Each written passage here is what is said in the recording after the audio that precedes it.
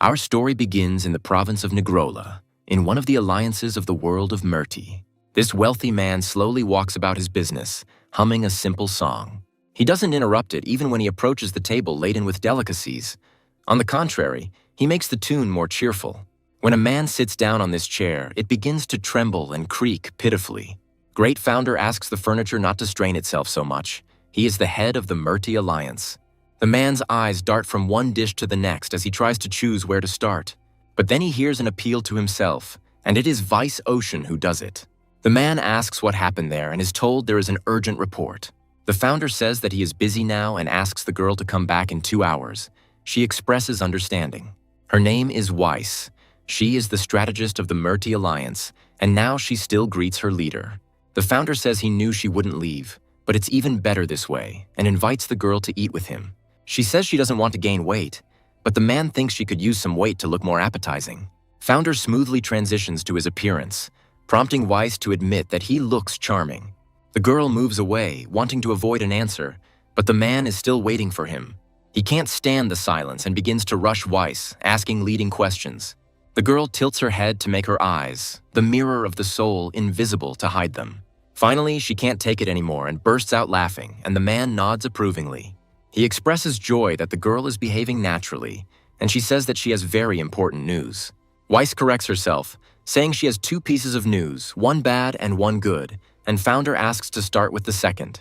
It consists of the fact that the king of the Green Forest has raised a herd of cows with excellent quality beef. The founder suggests that this man has finally found his calling. The girl pulls the head, saying that it is too early to rejoice, and he asks about the content of the second news. Weiss says that the Vert branch of the Alliance writes about the swordsman saint's departure on a journey. Judging by the time of his departure and the route, this man will arrive in their city by noon. The swordsman saint was once considered the best swordsman in the entire country. But 10 years ago, he disappeared, and people thought he would never return to Drum. But the holy swordsman challenges Founder to a duel, and Weiss asks him what he plans to do about it. The man chuckled thoughtfully while eating, starting to think about it. With each new bite and chew, the man's thoughts become more and more intense. And then he finishes his meal and playfully slaps his stomach, voicing his decision. Founder sees escape as the solution, but his interlocutor has her own opinion on the matter. She does not accept this decision, but the man considers the loss of his position better than death. The founder sees nothing wrong with such a transfer of the title to the holy swordsman, considering him worthy. Weiss asks the man to accept the challenge because she wants to see the leader's martial arts. When Founder refuses, the girl remembers that he was the one who sent many villains to hell. The man says he was just lucky and agrees that he killed them by accident. As an argument in his favor, he cites the example that he gets out of breath even from a light walk. The founder announces his intention to escape before midnight, leaving the alliance in the hands of his mistress strategist. The man says that he has not yet decided what he will become, but he can take up the Northern Fairy's invitation. Weiss says that in 6 months she will follow her boss wherever he goes. The founder asks why he is doing this, asking her to leave him alone, but the girl says that she doesn't care. The strategist asks if their leader really doesn't want to fight, and he suddenly lets out a long hiss. This sound alarms the girl, and she turns to her uncle in confusion. He quickly asks her to be silent, and he himself rushes after the suspicious feeling. The warrior is asked what happened, and he asks to send a messenger to the Alliance leadership with bad news. The Vert squad fell at the hands of the enemy, and the holy swordsman slaughtered every last one there. He didn't even spare the townspeople, but there's no time for details now, even though they'll try to stop him. The warrior asks that this sad news be reported to the head of the Alliance as soon as possible. But he doesn't understand how this is possible, because the holy swordsman was noble and honest, but not a killer. The founder believes that this is possible only for one reason, which is energy corruption. The man makes the only right decision now. He undertakes to find out where the holy swordsman is now. This desire turns out to be so strong that the founder's energy breaks out and becomes tangible. Weiss shouts out an appeal to the man, trying to unravel his motive and thoughts.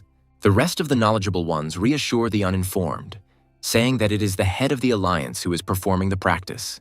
The killer, meanwhile, laughs like a madman, completely unimpressed by his potential opponents. He says that he will cut through the ranks of monks like a knife through butter, staining their monastery with blood. Meanwhile, Weiss asks Founder what he just did, and the man obediently answers her.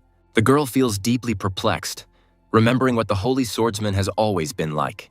At the mention of this nickname, Founder hardens, allowing his thoughts to develop further. After all, the memories are too fresh, which makes the misunderstanding of how he became like this only stronger.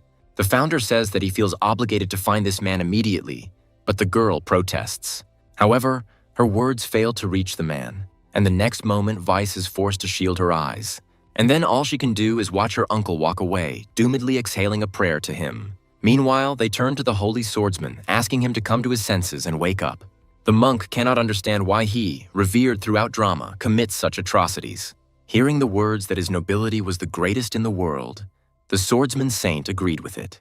He confirms the words that he was meek and kind, and that he was always like that. At the same time, this pathetic fat man, Founder Great, did not deny himself anything. And despite this, he was still considered the strongest warrior, and he looked down on everyone.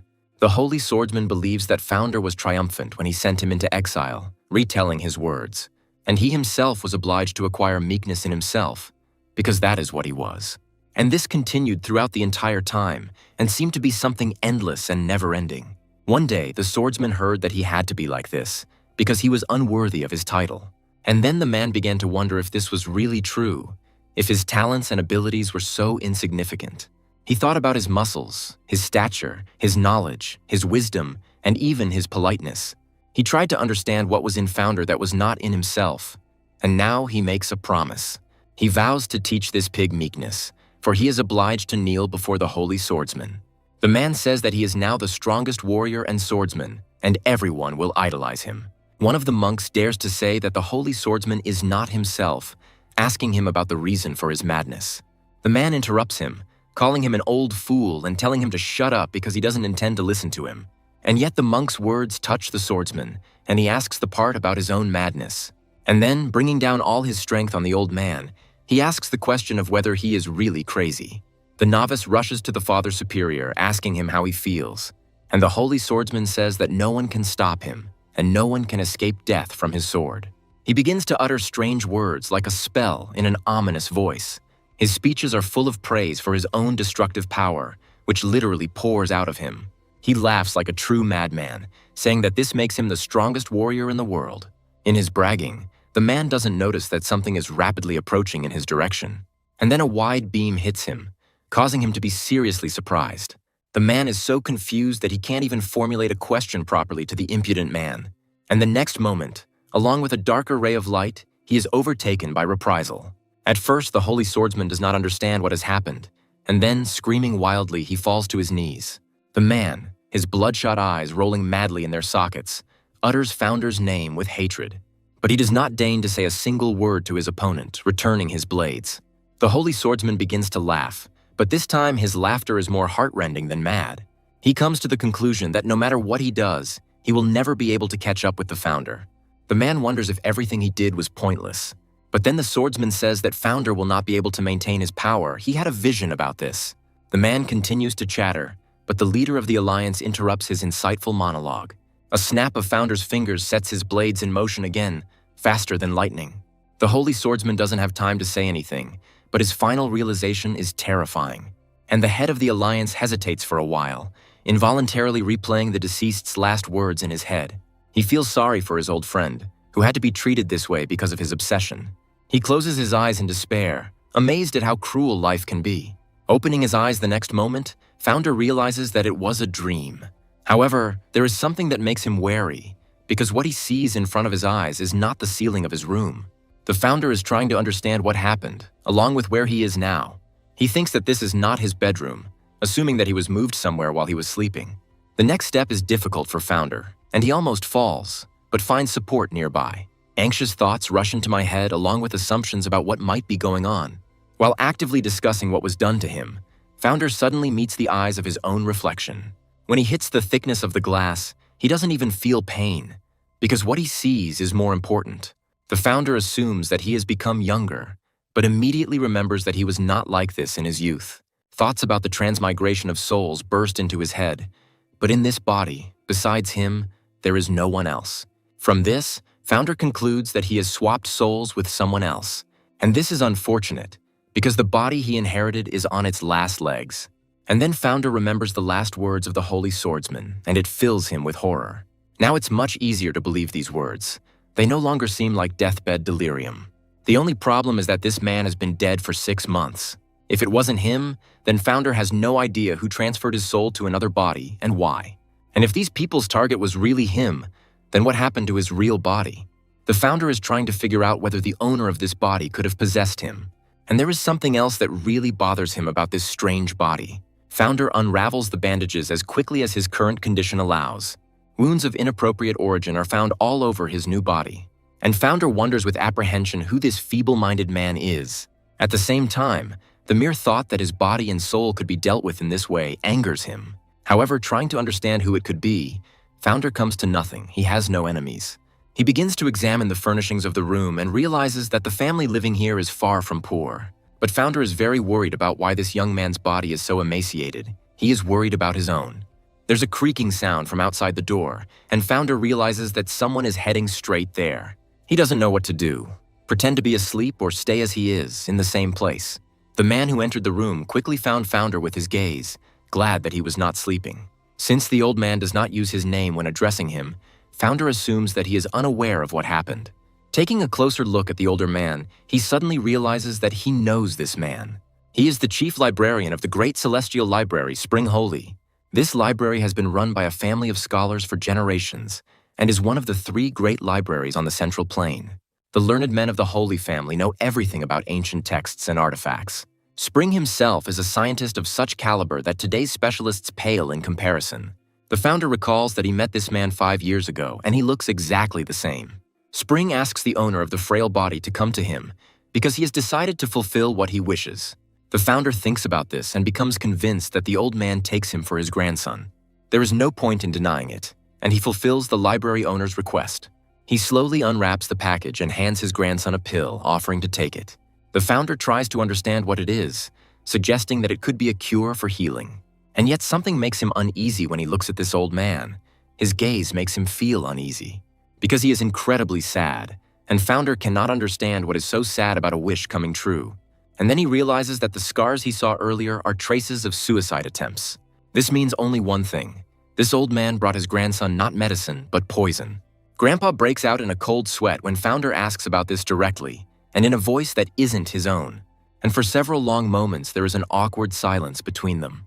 Feeling guilty, Founder clears his throat because he believes that his grandson should not speak to his grandfather like that. And then he, turning to his grandfather respectfully, asks inquisitively whether he is offering him poison. He simply asks his grandson to take a pill, without denying the guess of the person sitting opposite him. The Founder asks his grandfather if he can ask him a question before he eats. He asks who is currently in charge of the Murti Alliance and is asked in return. The Founder starts talking about how important this is, but his grandfather interrupts him, rudely telling him to shut up.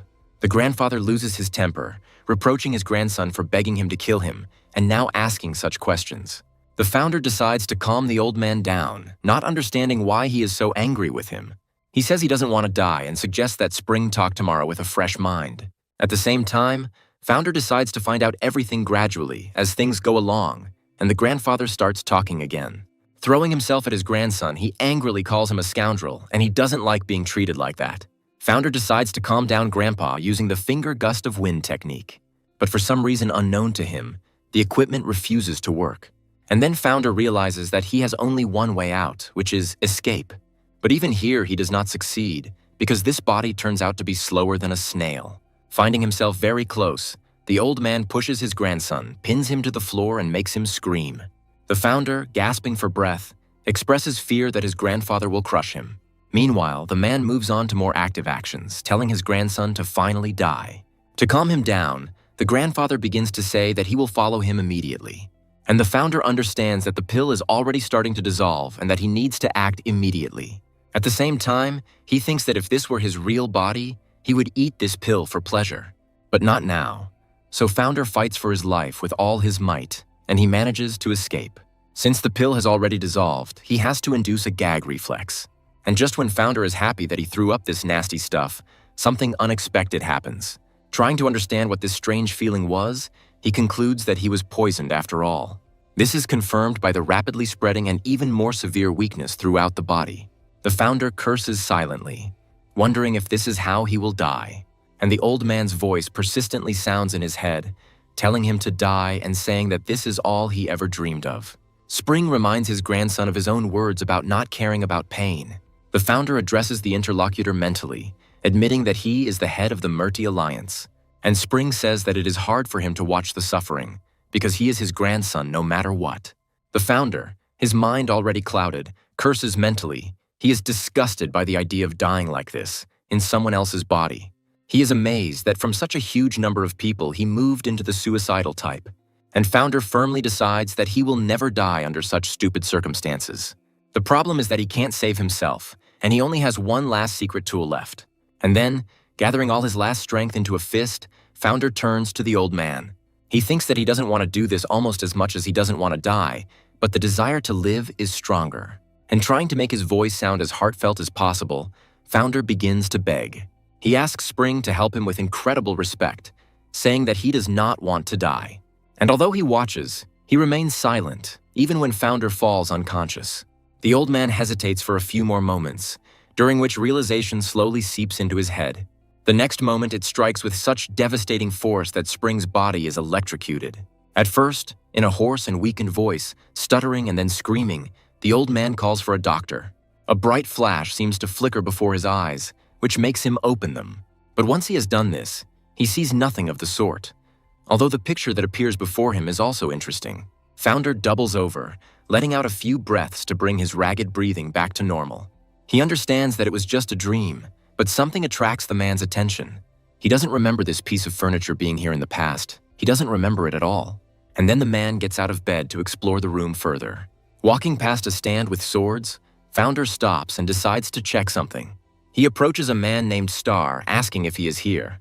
But the answer is silence, which lasts for an indecently long time. The man's gaze changes abruptly. He says with conviction that this woman will not be able to come here. It turns out that this is not founder at all, because this man is talking about a successful exchange of souls. He notes with delight that everything went as planned, and this was not a dream at all. And when the blade plunges into the flesh, the boy in the old man's body rejoices that he has finally succeeded.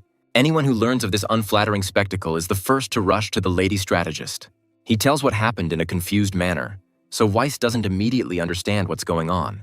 However, the girl still manages to put two and two together, and the realization hits her head.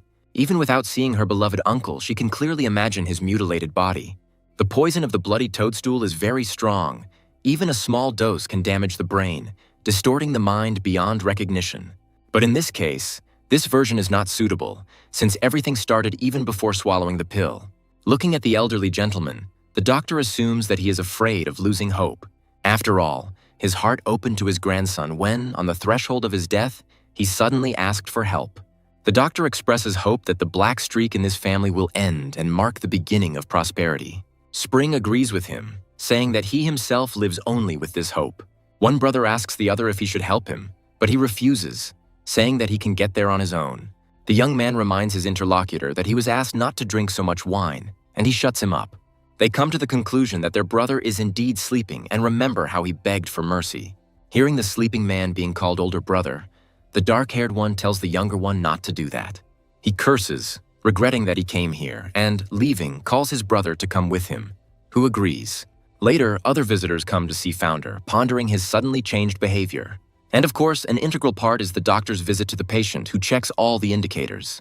The Founder remains conscious all this time, and he waits for some more time. And then he wonders if anyone else will ever come to visit this guy. He finds it strange that only 3 people came to visit the barely surviving heir of the family.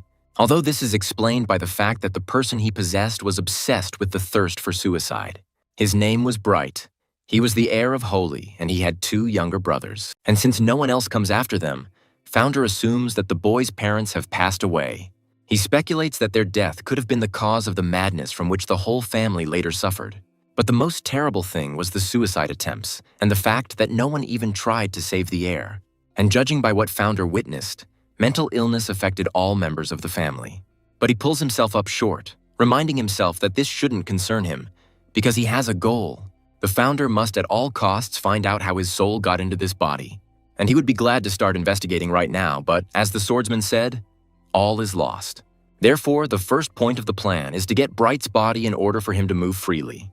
Only then will Founder be able to begin searching for the solution and find out what happened to his body. And he will also find out who is behind all this, and why exactly he needed the transmigration of souls. But first, Founder would like to eat, because he still hasn't eaten anything at all. Some sixth sense makes him open his eyes, lifting his disproportionately heavy eyelids. What she saw made her body shudder, and the uninvited guest also became confused from surprise. The girl apologizes to Bright, justifying herself by saying that she was removing something from his chin.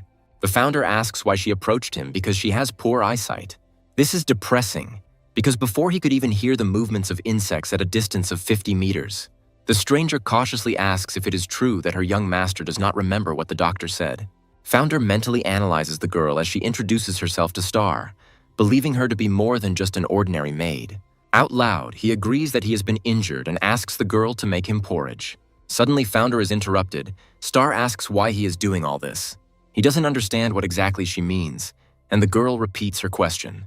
Star asks why the young master wants to eat, assuming that he wants to regain his strength. She continues her thoughts out loud further, believing that after this, the suicide attempt will be repeated. And while Founder comes to the conclusion that the maid's roof is also leaking, the girl continues to get heated up. She asks her young master to understand one thing that is very important. The girl says that they are all very tormented and asks them to forget even the thought of committing suicide. She asks you to live, be happy, go towards your goal, because this is what is worth living for. The Founder agrees, saying that he would just like to eat some delicious food, but the girl doesn't believe him. Then he says that he will have to die from the head, but Star doesn't like it again. The Founder analyzes the girl again, coming to the conclusion that the maid witnessed Bright's suicide attempts.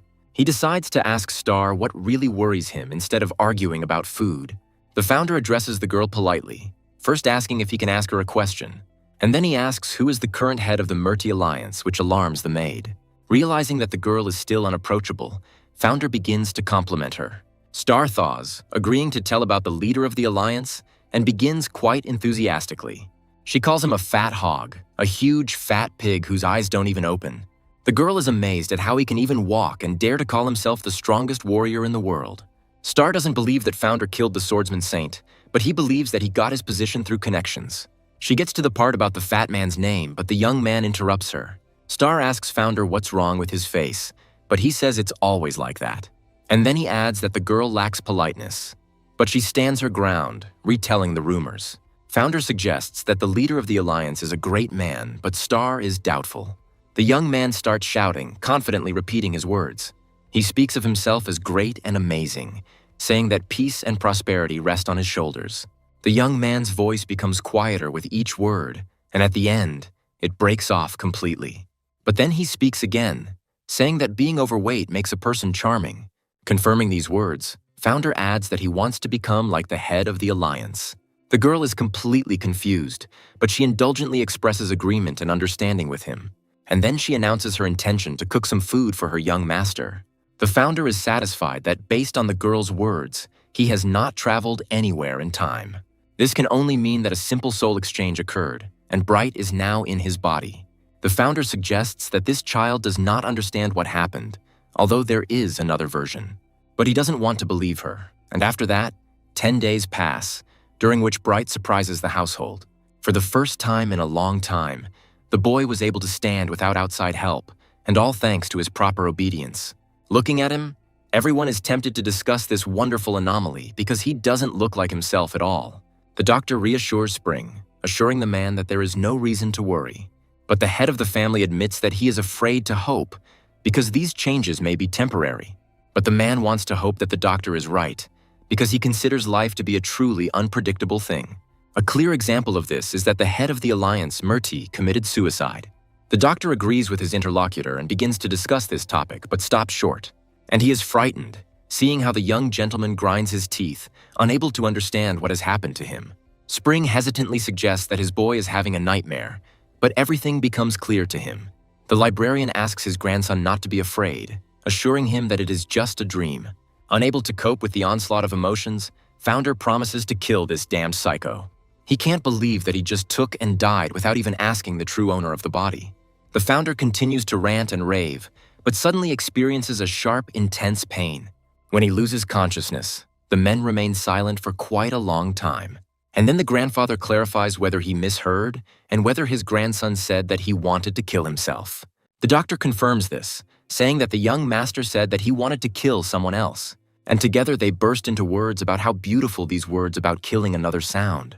A strange, mad laughter disintegrates into echoes as it flies out of the open window of the librarian's family estate. Star doesn't even look at the giggling that continues, because it's been going on for a very long time.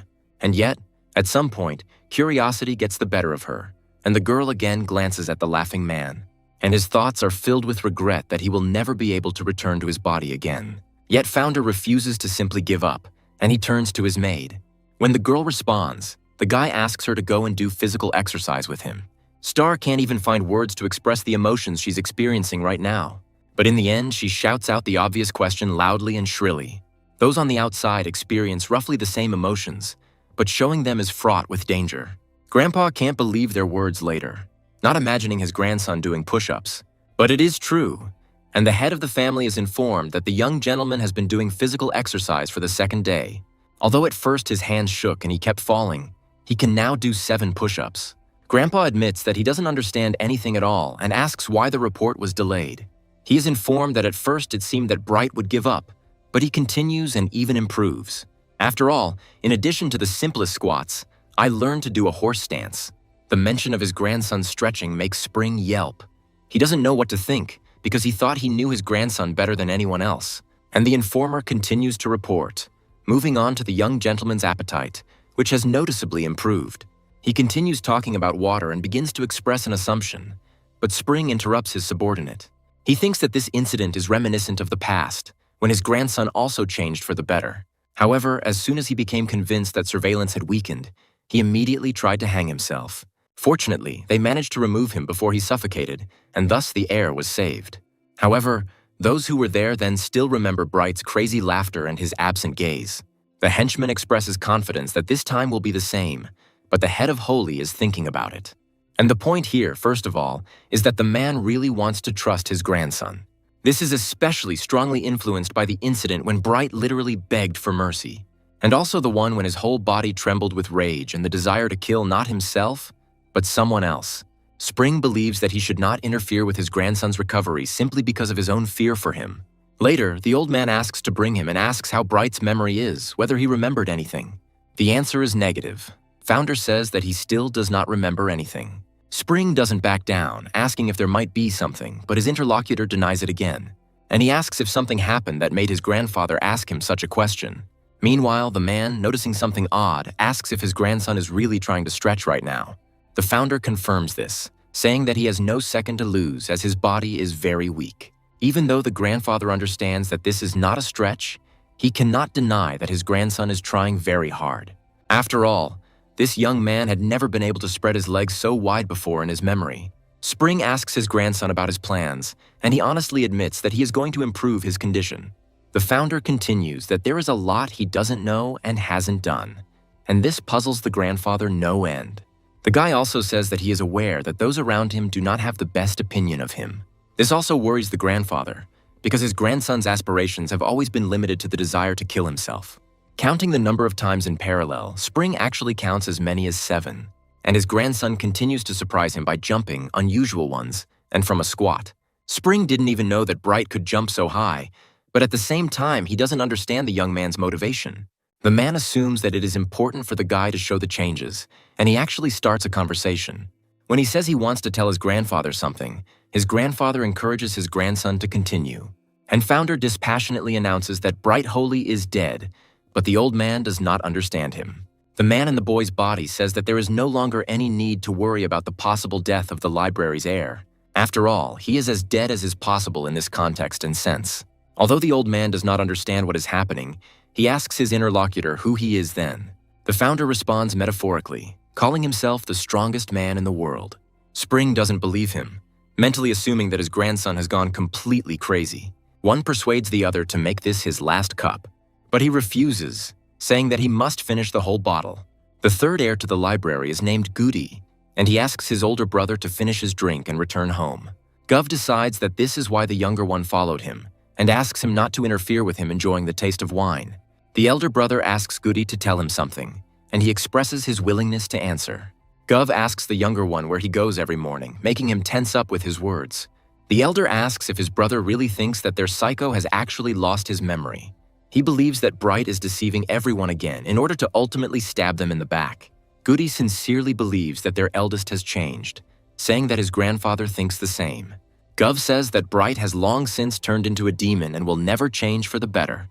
He reminds his little brother how they almost lost their grandfather because of this freak. Gov sincerely believes that peace will only come when Bright finally dies. The elder suggests that the younger go to another place because it has suddenly become gloomy here. The boy asks his brother not to gossip behind his back, but to go to his brother and talk to him personally. Goody continues to prove that the elder has changed, and now it is even pleasant to talk to him. He again begs Guva to talk to him, but he abruptly interrupts him, telling him to shut up. He is not pleased to hear that the younger one felt happy when communicating with the psycho. He gets furious that this crazy Goody calls him an older brother.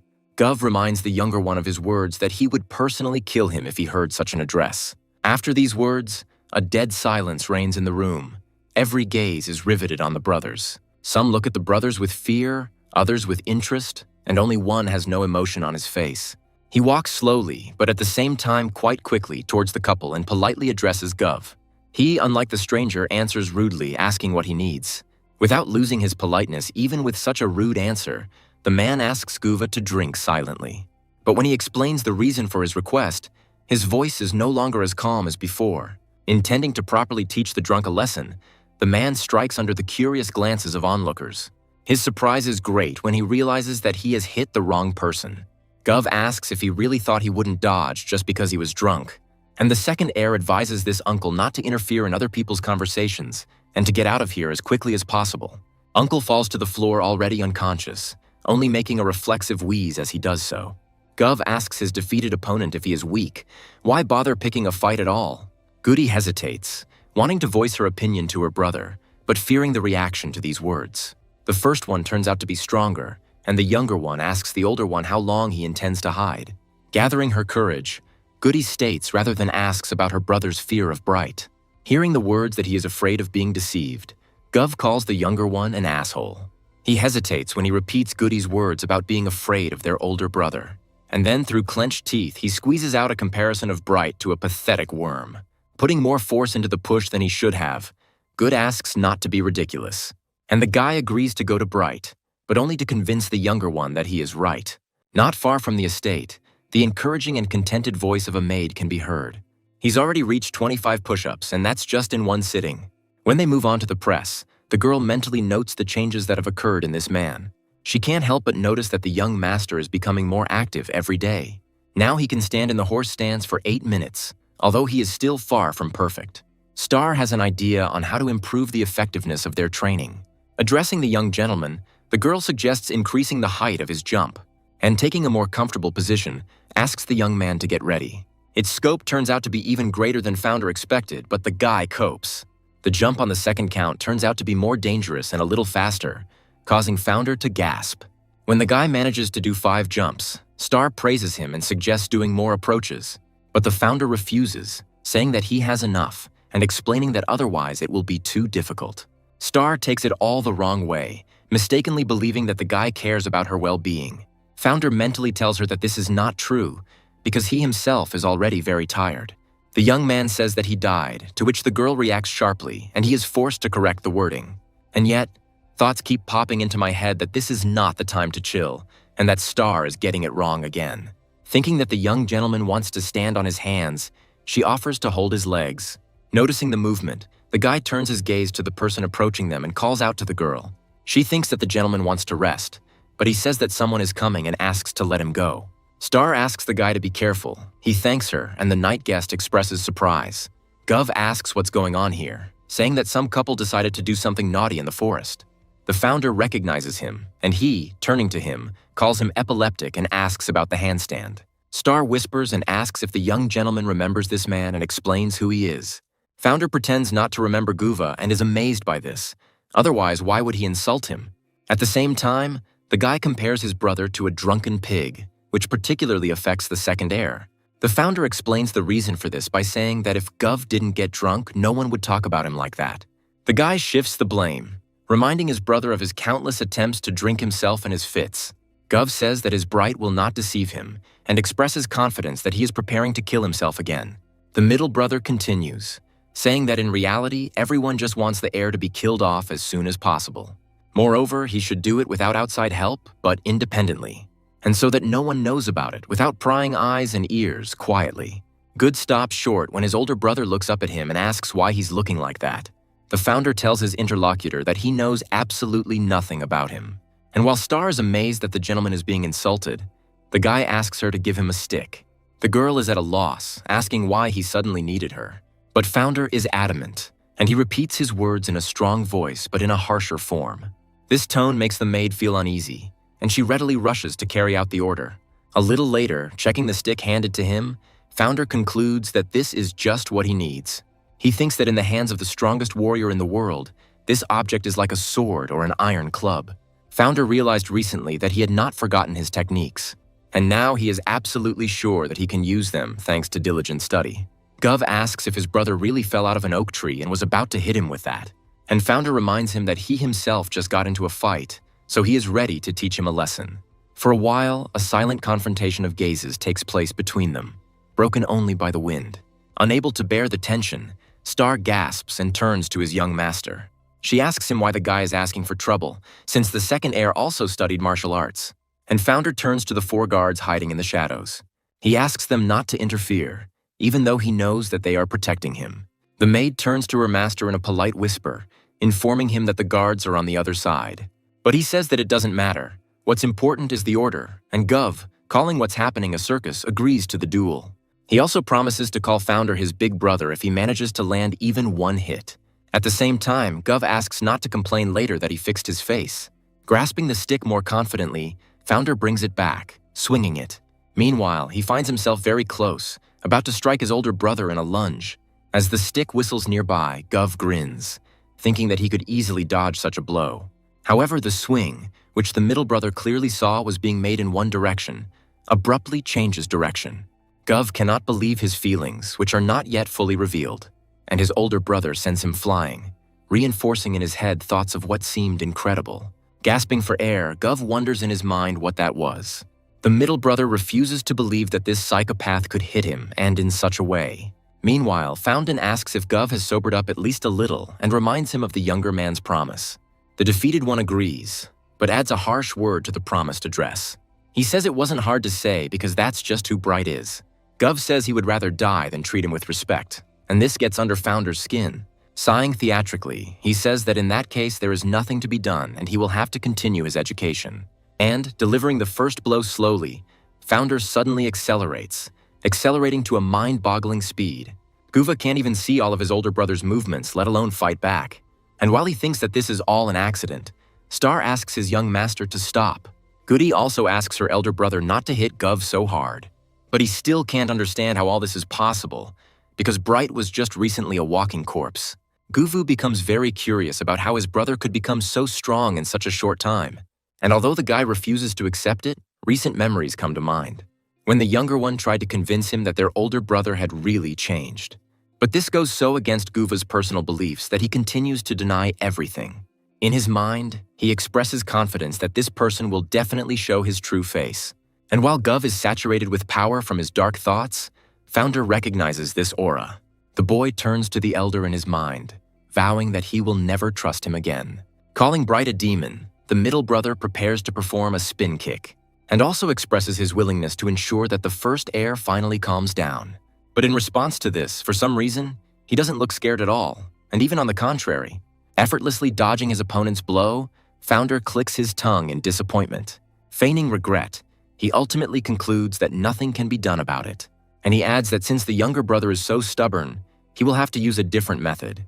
Belatedly, Gov wonders what method this psycho is going to use on him.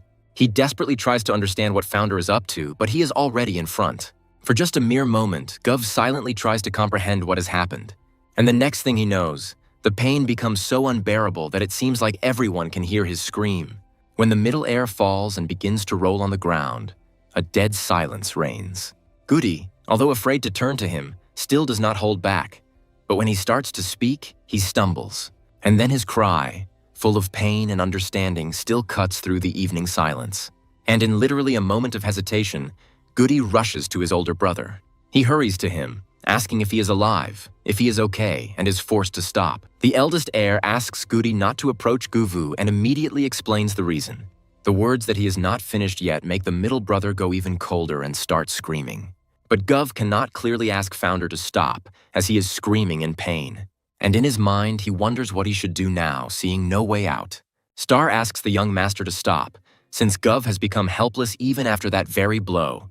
And then, inspired by the fact that the maid intervened, the young man decides to take advantage of this, spitting on his pride.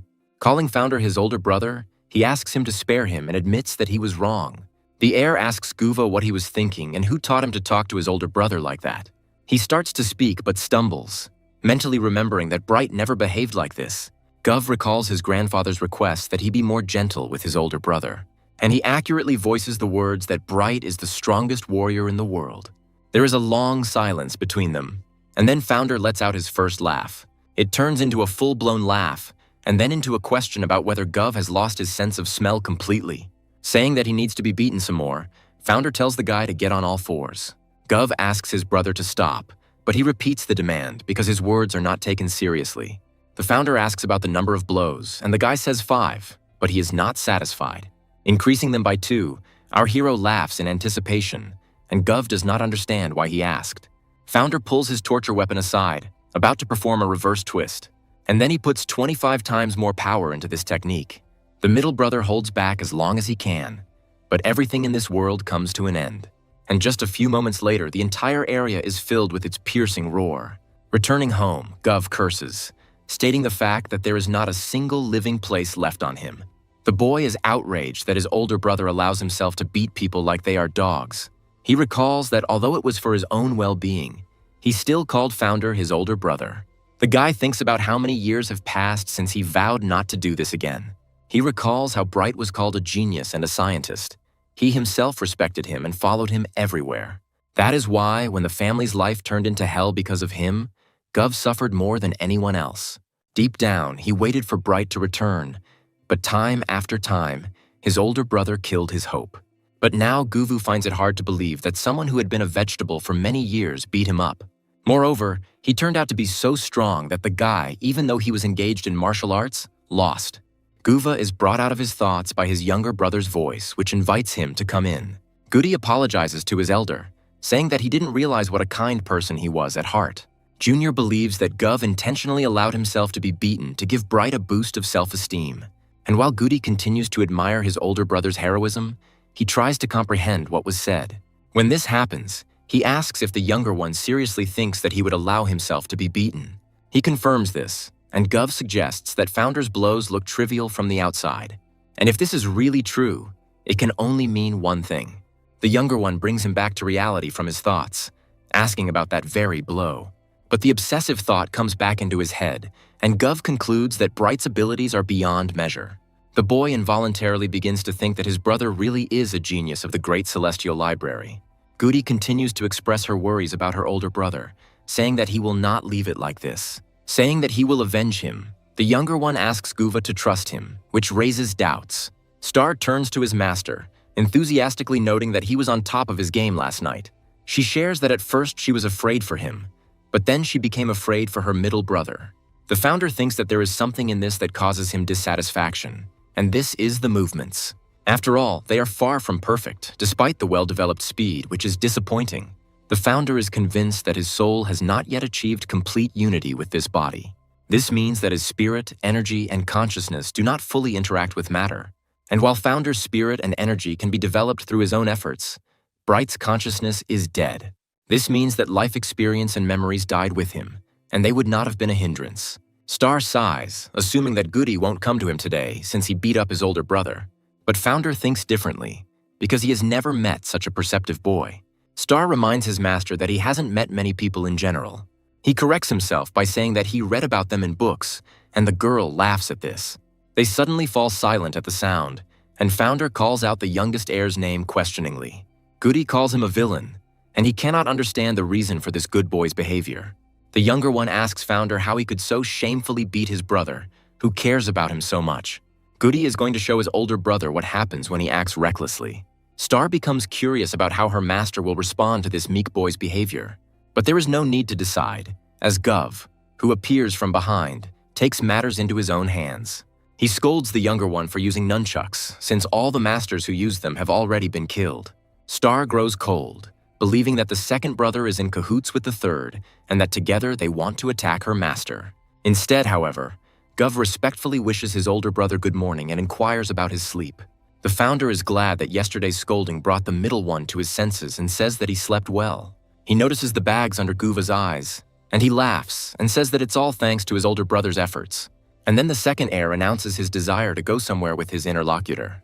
Grandpa politely allows his grandchildren to settle in, but he did not expect to see them. Gov greets Spring, and Founder tries to get a better look at the man lying on the bed. The man is Bright's uncle and his brother's father, Alex, and he expresses joy at meeting his nephew. The Founder agrees with this, mentally expressing understanding as to why the man did not come to visit him. Alex says that he is very happy to see his nephew like this. It is a great joy for him. The Founder expresses reciprocity, but notes to himself how weak this man's hands are. The guy apologizes in advance, talking about his amnesia, and asks about Alex's illness. He starts to speak but stops, and Founder realizes that the man is avoiding direct eye contact. After a pause, Alex says that his illness is not entirely physical, but rather spiritual. In his mind, Founder decides that he is afraid of Bright. But out loud, he suggests that it is Guva that is the problem. Alex picks up on this, saying that it's all because of his son's alcoholism, and asks for help teaching him a lesson. After the visit, Gov suggests that his older brother go together since they are going the same way anyway. They talk about neutral topics, but at the same time, Founder is thinking about his own things. He thinks that after meeting Bright's uncle, he became even more convinced of his thoughts. Namely, that all the troubles of the keepers of the Great Celestial Library began with Bright. This conclusion can be drawn from observations of at least one of this guy's uncles. After all, he so desperately avoids looking into his nephew's eyes. But it's not just Alex, everyone is afraid of Bright Holy. Most of the residents of this estate react to the first heir in exactly this way. And now Founder is even more interested in what kind of trouble happened to this family and Bright. Guva's voice reaches him from somewhere far away, and in the end, he manages to get through to his older brother. Junior asks Founder what he is thinking so hard about, but he answers vaguely. Gov expresses understanding and asks if his brother remembers their childhood, to which Founder replies negatively. Junior laughs and reports that when Bright was deep in thought, he would retreat to the library. Gov confirms this, adding that he and Goody knew that at such times he could be found there. The younger one says that after the changes that affected Bright, he did not leave his room. And as soon as the boy expresses hope for communication with the elder, Founder finds a way out for himself. He believes that he can find the right key to the memories in the library and says goodbye to Gov. Spring asks Alex if he believes him now, and the man agrees because his nephew is unrecognizable. Alex expresses joy and hope that Bright's memories will never return to him. And then Gov bursts in, turning to his grandfather and telling him that something bad has happened. The boy explains, saying that his older brother went to the library to restore his memory. Both men shout out the same question in unison. They don't want to believe it. After all, they know very well what will happen if the young man manages to get to the bottom of the truth, and this is not good. Meanwhile, Founder finds himself in the library where Bright spent a lot of time. He expresses hope that he will find clues in this place to restore his memory. And one of the men says that they have to stop him so that he doesn't try to commit suicide again. The Founder can't help but wonder how long it's been since this place was cleaned. There's a lot of dust. The young man's attention is almost immediately drawn to a book that stands out from the rest. Of course, he goes straight to her and reads just one word on the cover, which is winter. Since this book has less dust than the others, Founder believes it was read relatively recently. Also, since it was turned upside down, the young man suggests that this may not be a coincidence. It's hard to ignore the dropped sheets, so Founder checks them immediately. They turn out to be letters that make the guy run his eyes over them and analyze them. And although the dates are all different, the sender is always the same person, and that is Bianca Sendo. The Founder suggests that this person may be involved in his exchange of souls with Bright. Deciding to read the correspondence later, the young man looks around for other important information. But just because he is inattentive, he puts the book not only differently, but also presses on several others. This becomes a catalyst for something that the Founder himself could not have imagined. Frightened by the strange chain reaction, the young man screams, wondering what is happening. The next moment, a bright light illuminates him, forcing him to call on the gods for help. And suddenly books start falling from all sides, forcing the young man to cover himself to protect himself from the blow. But the blow does not follow, and Founder understands that this is nothing more than an illusion. The young man's mind begins to suspect that by misplacing the book, he activated a spatial trap, and literally a couple of moments later, there are no more questions about why the book had such a title. Although it is hard to believe, Founder feels the cold of this place incredibly clearly, and he comes to the conclusion that with such success he might freeze his fingers. Nearby, a woman asks if he's cold. Calling him bright, the mother asks her son to show her his hands. Looking closely at her palms, the woman expresses disapproval of the fact that they have turned red. She suggests that Bright go back because he might freeze, but the boy asks the woman not to worry. Hearing the words that for a man this is a trifle, my mother, laughing, says that men also get cold. She also adds that she knows very well that Bright is their pet flower. Taking off her own gloves, the woman asks her son to put them on himself. Bright is puzzled by this because then his mother will freeze herself, but she waves it off, suggesting that they hurry up. Looking at the snowmen her son made, the woman asks why there are 3 of them. A guess quickly occurs to her, and she asks if this is really their family and then giggles. And he suggests showing the snowmen to Dad too, because they look very much like them. She's already calling her husband, and the boy asks the woman to wait because he is not finished yet. The Founder approaches the snowmen slowly, almost no longer feeling the cold, and chuckles approvingly. Thinking about family, he assumes that then this memory must be a happy one. But he doesn't even have time to admire the creativity of children's hands. The picture suddenly changes, and Founder is transported to another time period. One asks the other if he has seen the plum blossom, and the young man follows the voices. The second interlocutor, meanwhile, agrees and says that he immediately remembered her. When a heart-rending, unhealthy cough is heard, Founder immediately turns his gaze there. The man asks his wife how she is feeling, and she replies that everything is fine. She laughs weakly, noting that spring is coming soon, and her husband calls his woman affectionately. He invites her to go and see the blossoms together when it arrives, and she happily agrees. Noticing her son appearing on the horizon, the woman asks him to come to her. He obediently fulfills his mother's request, but she, seeing Bright's face, gasps with concern. She asks the boy why he is crying, trying to keep her voice even. When he doesn't answer, the woman again addresses her son by name in a gentle voice. And when she says that she loves her boy, Founder finds himself crying. Wiping away his tears, he tries to figure out where they came from, and it works. Founder comes to the conclusion that Bright's memories remaining in this body have awakened, and if he continues to be in this illusion, he will surely remember everything. Noticing another memory, Founder reaches for it and immediately grasps the meaning. Spring turns to the invisible interlocutor in despair, asking why he simply died. Now Founder knows that 10 days have passed since Bright's mother died, and for this reason, the father grew old in a matter of days, losing his desire to live.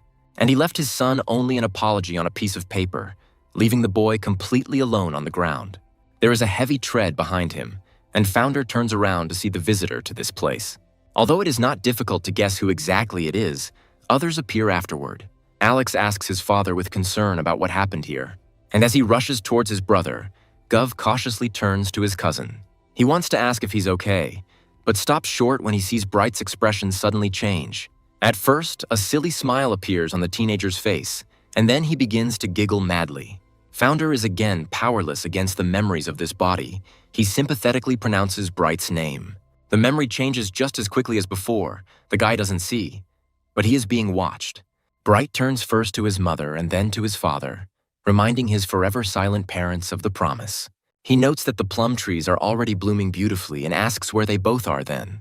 The boy asks his parents if they are watching the blossoming from another place, and he continues, saying that in that case he himself will go to them.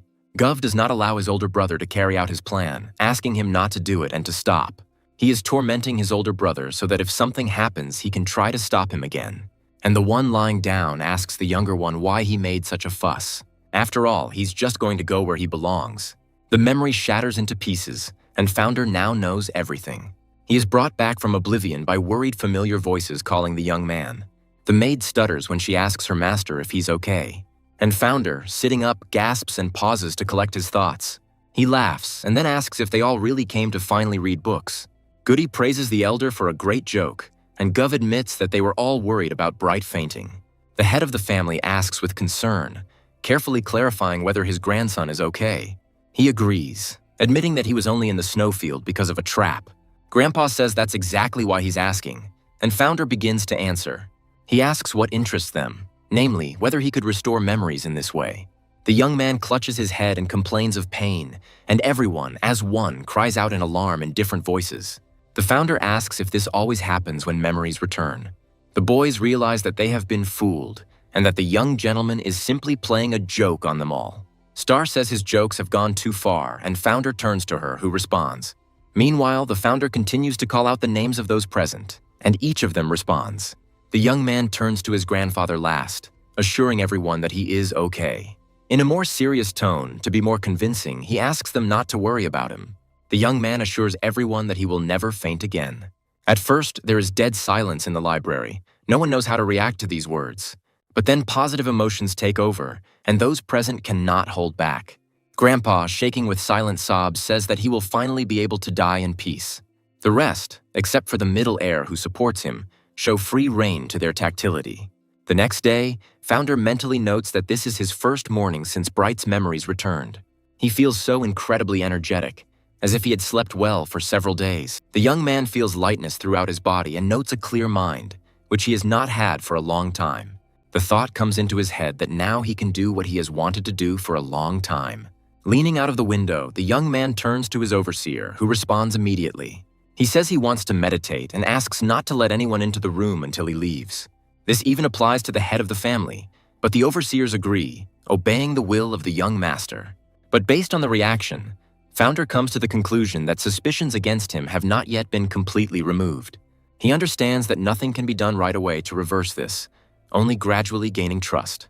However, this is secondary. It is much more important now for the founder to engage in energy circulation. After all, now that Bright's memories have been fully restored, his soul has completely merged with his body. While Founder was studying the young man's memories, he realized that he had absolutely nothing to do with the exchange of souls. And although his correspondence with Bianca seems problematic, there is nothing about it in the memoirs. The founder suggests that it could have been someone else, which makes the investigation even more complicated. It is for this reason that he wants to focus on getting back to his previous level.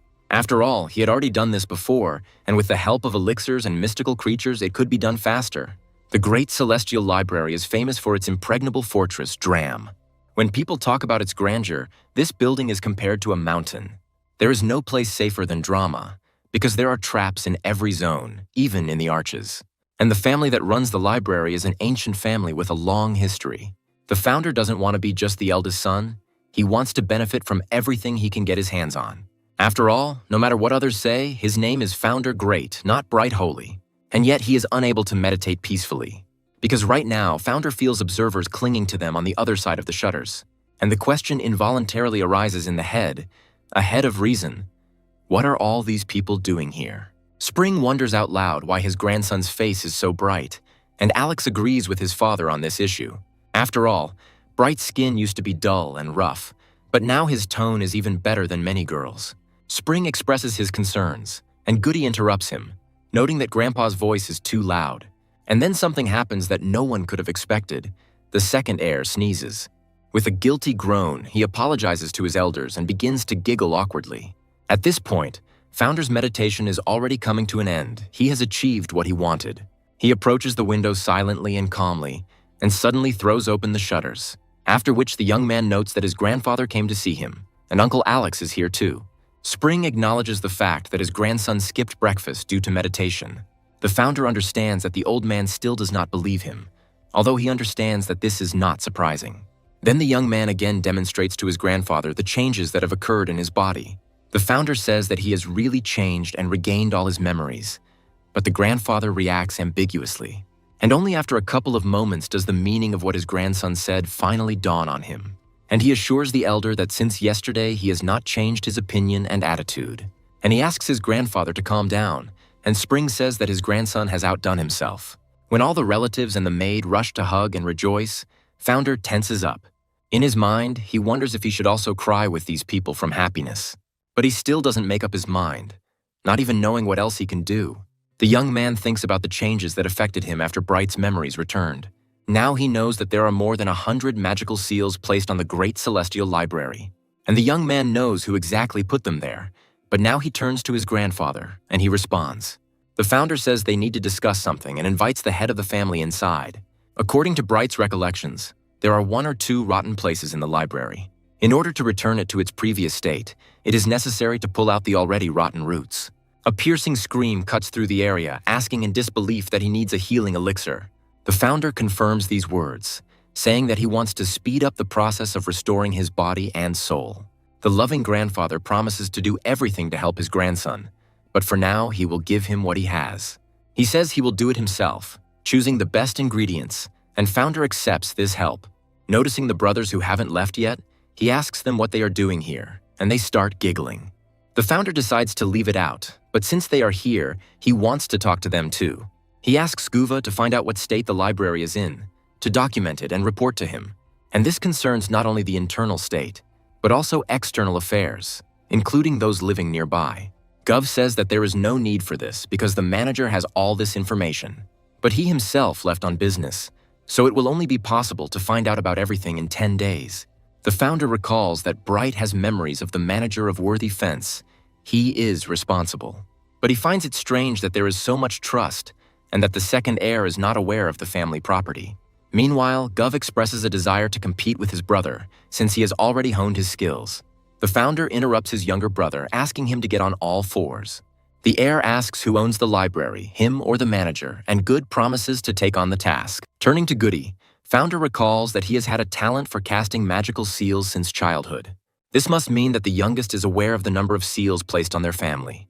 Goody plays dumb, saying he doesn't really understand what his older brother means, but he stands firm, forcing Goody to name a number around 100.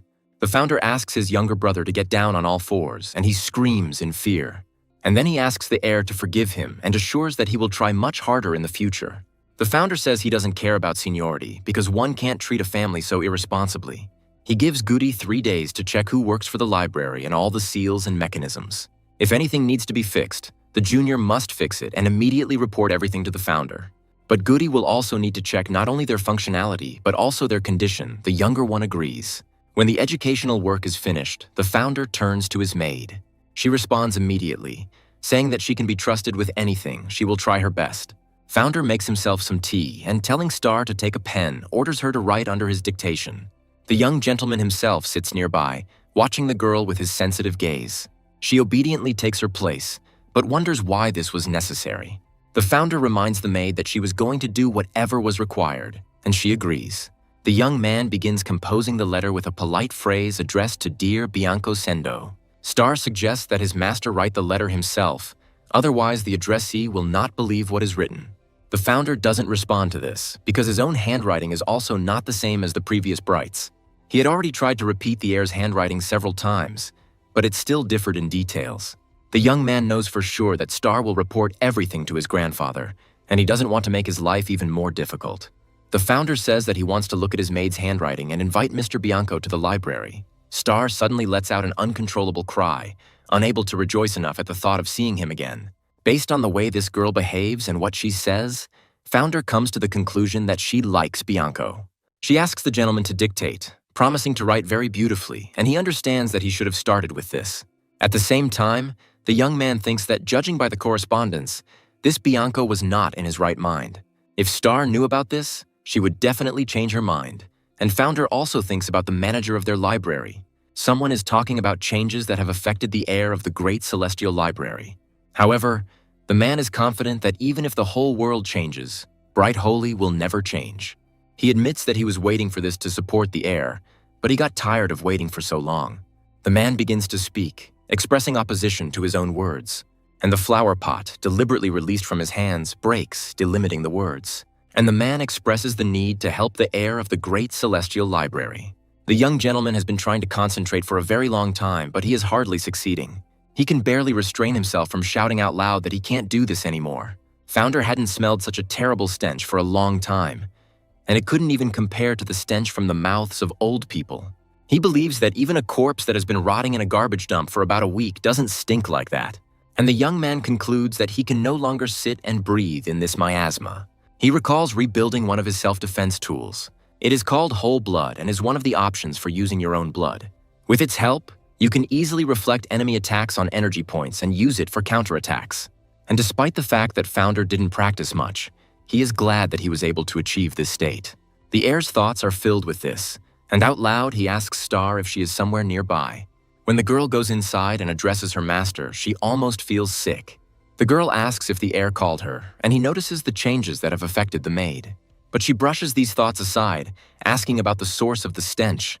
Star says that she herself doesn't know anything. She begins to express concerns that the stench will eat away at her skin, but Founder stops her.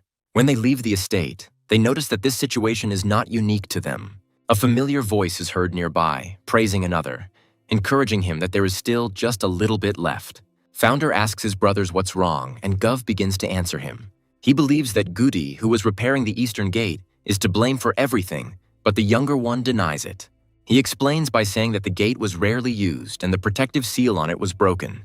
So Goody decided to fix everything, but out of nowhere this terrible, pungent stench appeared.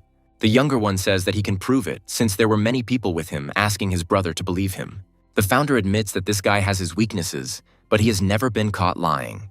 The heir begins to give orders to his brothers to effectively eliminate the source of the stench. He himself runs away, answering Guvu and Goody's question that he himself has other things to do. Finding himself on a busy street nearby, Founder thinks about how he didn't escape the stench. He simply decided to find out what happened to Murty's world after the death of his real body. The only problem is that there is no one here that Founder would know. He offers the maid a drink, and when she accepts, he mentally rejoices at her blind obedience. When they go inside, Star assumes that the smell is coming from some strange plant. The Founder says he doesn't know, suggesting that the people sitting next to them are beggars who used to be warriors. Calling them dirty, Star turns to the company, asking if they know her master. He pauses at first, and then begins to speak, continuing to tell what was in the book. They are reassured by the knowledge that the library's heir has read an unimaginable number of books. And while they are being brought drinks, something catches the Founder's attention. Or rather, not something, but someone.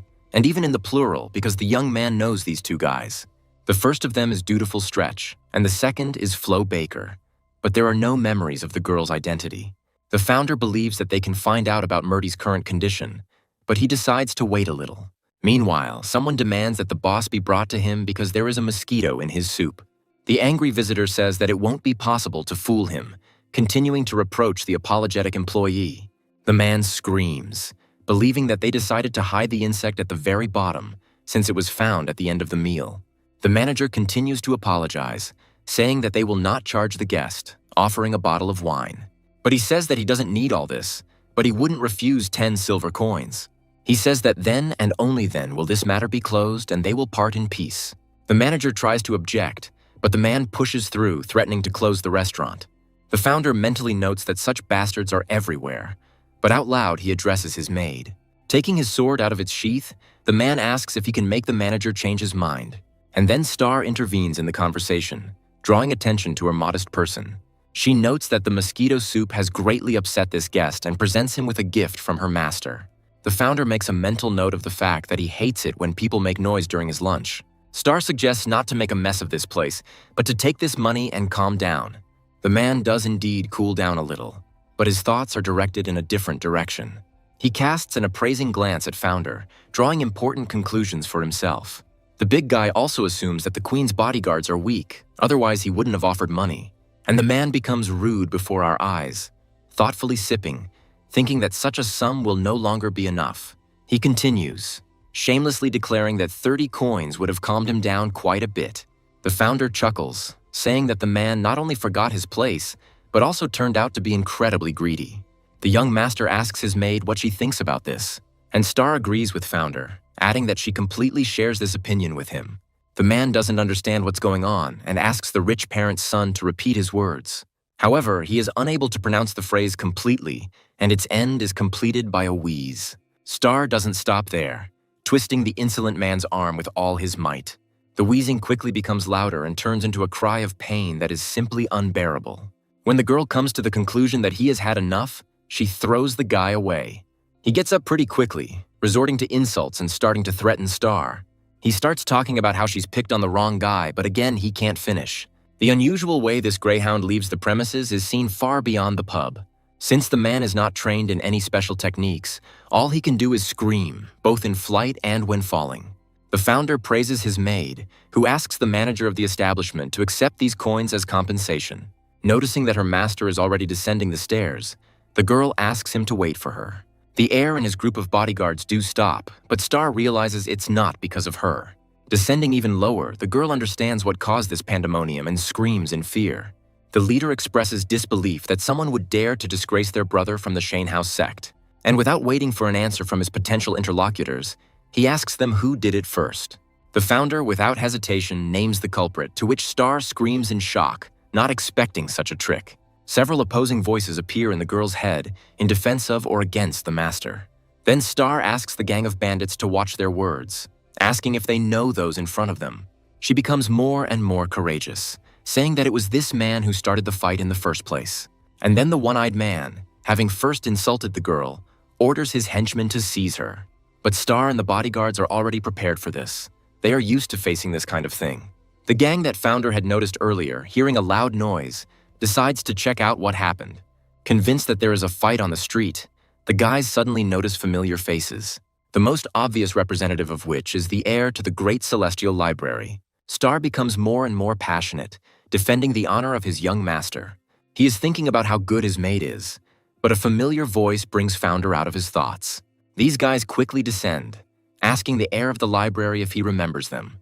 The Founder names the young men, noting how long it has been since they have seen each other. He suggests that they have a normal conversation at the table while his bodyguards sort everything out. The guys invite the girls to go with them too, and they, although feeling awkward, agree. When Shendra and Ruth exchange glances, a silent dialogue takes place between them. They are interested in the heir, which is why the girls want to go with their previous companions. Young people are wondering if they will really leave the Founder's bodyguards just like that. But he assures his interlocutors that everything is under control. At this very moment, Star receives. One of the young men notices that there has been a lot of chaos lately because of the head of the Alliance, Murti. Flo says he feels like Founder Great is about to appear out of nowhere. His friend admits that he also cannot believe that such a man died because he had no equal. Dutiful says that the only downside men considered was their weight, but he was happy with it. Ruth enters the conversation, saying that she never thought that the heir to the library would be interested in such a thing. And he answers that there is no place in the world that is not part of Murti, and in the end, they are all part of Murti. Someone notices that it is already getting dark, and Founder expresses his pleasure at spending time with such company. Flo regrets it, because he is leaving tomorrow, but his interlocutor reassures his friend with the possibility of a future meeting. They say goodbye again through the window, and the boys wish Bright a good journey. He reciprocates, mentally chuckling contentedly and encouraging the youth. Dutiful believes that once the library's heir returns, word will spread quickly. The others think the same, and they can't wait to see Bright's accomplishments in the great battle of the Sky Dragon. The Founder asks his maid what they decided to do about the stench in the library. The girl is silent, so the young man asks her about this too, and she replies that the stench hasn't gone away. Something else happened besides this, and Founder is interested in it, as well as what's wrong with Star's face. Seeing his older brother, Gov expresses joy about this and says that he doesn't smell so bad anymore. He asks Founder if he has heard about what else has come to light. And without waiting for an answer, the middle heir calls this creature a very smelly spirit. Founder knows him by another name, the hexagonal serpent, and his ardor makes Gov tense. The hexagonal snake is a snake-shaped creature, one of the 100 great spirits and the cause of stench. Thanks to its blood, one can significantly increase internal energy and gain immunity to poison. But the snake has a downside in the form of a terrible stench, which, they say, is completely unbearable. Obtaining the blood of this creature is problematic. For the correct effect, it must be drunk directly from it. And right now, those close to the Founder observing this process can hardly contain themselves. And he, although he is incredibly disgusted, does not want to back down under any circumstances. Spring asks his assistant where he is going, and he cites urgent matters. The rest also merge, citing the same reason, and the grandfather calls them worthless people. Having finished absorbing, Founder finally lets out a sigh of relief. Turning to her child, Spring, noting the terrible smell, asks if he is okay. The Founder agrees, saying that he has everything under control. Having learned this, the old man says that, in that case, he too will go on business. Founder mentally agrees that he hates this stench too, but he still holds back. Now he has more opportunities to regain his power, and the young man thinks about 3 sources of power. Besides the hexagonal serpent, they include medicinal herbs and poisonous insects.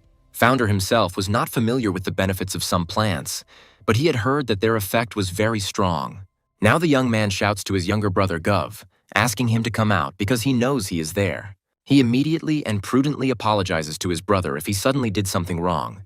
Founder leaves these words unanswered, silently handing Gov the snake, and he barely restrains the urge. He asks why he should be the one to throw it away, but that is not what the heir meant at all. The founder gives instructions to dry the skin of this creature, along with advice on how best to do this. The elder immediately begins to enlighten the younger, but the latter interrupts him, agreeing to fulfill the request. The founder asks him to get some more medicine for him, and Good wonders where to get it. He begins to talk about how, in order to increase the effectiveness of the snake's blood, it is necessary to reduce food consumption. This should last at least a few days, so he won't eat anything for 5 days. Realizing that it is extremely difficult for him to cope with the gag reflex, he agrees with his brother's words. The maid is asked if she heard this, and the girl, drawing out her words, confirms. Founder asks Star to convey to Spring his desire for medicinal plants and poisonous insects. He says that this will be enough for Grandpa to understand everything, and just as he begins to say that if she understood him, then she can go, the girl is no longer around. When the young man is left alone, he mentally addresses those who abandoned him, calling them incredibly heartless. After Founder absorbs the blood of the hexagonal serpent, 6 days pass.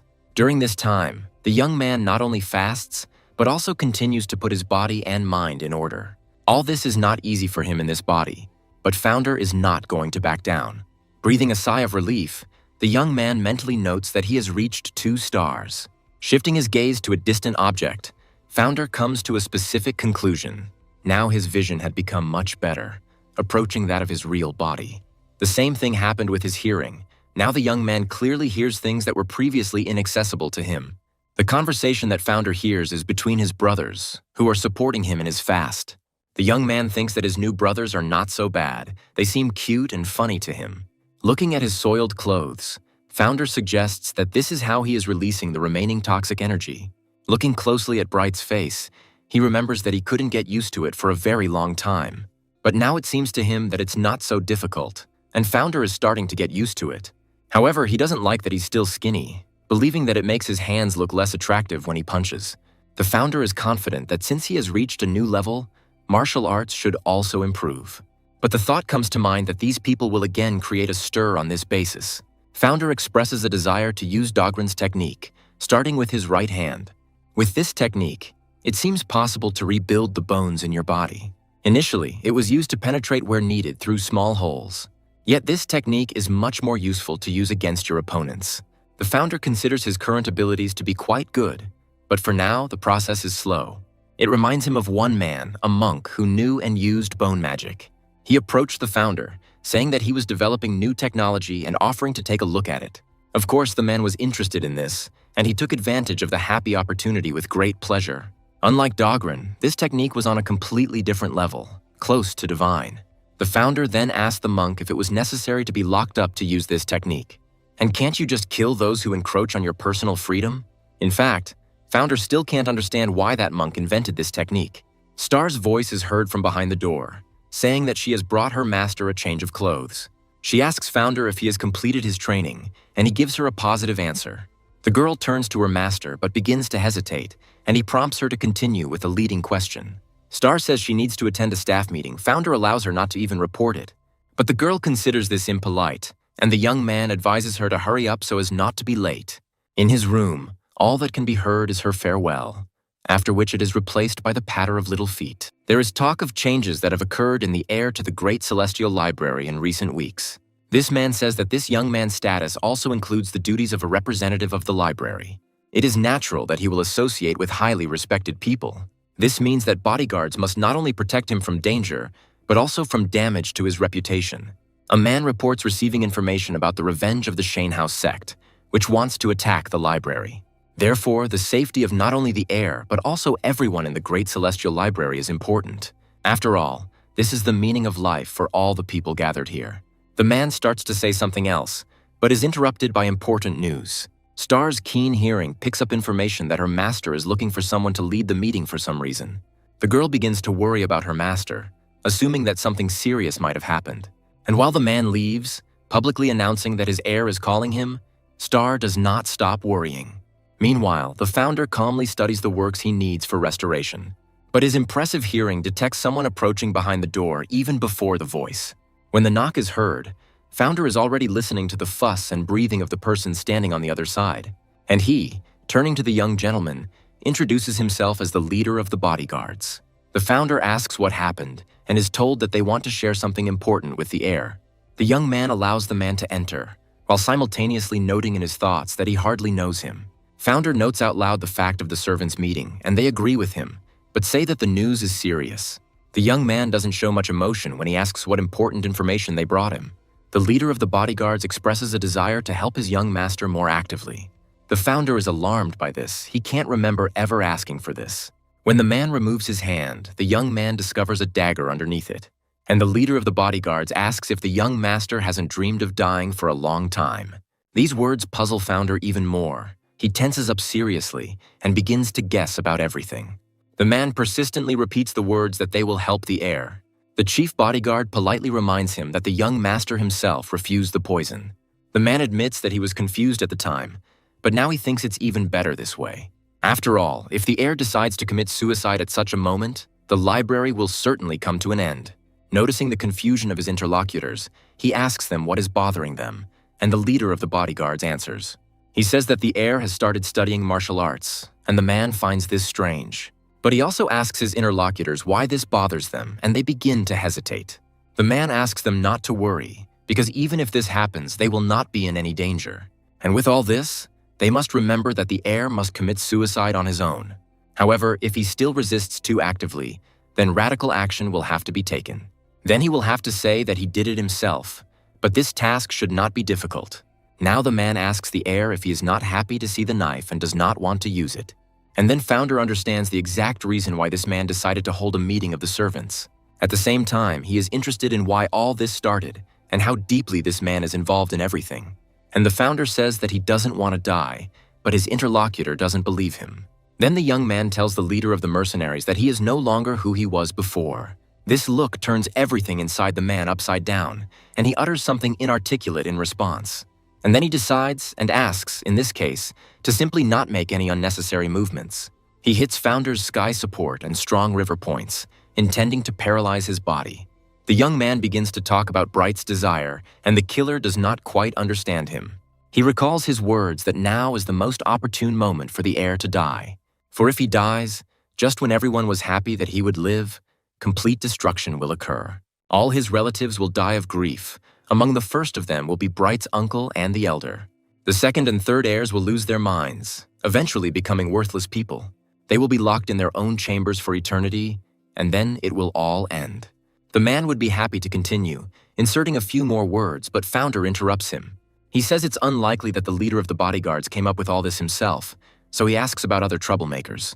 He asks what is wrong with the heir, because nothing will change if he listens to this tirade. The founder only laughs in response to this, and then says that he has changed his mind.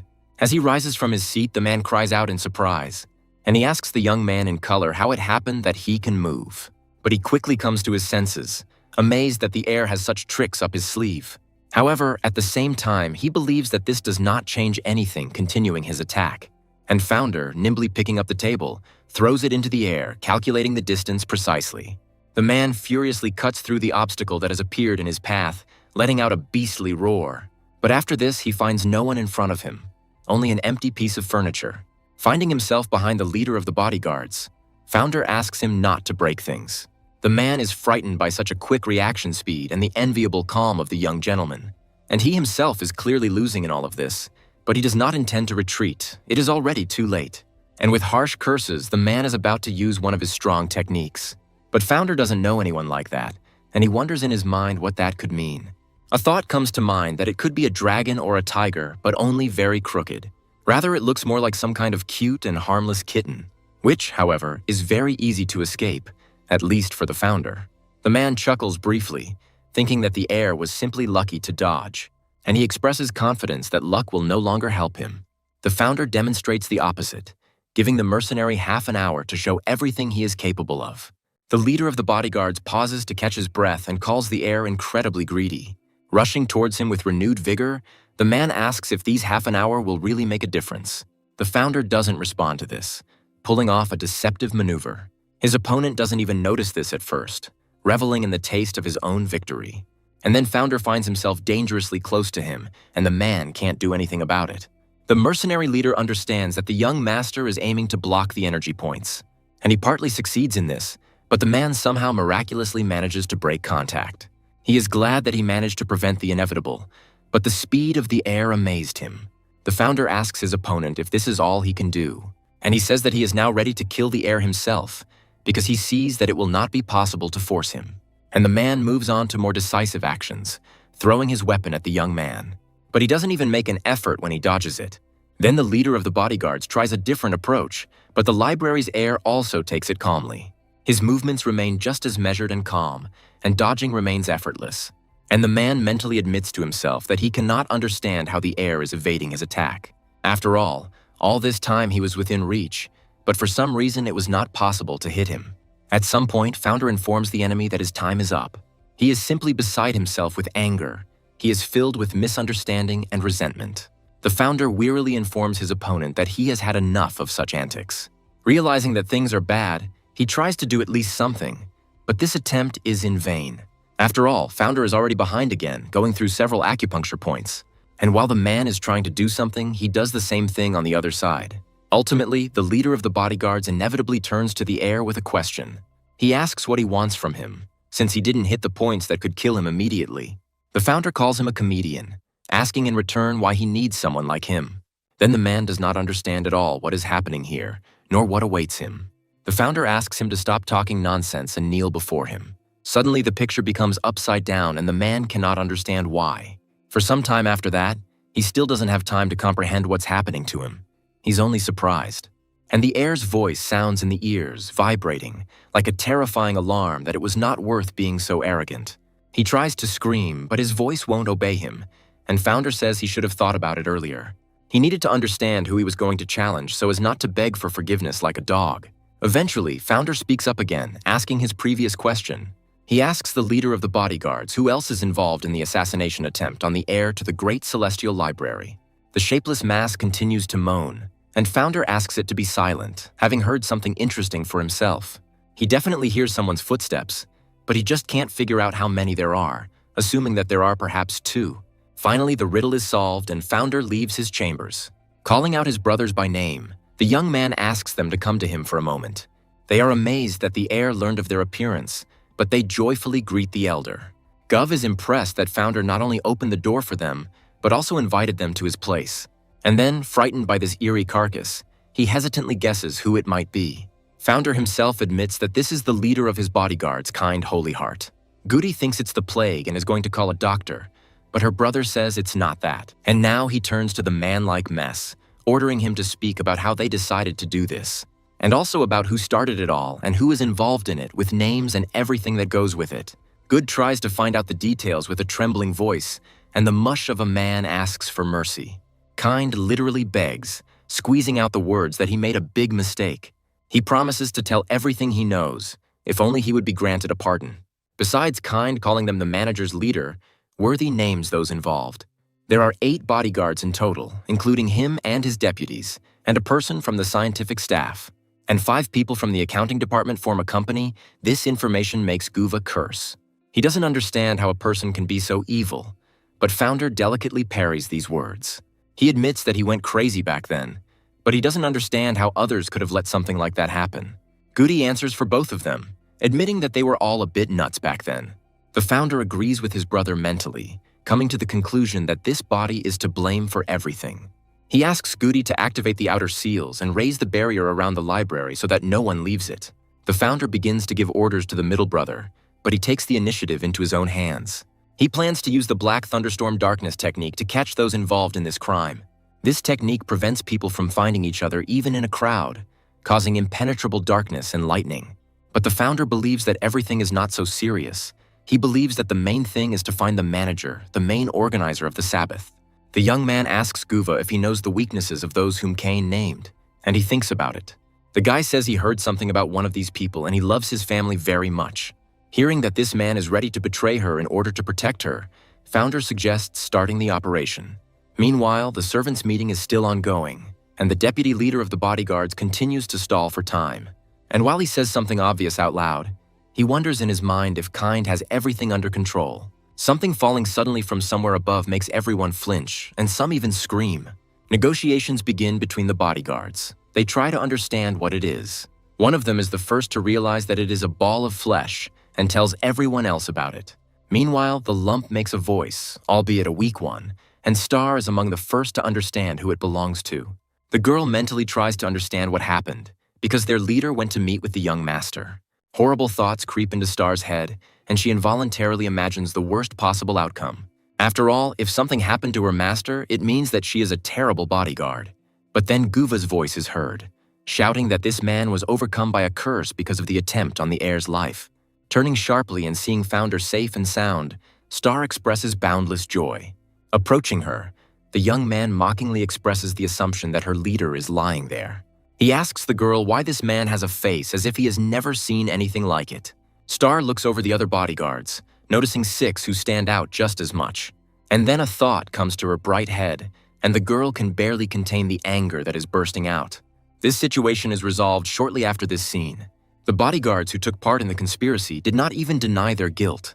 Founder suggests that it's all because of his appearance, since everyone thought he died at the hands of kind. The young man thinks about the manager who stole half of the great celestial library. The founder is now trying to figure out how to return all those books that were sold. There is a knock on the door. It is Gov, and he announces that he has brought Absolute Holy. The young man allows them to enter. When they do this, Founder deliberately maintains the intrigue, remaining silent for a long time. And then he asks the Absolute if it is true that he has a beautiful wife and a cute daughter. The man immediately begins to beg the young gentleman for forgiveness, calling himself a worthless person. He says that even though he was threatened, he still committed an unforgivable crime. But his wife and daughter are not guilty of anything, and the Absolute asks for mercy for them. And while Founder remains silent, the man wonders how it can be the same weak guy. Absolute is frightened by this relaxed look. He considers it even worse than the stern one. And then he asks to order his master to do whatever he wants, promising not to disappoint him. The founder, as if in passing, asks if he can bring the manager to him before nightfall. Absolute says that it is as easy as pie for him, and his interlocutor replies that he will wait. Just in case, the founder scares the man, saying that something can always go wrong. And if the Absolute can change his shoes again, then nothing will stop him from doing the same. The young man says that he doesn't want to do anything bad, but if something goes wrong, he won't be responsible for himself. Absolute again repeats the words that he will do everything to bring the manager to the young master. The founder nods approvingly, saying that this person must be alive. Later, the man answers the manager's question about whether the heir has died in the affirmative. Worthy asks if he did it himself or if the leader of the bodyguards helped him.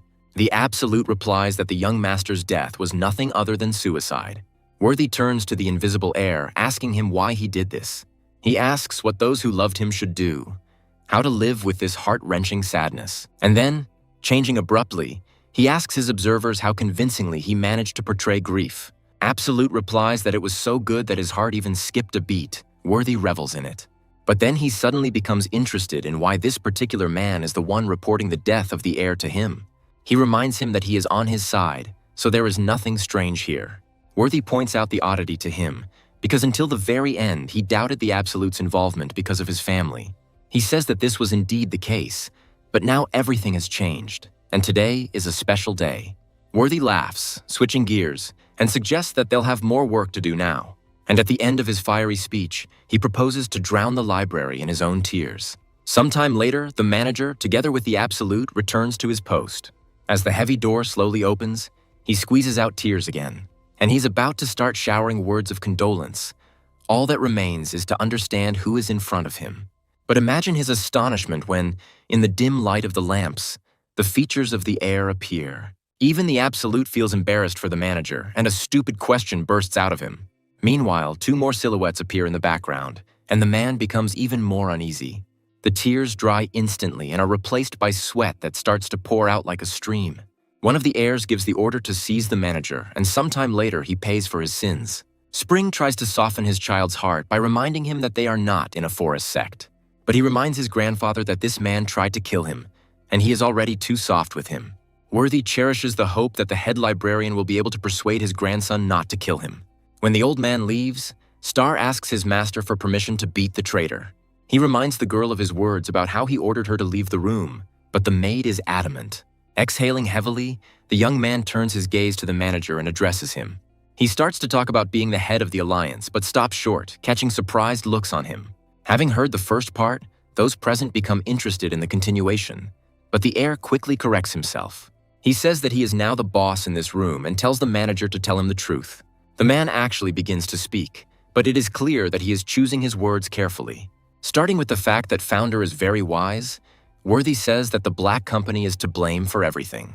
The young man says he has never heard of such a thing, and Star is surprised by the young gentleman's manner of speaking. Worthy, meanwhile, continues, saying that the Black Company was created by the Bakers and the Master of January. Founder recalls that the Bakers are one of the most powerful families, and the January sect is respectful.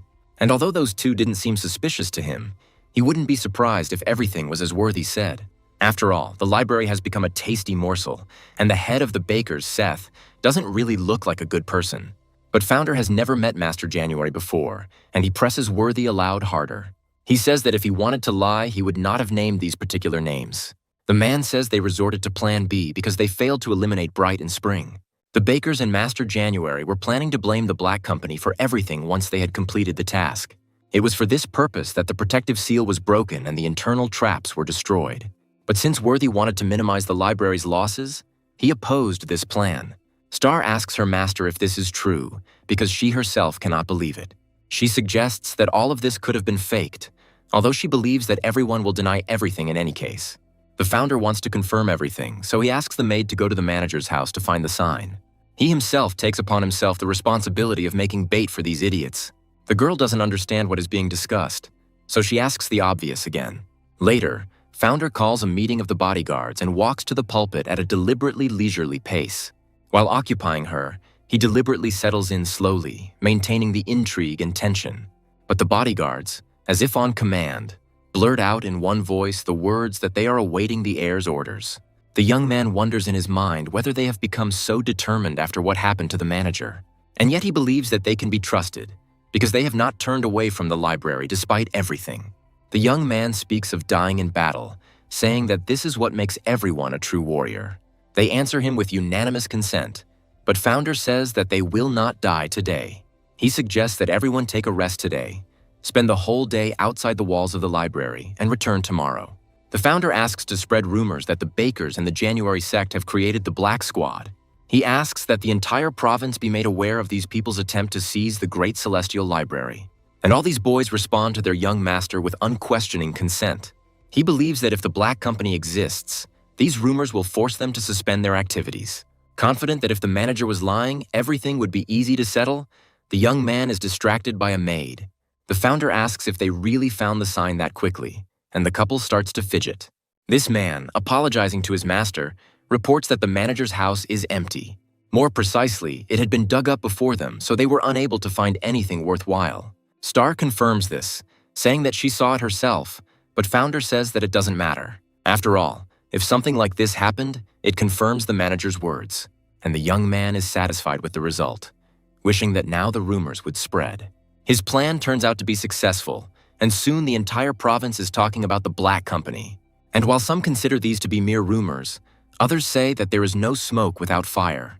The residents are discussing the connection between the Bakers and the January sect, and their conspiracy is almost out in the open. Many people find it difficult to comprehend the rumors that also spoke of the Great Celestial Library. People can't understand why the Bakers and the Master of January can't just talk to the head of Holy. Although there is another option, which is the capture of the Black Squad and punishment of its leader. Halfway there, the boy turns to his brothers, intriguingly reporting his observation. One of them encourages his youngest to continue, asking him to tell the story. He says that he saw with his own eyes those who were spreading all these rumors all night. These people went to the mountain where the Great Celestial Library stands. The boy's listeners express their surprise simultaneously, and they are in complete solidarity. And there's only one thing that the older one doesn't like: the younger one using foul language in his presence. He begins to say what it all means, and the boy picks up, realizing that the rumors are true. The man says that the Bakers and the January brothers are doing complete nonsense, and if the Great Celestial Library suspects something, then they will soon get what they deserve.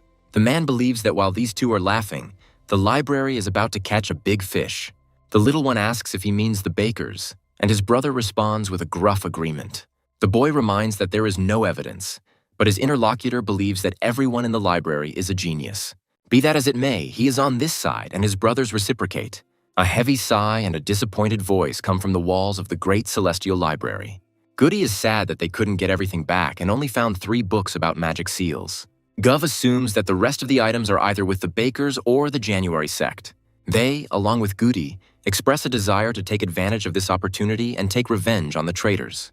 The founder offers his brothers to tell him how they should take revenge on these people. They immediately get confused, because in fact, neither one of them has any good ideas. The founder mentally calls these children stupid, but they say such dark words. After all, not counting just the heads, there are quite a lot of warriors in this family and sect. Guva's face changes before our eyes, and Goody asks him if he really came up with something. He replies that this is not true. His knee just itched, and founder disapproves of this. And then, to everyone's amazement, Goody says that he has come up with something. He is going to report everything to Murti, because that is the essence of his existence.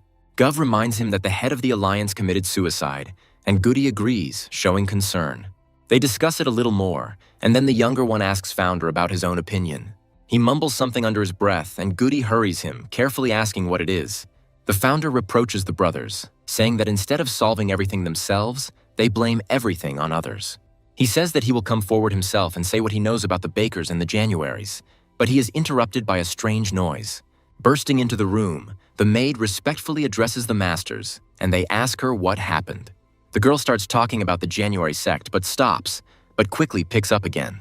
Star reports that the Master of January has come to the library with his daughter. Meanwhile, the girl cautiously asks her father if maybe they came to the wrong place. There is nothing in this place, but the man is firmly convinced that this is the entrance to the great celestial library. It's just that this forest is a protective illusion against uninvited guests.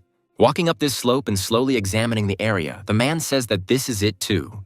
Just like all those seemingly realistic clouds in the sky that he's now pointing to. House Ruth chuckles as she repeats her own words about it all being an illusion. Finding a lonely stone, the man approaches it and kicks it into the abyss. It falls and hits the ledges it comes across with a very realistic sound. The girl cannot believe that an illusion can be like this, but her father insists on his own. From somewhere they hear a welcoming voice, inviting the father and daughter to the great celestial library. Meanwhile, space begins to distort, showing the girl that her father was right. When the illusion is completely dispelled, the man hurries his daughter, asking her to follow him. Sometime later, the leader of the January sect was already laughing cheerfully. He expresses his joy at being received so warmly by the chief librarian and the heir. The man admits that he has always been curious about what this place is really like, and he continues to chat, at some point asking why his interlocutors are so quiet. The founder cannot understand why this man is laughing so strangely, but he continues to do so. The young man believes that no one in their right mind would laugh like that, suspecting that they want to distract him. He eventually asks about this behavior directly, expressing his complete lack of understanding. His interlocutor doesn't understand what the problem is, saying that he has been laughing like that since childhood. And then Founder decides to start fighting this man in his own way, also starting to laugh stupidly. At first the man is taken aback, but bursts out laughing again, noting the strange sounds coming from the air. The founder comes to the conclusion that his idea was a failure, but still maintains the image a little. The man says it's the first time he's seen anyone laugh like that, but his interlocutor repeats the sound. Sometime later, Founder realizes that, although they have been talking for a long time, nothing has changed. Addressing the elders, he announces his intention to leave them, but House asks to sit with them a little longer. But Founder politely declines, adding his own strange laugh at the end. Spring doesn't want to be alone with House, who expresses his hope that no one else laughs like that. And this guy, when Founder is already hiding, again bursts into a portion of his ridiculous laughter. The young man thinks that the daughter of this laugher should now be with his brothers in the yard. Still hearing that crazy laughter in his ears, Founder comes to the conclusion that the January brothers were not involved in the incident. After all, a man with such an absurd habit, who came to the library with his beloved daughter, is hardly capable of this. The young man comes to the conclusion that it will only be possible to get to the truth by torturing the manager.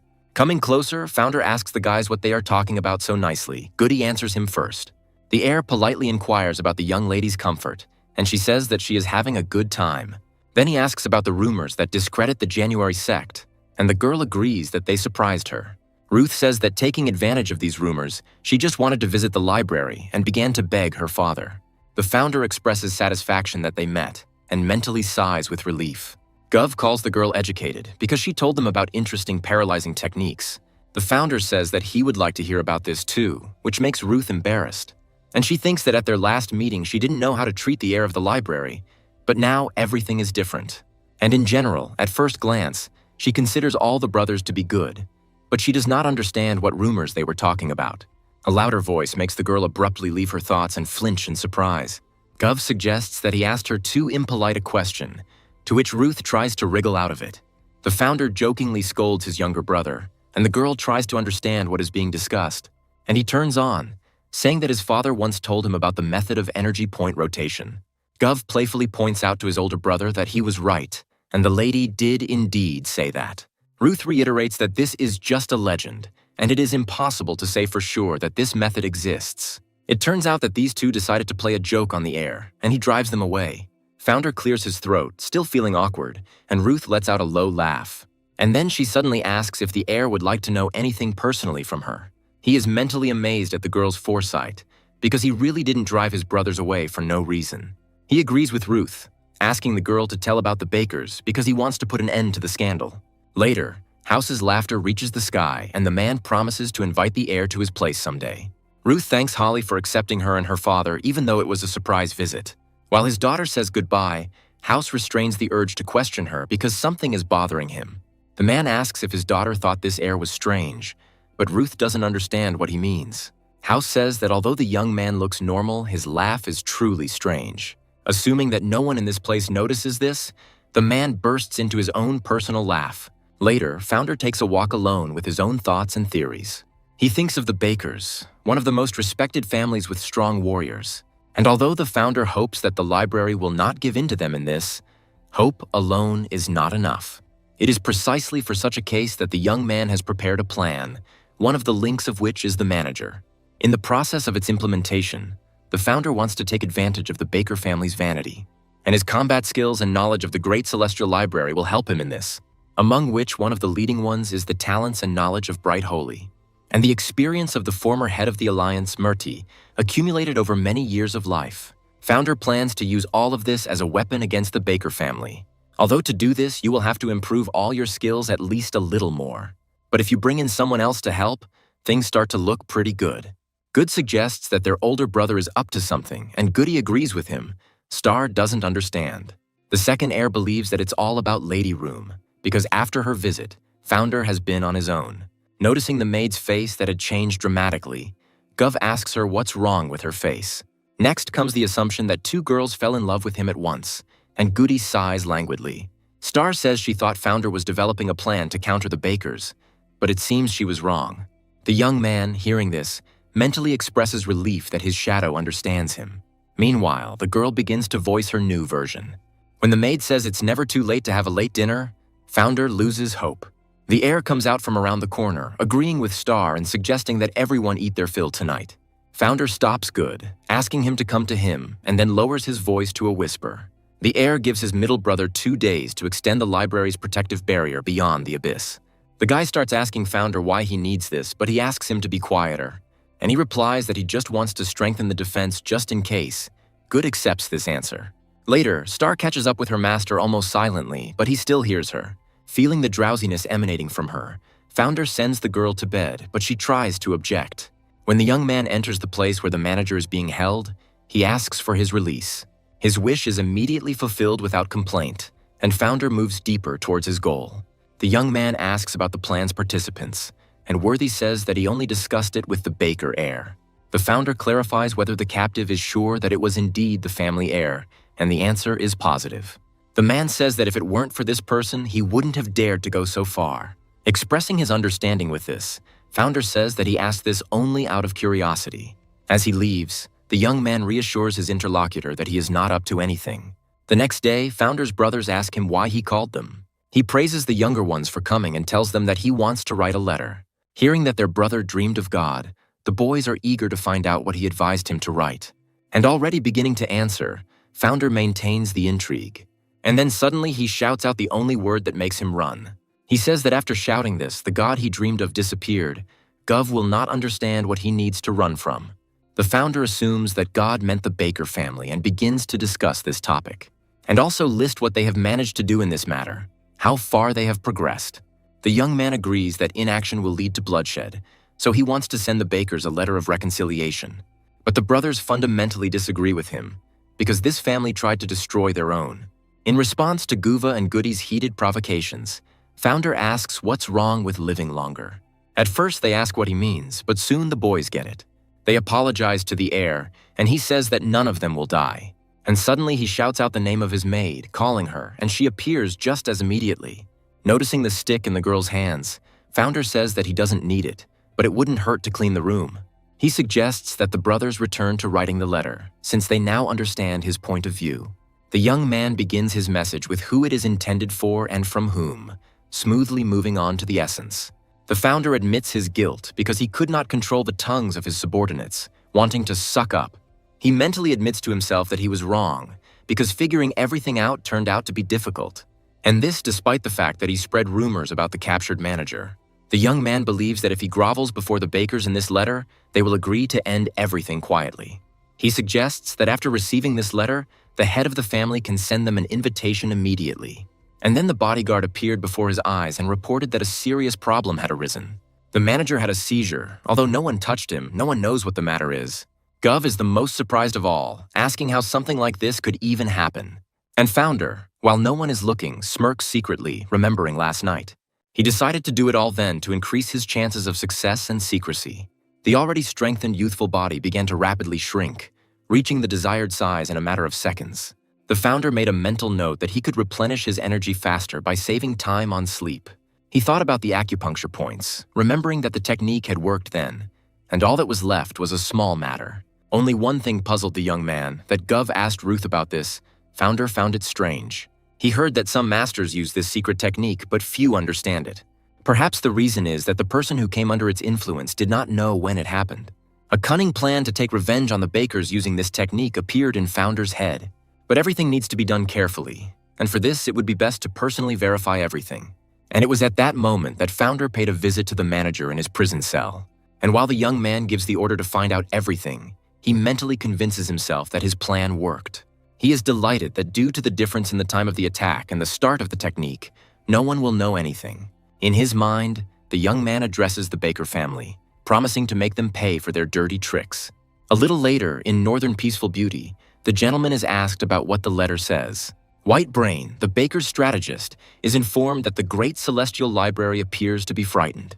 It's the head of the family, Seth, and he's relaying that the Hollies want to meet with them and apologize for the terrible rumors. The man who appeared at the door greeted his brother, who asked him to look at the letter in his hands. The leader asks his heir, Silver, to meet with Holy and subject them to a rigorous interrogation. But he asks not to meet them on the street, but to invite them inside immediately so that the librarians can quickly get into conversation. Silver suggests throwing a dinner party, inviting the children of noble families, and the chief approves. Later, Spring wonders how such a respectable family could behave in such an unworthy manner. Although these people's speeches are polite, the elder is able to read the subtext perfectly, in which Holy is being belittled. Goody asks if they really want to show that they have more power. Good does not consider the bakers to be people. The whole trio is beside themselves with rage because the answer was not even written by the head of the family himself, but by some heir. And while the members of this family groan and seethe with anger, Founder is mentally reasoning. He believes the bakers decided to humiliate Holly by forcing her to apologize in front of many people. Spring asks his child if he didn't feel anything when he saw such an answer. Founder has no patience for the sight of such calf-like tenderness of these dandelions. And the family huddles together again, starting to whine and sniffle, and the young man decides it's time to act. Jumping up from his seat, he growls, saying that he is simply incredibly angry about this letter. However, he cannot sit still, as he will break the entire room, so he asks not to follow him. He achieves approximately the same result as he wants. Everyone begins to feel sorry for the eldest heir. Meanwhile, he wonders where he should go, and Star, who had arrived just in time, asks if maybe it would be better for him not to go to the baker's appointment. The young man asks if she is really worried about him, and hears the same guess that he himself was thinking about. And then he laughs, asking the girl not to worry about him and admitting that he thought about it himself. Meanwhile, the merchants remain true to their traditions, inviting people into their shops and offering to sample delicious dishes. They offer pork and fried food, and Founder asks the maid what she would like to eat. The girl immediately has a request and she immediately voices it to her master. And he agrees, but only adds that they will not eat shrimp but pork. When they enter the establishment and place an order, it is brought, and the girl cannot contain her admiration. And then, hastily but politely wishing his master a bon appetit, he begins to eat greedily. Once again, miasmas, the source of which is unknown, are beginning to spread through the streets, as they once did. These guys also can't understand what's going on, because there is no sewage anywhere nearby. They argue that while they are using invisibility technology, this rich man is eating delicious meat. The middle one throws out a clever remark, and the eldest one perceives it as an insult at his own expense. They start bickering again, noting that this has become part of their family tradition. The average one suggests that the library is up to something, but his interlocutor brushes it off. And he calls the average person stupid, but he doesn't hear him, suggesting that he see better what he sees. He suggests that the man was using a debunking technique or something like that. And the elder asks if this person is really looking at them and smiling right now. The maid, noticing her master's grin, asks what he is laughing at. She becomes interested, and the girl, noticing the trajectory of Founder's gaze, looks in the same direction. And the young master asks the maid to buy a bottle of the most expensive alcoholic drink when they leave. And later Star doesn't understand why he needed this wine, although there is much better one in the library. Soon, a loud and unfamiliar male voice is heard from behind, asking them to stop. The eldest of the brothers offers to talk, and Star, seeing them, is surprised. The man, meanwhile, continues, turning to the founder, asking why he behaves like this. Star starts talking about how her master is meeting them for the first time, but the elder tells her to shut her up. The man in color says he wants Mr. Holy to answer, and he asks Founder why he looked at them and laughed. The young man apologizes if his look offended them. It's just that he's never seen anyone from the Discovery Squad. The eldest one understands that this boy really noticed them, and the middle one gets goosebumps. The man speaks again, suggesting that the founder might know them, even though they don't know the librarians personally. And yet it seems to him that there is something familiar about this man. And walking around Founder from all sides, the elder asks if they had met by chance before. The young man answers mentally that it really happened. They really did meet several times in their past life. This man's name is Silverison Height, and he is a follower of the Discovery Force. The memory of how his favorite student was introduced to him involuntarily bursts into his head. The founder then turned to Silverison familiarly with a question. He asked the man if he wanted to tell him anything, and Silverison suggested to the head of the Alliance that they race to see who was faster. It is difficult for a founder to forget someone who left such a first impression even so many years ago. Although Silverison looks like a bandit at first glance, he is actually a talented student of the Discovery Squad. That's why Founder now laughs, saying that, in any case, it's never difficult to arrange an introduction. And he continues, adding that he had saved a bottle of this alcohol just for such an occasion. Silverison is transformed before our eyes, saying that he loves such acquaintances. The man introduces himself. The middle one follows his example, and it turns out that his name is Stilrison. The founder says that in the future, if they visit the library, they will be served much better alcohol. The boys immediately take him into their arms, but the young man insists on meeting later. Rizik can't contain his disappointment, and his brother asks about the reason for the turnaway. Laughing, Founder says that won't work now because he has to get ready for dinner with the bakers. The man tells us to load everything efficiently, but carefully, without dropping anything. Star is asked to take good care of their brother and to always be by his side, anticipating danger. The girl asks the gentleman not to worry, promising that she will not let even a hair fall from the founder's head. Saying that nothing like that will happen, the young man says goodbye to his brothers. They ask the heir to return at all costs. Goody can barely hold back her tears. When the kibitka leaves, they continue to watch it for a long time until it disappears from sight. Goody asks her older brother if everything will be all right with the heir. He remains silent because he doesn't know. And then, encouraging the little one, he says that their brother will cope with whatever happens to him. Then he takes out a letter from Bianco Sendo, and Goody concludes that he will come to them soon. This is certainly good news for him, because this little one considers the man a brother. Bianco is the second son of the richest man in the north and Founder's only best friend. They continued to correspond even when the heir was in an unimaginably difficult situation. Goody is confident that Bianco and his older brother have a very strong, unbreakable friendship. The younger one asks if they are still keeping the man's arrival a secret, and the answer is yes. Goody is confident that once they deal with the bakers, a wonderful life will begin. Along with the music, a male voice can be heard humming along to the beat in the baker house. This is Silver, and his interlocutor assumes that the heir is in a good mood. He laughs, saying that it's all thanks to Flourish's acting, because it creates beautiful scenes in his head. Silver's half-brother, calling him brother, says that he is exaggerating, but he is interested. The heir agrees to share what he imagines to this music. And he says that there he killed people who begged him for mercy. There he took possession of all the riches and relics of all the families, reveling in his superiority and power. And the beautiful estate of these people was burning very beautifully, devoured by tongues of flame. Silver thoughtfully draws that this picture was incredible and inimitable. Flourish expresses hope that someday he will be able to see this himself, but only in reality. And his half-brother mentally adds that in this picture his family was destroyed. Silver also mentally calls Flourish an idiot who doesn't even know who his true enemy is. The man is sure that this is exactly what happens when a person does not have strength, and in the same way, they had no choice but to come and apologize, because they don't have it either. The maid who appeared informs Silver that their guests are already starting to arrive, and he is satisfied. The heir orders Flourish to play at a dinner for his guests, and he obsequiously agrees. Silver is mentally glad that this puppy understands that he is below him, and now he believes that it is the turn of the great celestial library. As Founder looks around, familiar voices call out to him. They ask each other how he is doing and remark that they haven't seen each other for a long time. The Founder is genuinely happy to see these people, greeting each one very respectfully. But a new face appears, expressing joy at meeting the heir of the great celestial library. Ruth takes the initiative to introduce herself, guessing that they have not met before. The fat man introduces himself as Dawnbright King, the second as Leader Royal, and only the third remains silent. And only when his companions finish their introduction, after a pause, he is called Sky Honor. Hearing that Leader is from the Observance Squad, Founder remembers something about this organization. Last year, he received a letter from the leader who wanted to give the head of the Alliance a sword. The man then refused because he already had swords, which he valued highly, an interesting coincidence. Dawnbright says the library's heir looks different than he imagined. Founder elaborates. The fat man says he expected to see a gloomy man with sad eyes, but he looks quite happy.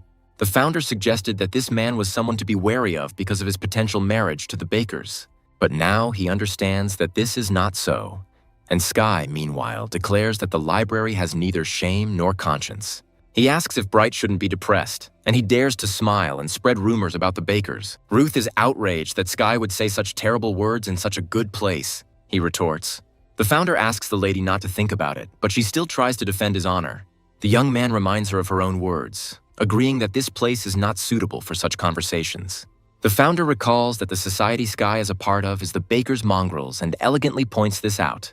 The heirs immediately understand the hint and begin to laugh, although they desperately try to restrain themselves. Someone quietly approaches them and asks the company to go inside. This man turns out to be Silver himself, who allows himself a few polite pleasantries.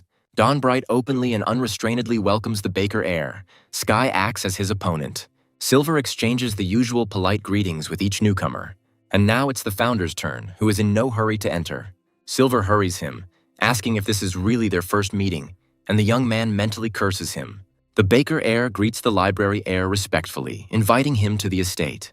The Founder thanks his interlocutor for the invitation, citing his full title. Inside, it turns out to be even more pompous than the young man could have imagined, which strengthens his thoughts. The Baker heir appears to be a gracious host at first glance, but Founder sees right through him. He knows for sure that this kid is up to something, and he is thinking about it, not taking his eyes off him. Founder is surprised that he hasn't been embarrassed yet, and Dutiful announces his intention to perform a trick. First of all, the young man asks those present to pay attention to his own glass. After this, Dutiful asks to turn his gaze to the glass of this lovely lady. Having gained the full attention of the audience, the young man begins to intricately swirl the liquid in his glass. And then, clearly using some technique, he makes the wine describe a simply unimaginable arc.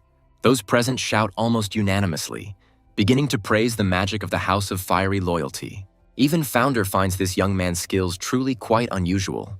However, he knows that this trick is based on placing his own energy into the glass. After that, everyone decided to show off their skills, and Shendra was the first to sing a song. The heiress of the House of Rum turned the contents of her own glass into a veritable firework, and Silver started dancing with a sword and a drop of wine, spinning around in the most unimaginable positions. And while Founder admires along with everyone else, he jokingly thinks that Silver has decided to stab him to death. While Sky strains with effort, the young man realizes that he is simply warming up the wine. Leader and Dawnbright decide to put on a show with their personal invisible weapon. He himself expresses a desire to demonstrate the skills he learned in the library as a child. The founder says this technique is called heavenly humility because it is connected to the divine touch. Dawnbright starts groaning, saying in between that it really is like him. And a little later, shining like the sun, the young man says that he feels as if he has been reborn. Dutiful is the most unrestrained of all when it comes to the light emanating from the king's air. And then everyone, as one, rushes to the founder with a request to do the same with them. He agrees, but only once, and offers to be the first to host the dinner. Silver laughs softly, thanking the library's heir and asking him to begin. The founder mentally agrees, thinking that this person is behaving naturally. However, this is not the case, and since our hero has achieved his goal, he is confident that he will emerge victorious from the situation. Touching Silver, Founder thinks that all he has to do now is use the secret technique. The face of the impressive heir, who was not expecting anything, suddenly changes sharply and he tenses up. And then a groan escapes his lips, and Silver, taking breaks for breath, asks Founder to wait. People around him cannot believe that a person who is always so reserved shows emotions so openly. But then someone intervenes, asking the library's heir to stop immediately. Founder asks Dawnbright what's wrong, fearing that he has noticed his use of a secret technique. But the thing is different. The dumpling is unhappy that Silver is being given special attention. The founder justifies himself by saying that it was the baker heir who organized this dinner party. And then Dawnbright says that next time he will organize a similar event.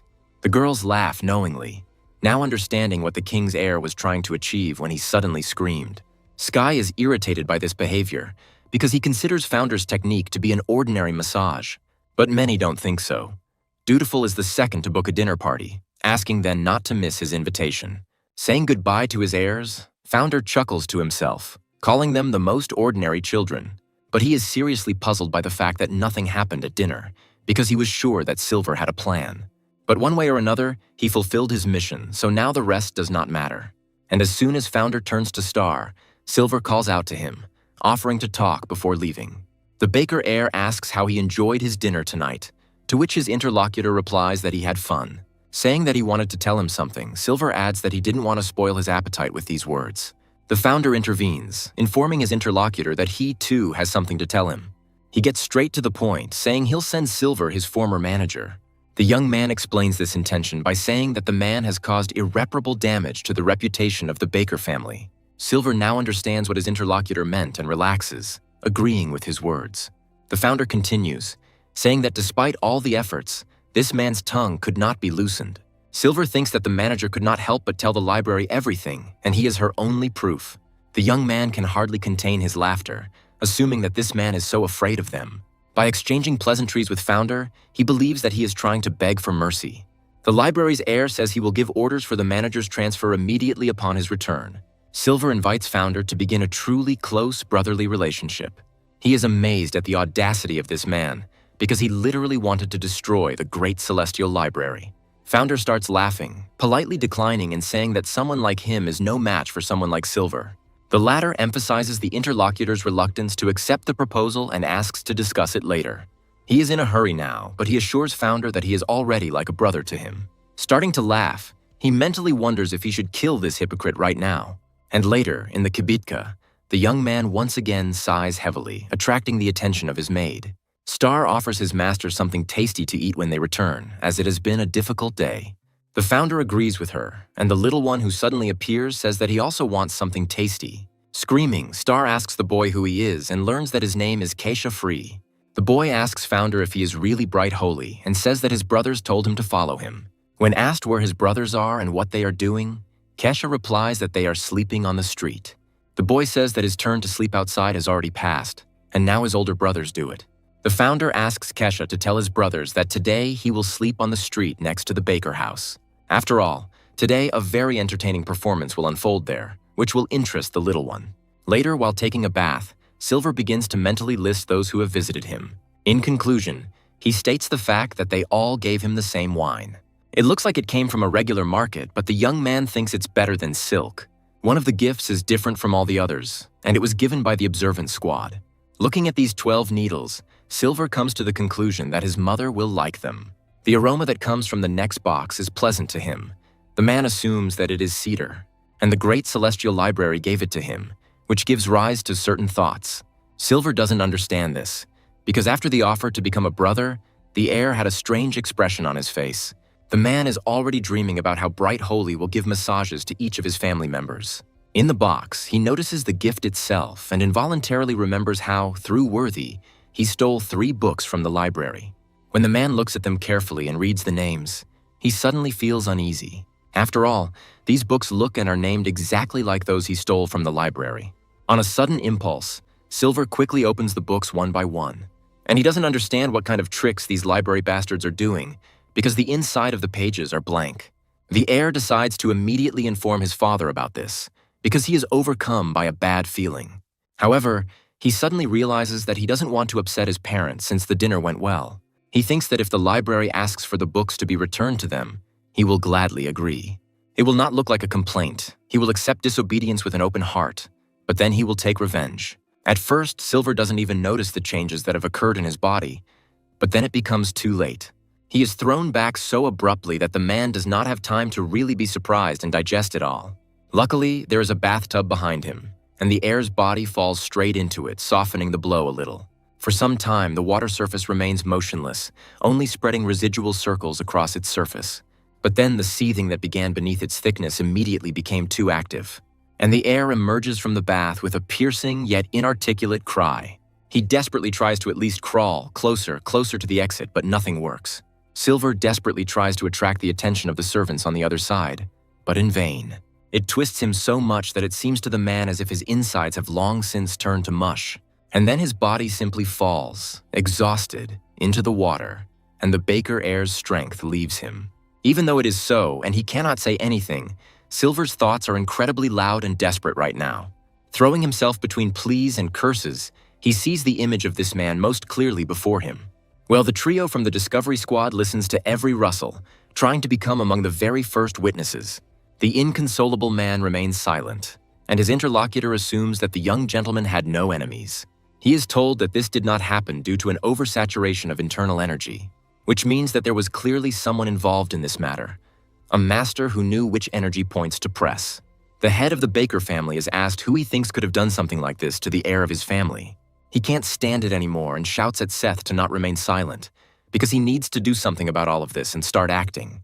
The man thinks that in reality there may be many enemies, or there may not be any at all.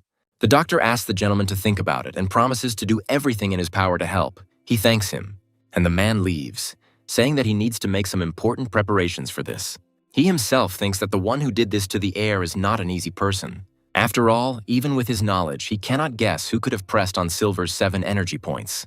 Moreover, the heir did not commit any dangerous actions today. He only held a dinner party. Moreover, everyone who was present there says that everything went very well. The man is inclined to believe that it was a secret technique, but this does not narrow the search for the culprit. This suggests that a person with such technology must have a simply incredible level of skill. The younger ones note that a lot of time has passed since their brother left. Kesha adds that the Bakers are still uneasy. The elder suggests that Silverison could have been caught, but then he appears, asking Stilrison to repeat what he just said. The man curses in frustration. Silverison shares what he has learned with his brothers, saying that the library's heir was right. Kesha admires him and asks how Founder could know this, but his interlocutor suggests that he find out for himself.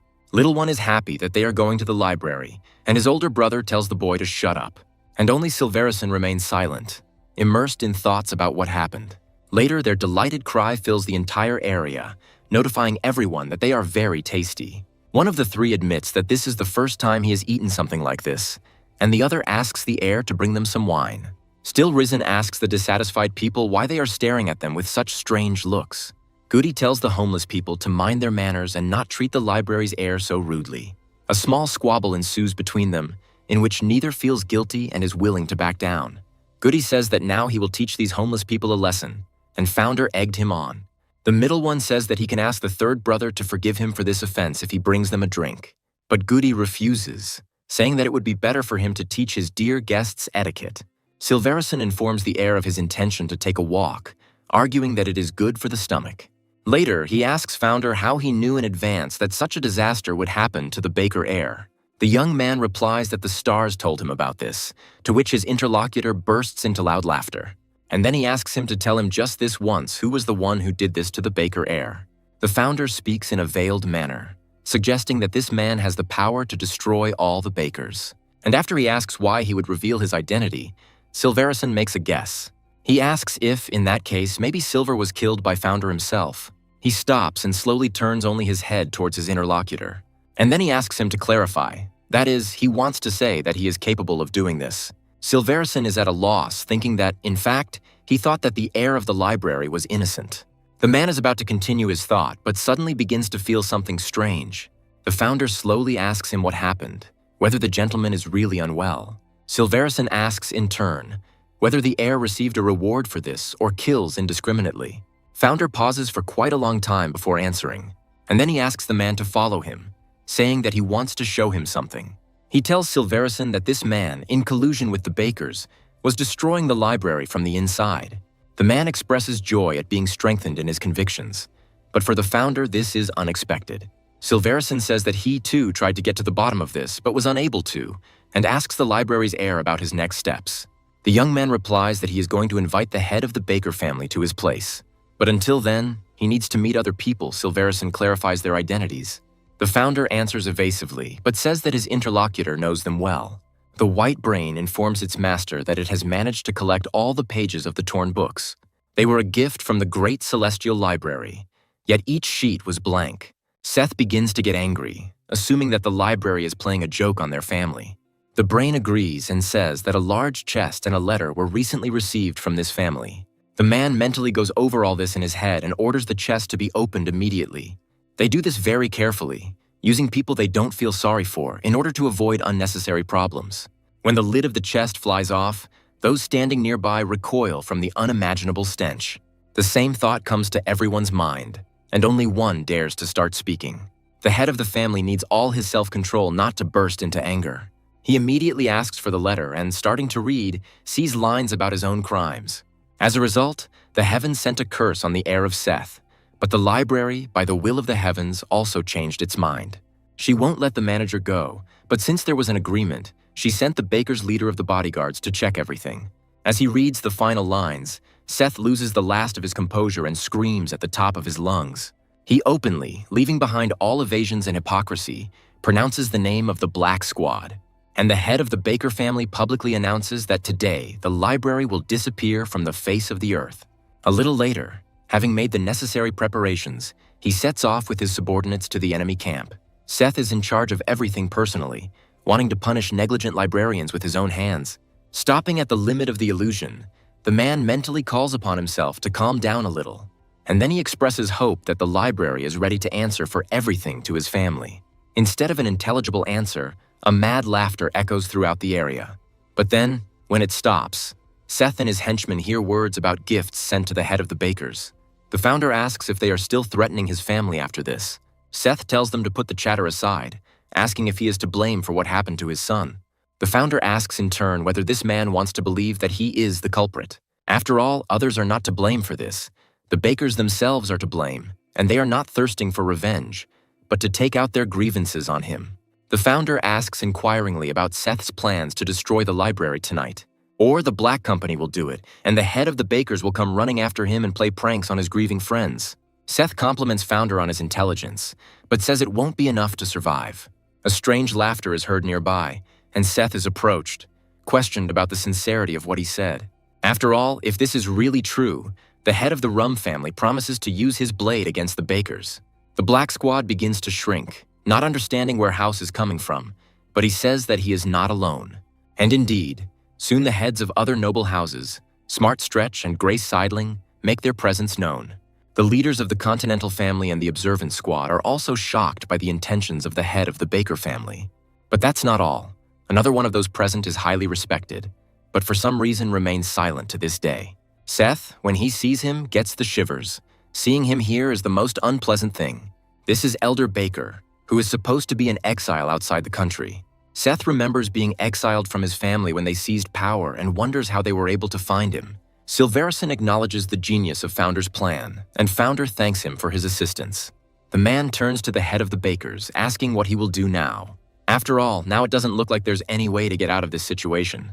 and he is asked to get down on his knees and ask for forgiveness before it is too late. Seth bursts out laughing, calling it arrogance, and says he's not even surprised by that. And he asks if they really think he came to fight the library empty-handed. And the man, in a loud voice, gives the order to his subordinates to prepare the shells. While those present are amazed at this, Seth begins his tirade about his superiority and the weakness of others. He says that the library cannot withstand the fate he has in store for it. And seeing that those present do not react, he asks them if they are really scared. In the silence that follows, measured claps are heard, and Founder speaks up. He mocks his opponent, saying that he was already disappointed but does not express surprise. And he suggests continuing this conversation, but later, after Seth Baker's fall, the man begins to boil, trying to ask what these stupid words mean. He is unable to finish his thought because the ground begins to slip out from under his feet. Akaya. The warriors of the Black Company begin to shout in unison about the earthquake that happened. But that is not all, for the stronghold beneath their feet opens up, forcing them to fall into the very abyss. And only Seth remains the calmest, mentally assuming that what is happening is an illusion. And yet he thrusts his sword into the nearby stone wall, wanting to slow his fall. The man shouts to the others that what is happening is unreal, and that it is just an illusion, and orders them to gather. But the members of the Black Squad do not listen to the voice of reason, squealing in fear and asking the master to save them. The man understands that if this warrior falls on him, then that will definitely be the end for him. And wanting to save his life, Seth throws the unfortunate man aside, but misses one detail. The man's limb catches on a sword sticking out of the stone wall, and it falls out under the force. Seth falls with him, doing several spins in the air as he flies. Falling into the dark depths, the man reassures himself that the ground is still far away, which means everything is fine. Besides, the mountain on which the library stands is not actually that high. It is just an illusion. And the man again shouts to his comrades not to allow themselves to be deceived and fall for the illusion. And the gathering of library assistants, observing this entire process, make a guess. They are interested in making sure that this is what it looks like from the outside to be in an illusion.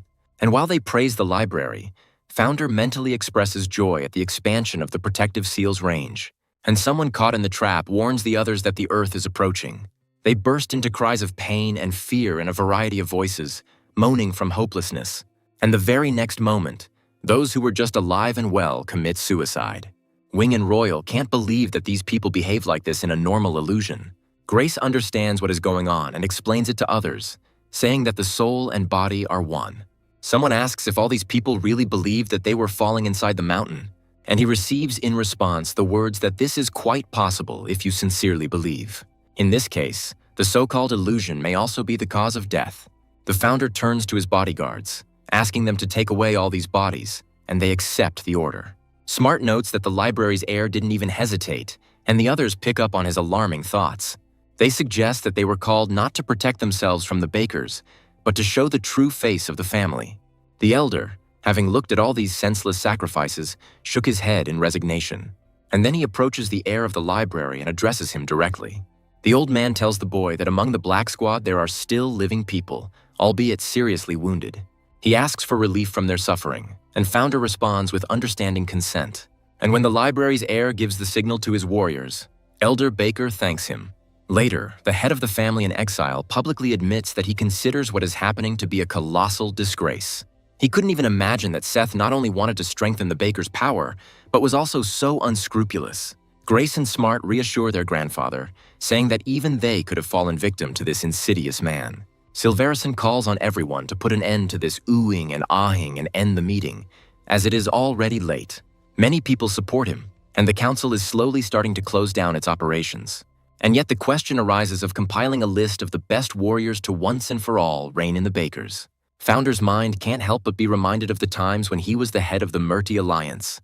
And although those meetings were boring, he still misses some people from his past life. Founder thinks about visiting the Alliance but stops himself because he has only learned 2 skills. Of his 3 secret weapons, only blood integrity is one he hasn't mastered, but the others require further development. He is distracted from his thoughts by being asked what he thinks about this, and this completely confuses Founder. And he decides to answer abstractly, allowing the council members to do as they wish, as they have already decided. Silverison is not against this in principle, but he is uneasy about the enviable calm of the library's heir. The man wonders if this guy is a genius, and his interlocutor fills the awkwardness with laughter. And just as they are about to truly finish everything, a heartbreaking roar is heard somewhere nearby. Kesha, who had run inside, addressed his brother and the elders, barely restraining the urge to babble. And so that it is clear to everyone, it is reported that the head of the Baker family is currently in a rage. His eyes glow red, and it seems like he rose up only to take revenge. Those around cannot verify this, and the bodyguards are given an order to check everything, and they accept it. Gov, approaching his older brother, asks the heir of the library what is going on. The founder is puzzled, as this could mean that Seth awakened a hidden power before his death. Founder asks Gov to make sure the library is well protected and to stay with their grandfather. The heir asks the others how the situation is, and one of the bodyguards undertakes to find out everything. It is later revealed that Seth's body shook during transport, and the same thing happened to his subordinates. Although the library's warriors were more numerous, the situation was not turning in their favor. The continuation of this seemingly unrealistic massacre can be observed even now, it continues. It seems that Seth does not see and does not notice at all the bodyguards flying at him from above.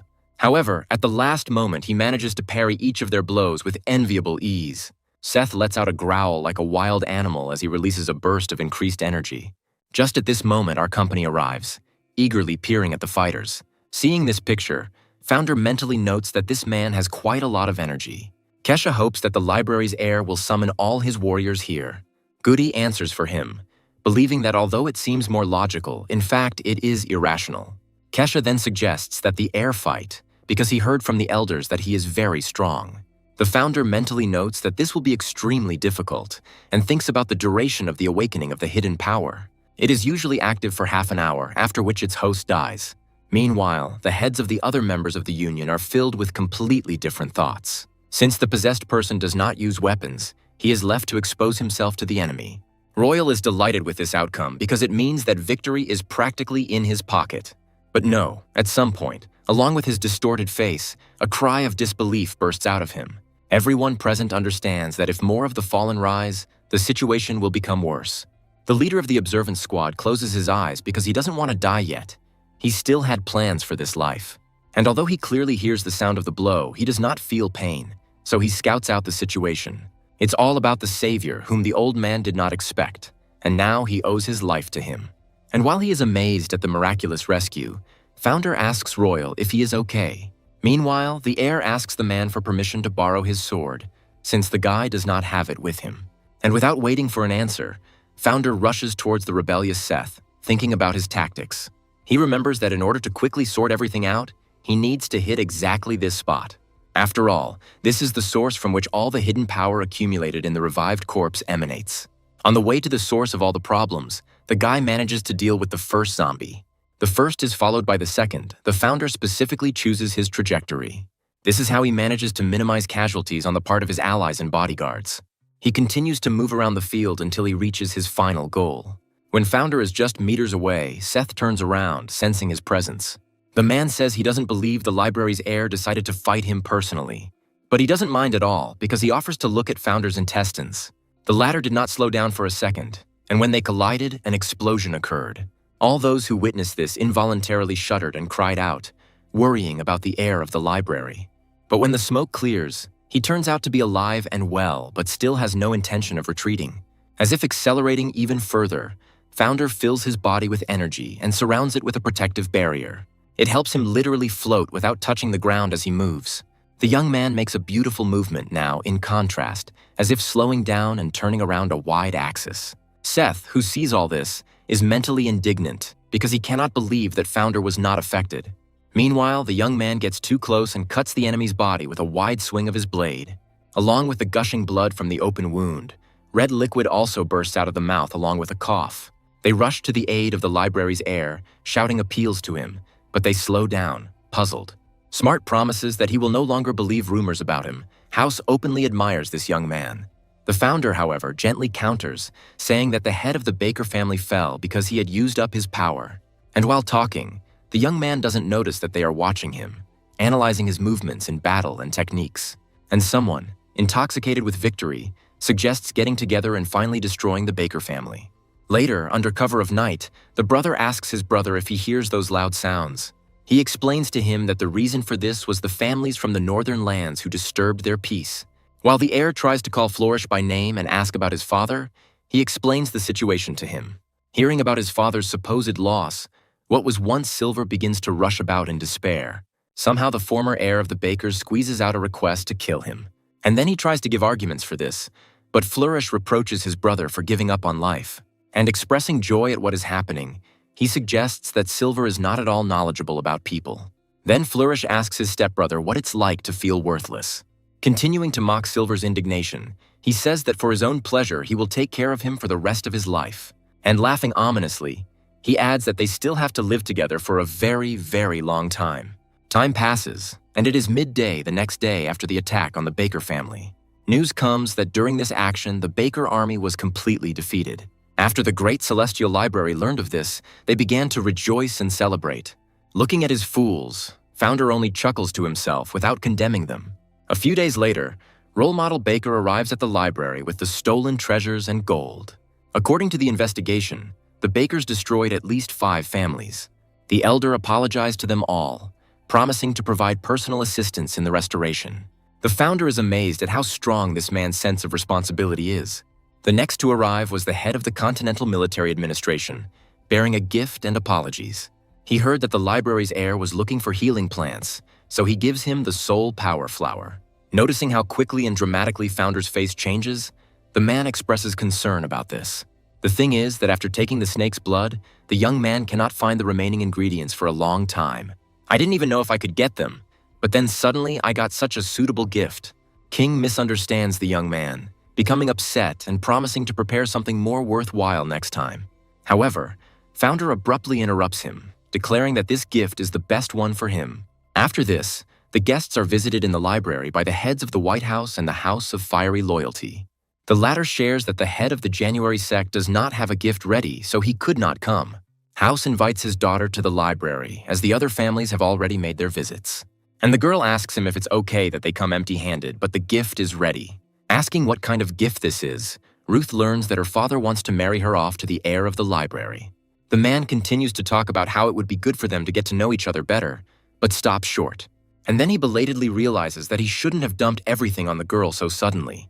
At night, beggars came to the library, but only empty-handed, loudly announcing their appearance. When they had eaten their fill of the meat provided, they rested a little and left. The captain of the observance squad decided to visit the Great Celestial Library with his son. While Founder recalls their first and last meeting, the young man communicates with him as with a close friend. As a gift, the leader of observance gives the heir of the library one of the swords of his choice, and he remembers the very letter that this man wrote to him in his past life. Taking the first sword in his hands, Founder begins to describe it, simultaneously expressing his admiration for this work. The head of the royals thanks the young man for his kind words, but also asks to look at other weapons. The second sword is a surprisingly harmonious combination of lightness and hardness, but that's not all. In the flow of energy, it becomes very flexible, which is convenient when using a wide variety of techniques. Mr. Royal, laughing, agrees with these words, but this is not the whole weapon. Removing the lid from the third box, Founder is even at a loss at what he sees in front of him. The scabbard and hilt of this sword turn out to be very old. The young man did not think that it would turn out to be like this. Then Founder decides to take a closer look at the weapon provided to him, using a special technique. By repeatedly increasing the focus as he gets closer, the young man notices something curious. Meanwhile, the leader of observance politely urges the library's heir, asking his opinion about this blade. Founder speaks briefly, but his opinion is that this sword is good and he liked it very much. His interlocutor suddenly becomes flustered, involuntarily asking a clarifying question, the answer to which is again positive. But he quickly pulls himself together, asking which sword the library's heir ended up liking more than all the others. The founder replies that each one is very good in their own way, but he still wants to take the first one. Royal asks if his interlocutor could explain why he made this particular choice. The founder says that the first one suits him better than the second one, and the man asks him about the third one. Then the library's heir asks in return whether Royal hadn't been working on it his entire life. The young man says that he simply cannot take such a great treasure from the creator. He simply would not dare. Royal says he knew the library's heir would understand, but he wonders how it happened. The founder says that next to this sword, any other sword will lose its value, but the creator must possess it. In his hands, the blade will become so sharp that it can cut through anything, and the energy will multiply. And the runes on the sword are arranged in such a way that they bring any energy into harmony, making it more mobile.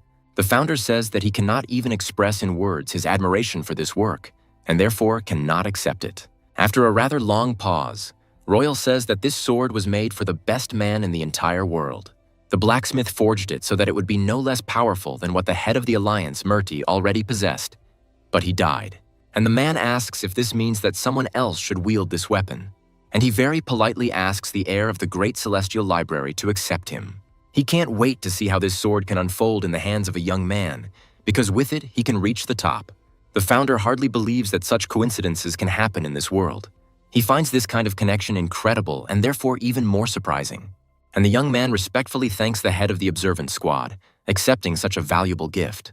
The younger brothers discuss how worthless the gifts all these people brought were. And while founder mentally disagrees with them, Spring decides the fate of the remaining participants in the conspiracy. Goody expresses joy that this has happened, admitting that he thought Murti's alliance was blind. Alex agrees with this, and founder, realizing that he has not yet been forgotten, shifts the focus a little. He believes that the Baker's allies will not take drastic action to avoid putting themselves at risk. And yet, by creating their own union, they will be able, if necessary, to resist them. Moreover, the library has always supported him, so it is possible to take control of the surrounding areas. Hearing that the territory can also be protected with runes, Spring says that he likes the idea and will bring it to the Union. The estate is filled with Guva's laughter and words about how their family will soon become the best in the world. Rumors are circulating around town that it was the library's heir who made the greatest contribution to the victory over the Bakers. But many do not believe this, because librarians are not warriors, but scientists who only read books. They counter this by saying that there is no smoke without fire, and that they played a major role in that battle. And yet, many do not understand how the heir managed to transform himself so radically. The gentleman is asked to stop discussing this because now everything has changed. He is skeptical about the recommendation. The man suggests checking everything and killing this person because later he will regret it. In response, he hears words that this will not happen, and he begins to lament, blaming himself. A man is shown letters from a friend, and he asks inquiringly whether they are farewell letters. Bianco advises his interlocutor to look again at the first 6 letters and read the resulting word. At first, the man is skeptical about this, but then everything dawns on him. Bianco continues, saying that these letters are encrypted correspondence with Bright Holy. Reading what was written, the man is outraged that this puppy did not communicate his change of mind. Hearing the words that the Ta organization will not stop until the task is completed, Bianco says that he is looking forward to it. The man asks if he will die too then, and hears in response that this is his karma for the death of his friend. His interlocutor says outright that he considers these two to be abnormal, and Bianco starts talking nonsense. By saying that the sun is bright today, he says that he and the library's heir will die before it sets. They tell the brother that they will soon come to that very restaurant and ask if he's looking forward to it. The founder agrees, recalling how long it has been since they all went out together. Gov says that today he will try a dish whose taste he will never forget. The founder recalls how a few days ago this guy begged him to go with him to this place. He wonders if the new dish Gov wants to try is really that delicious. Meanwhile, Goody asks her brother to look towards the counter with wooden toys. He asks Guva if he remembers how they played war with these as children, and he agrees. The founder asks the younger ones to continue on their way, but they don't even hear him. The young man suggests that the maid go ahead and find and occupy a suitable table, but she expresses uncertainty. She offers to go and get her master's brothers, but he doesn't understand what this all means. The girl runs away, calling out to her younger heirs as she goes, and founder can only sigh heavily. When she joins Goody and Guvu, the young man is completely at a loss, not knowing how to react to all this. He wonders what he should do with them and whether he should do anything at all in this case. The sequence of these thoughts is suddenly interrupted by a very familiar feeling, and founder listens to the sensations. It turns out to be nothing more than a desire to kill, and the young man begins searching for the source of the potential threat. It is accepted not only by sensations, but also by other senses to explore the territory. The next discovery comes as a surprise to the young man, as his intuition leads him to the old woman. The founder takes a closer look at her and dismisses his theory. No, this is not just an old woman.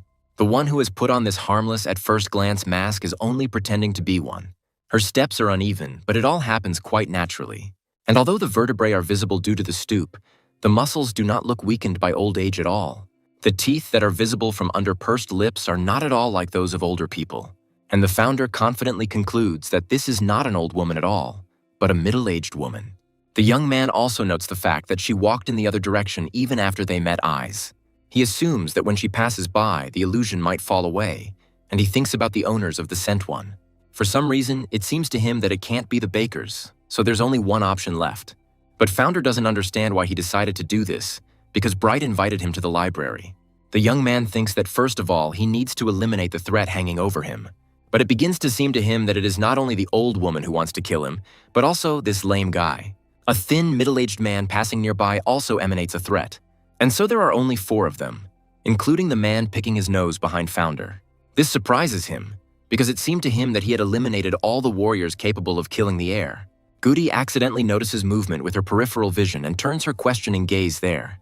At this moment, the Founder thinks about his observations, wanting to test the abilities of the mercenaries.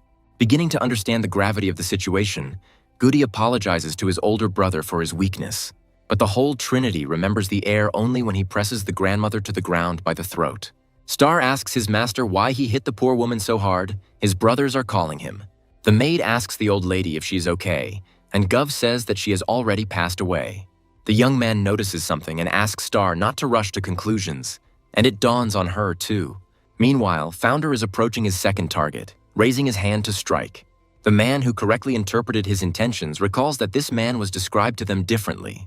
They were told that the heir to the great celestial library dreams of dying, and this behavior is unnatural. The mercenary doesn't understand why Bright Holy is attacking them and where he got such fighting skill. However, it is not possible to think about this for long, since the Founder is serious. Noticing danger moving towards his older brother, Goody loudly warns about it. 2 assassins decide to attack in sync, increasing their chances of winning. But Founder notices them himself, though he escapes the attack at the very last moment. Abruptly changing its trajectory, it approaches the first one, the one that is closer. Sharply grabbing the would-be killer by the arm, Founder twists it, depriving him of the opportunity to resist. And grabbing the sword in his own hands, he pierces his opponent right in the chest. One of the remaining survivors no longer feels as confident as before. But somehow he still tries to resist, because an order is an order, and it's too late to retreat. The Founder, spinning like a top, evades the attack, which should have at least caught him. This lowers his self-confidence even more, but the mercenary still holds on. He decides to resort to his best techniques to increase his chances of success. But Founder can handle everything, and he moves through the enemy's equipment very skillfully, preparing his own. He begins to strike the mercenary's entire body, but they are not chaotic, but rather have a specific goal. The man begins to speak, trying to ask how a weak man could pull off something like this. However, he gets confused and says that he himself attacked the necessary blood points. Breathing heavily and overcoming the pain, the man still manages to laugh brokenly.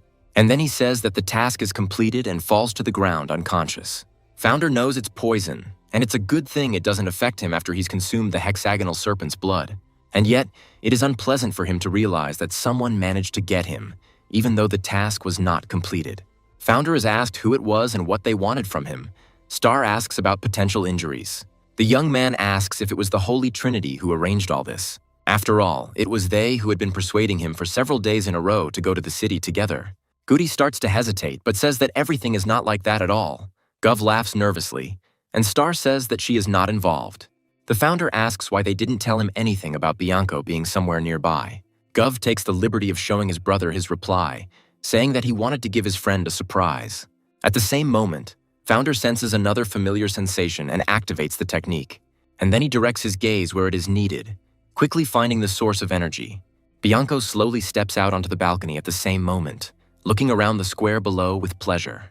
However, his facial expression changes abruptly, and the young man even loses the power of speech. Seeing what happened, Bianco thinks it all out himself and begins to laugh quietly. He cannot believe that a man who lived because he could not die is fighting for his life.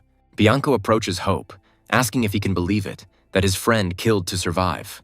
The man offers to throw a party if the gentleman is concerned, but now there is another problem. For the heir of the library wants to kill Bianco, and he expresses joy at meeting him. The young man asks his dear friend to hurry to him even faster. He asks him to fly, and he fulfills Bianco's request almost literally, pushing off from the obstacles at hand. Despite the expression on Founder's face, the heir's friend sees no reason to worry. Well, he punches Bianco in the face, and even then he doesn't feel any negative emotions towards the attacker. Falling from the force of the blow, the young man mentally expresses his joy at the fact that Bright is so energetic again. As he continues his flight, as if in slow motion, Bianco thinks that he is impressed. And while Bright's precious friend finishes his fall, Founder says that there must be a limit to any stupidity. He asks Bianco if he couldn't make sure he was doing the right thing himself. Hope laughs conciliatorily, turning to Founder and suggesting that his master has been out of order for some time now. The young man remembers this man, and he says in advance that he is not to blame for what happened. The Founder remembers this man as someone who can figure out anything for a tidy sum.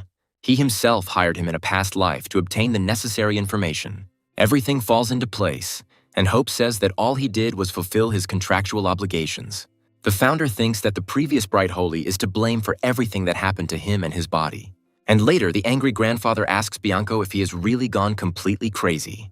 Spring is shocked that all the correspondence between his grandson and this bastard is planning the death of the heir. He doesn't understand why he now needs to keep everything to himself. It simply doesn't fit in his head. The old man is angry that this time everything almost ended badly. After all, he almost lost not only his own grandson, but also the one he loved in a similar way. Spring assures Bianco that everything will be fine for them now, that there will only be good days.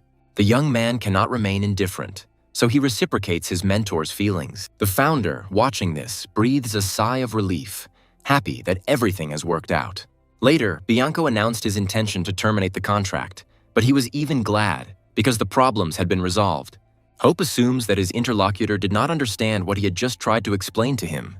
The man repeats the words again, this time in color, about the problem not being solved. Bianco clarifies. Hope reminds her interlocutor that the case was entrusted to the limitless killers. Their name speaks for itself. Such people always go to the very end until they achieve their goal. Besides being excellent martial artists, these guys don't know what defeat is. Bianco starts to speak, expressing his assumption about his close friend, but stops short. And then he asks Hope to terminate the contract with these people, and he says that he won't be able to. There is an awkward silence between them for a moment, but it is broken by Bianco's giggles. The young man suggests simply paying the limitless killers double the price and, of course, thanking them. Hope repeats the words that nothing will work out and says that money is not everything. Bianco asks if his interlocutor has no ideas on how to sort this out, and he confirms this. More precisely, there are ideas, even two, but either Bright Holy or the members of the limitless killers must die. Bianco says he doesn't see a problem with that, and his interlocutor asks what he's up to. The young man says that if the deaths of people in this organization decide everything, then that is what they will do. And he, causing complete stupor in his interlocutor, suggests hiring another group of killers for this matter. Bianco asks Hope to find the best martial artists and pay them double the amount. He proposes to assemble the so-called Death Squad, and the Heavenly Squad will look after Bright Holy. Hope can't help but laugh nervously, and then says that his interlocutor is talking nonsense. Although he adds that he is ready to do anything for money, Bianco asks for one more favor.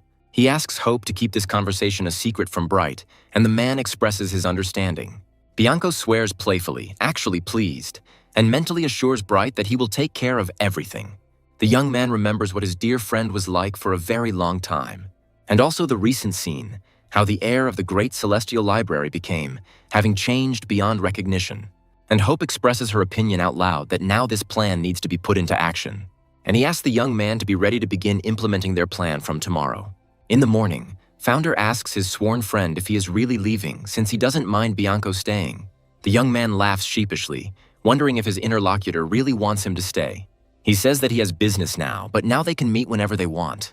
Founder asks Bianco to stop. Our active, youthful guys wish Bianco and Hope a safe journey.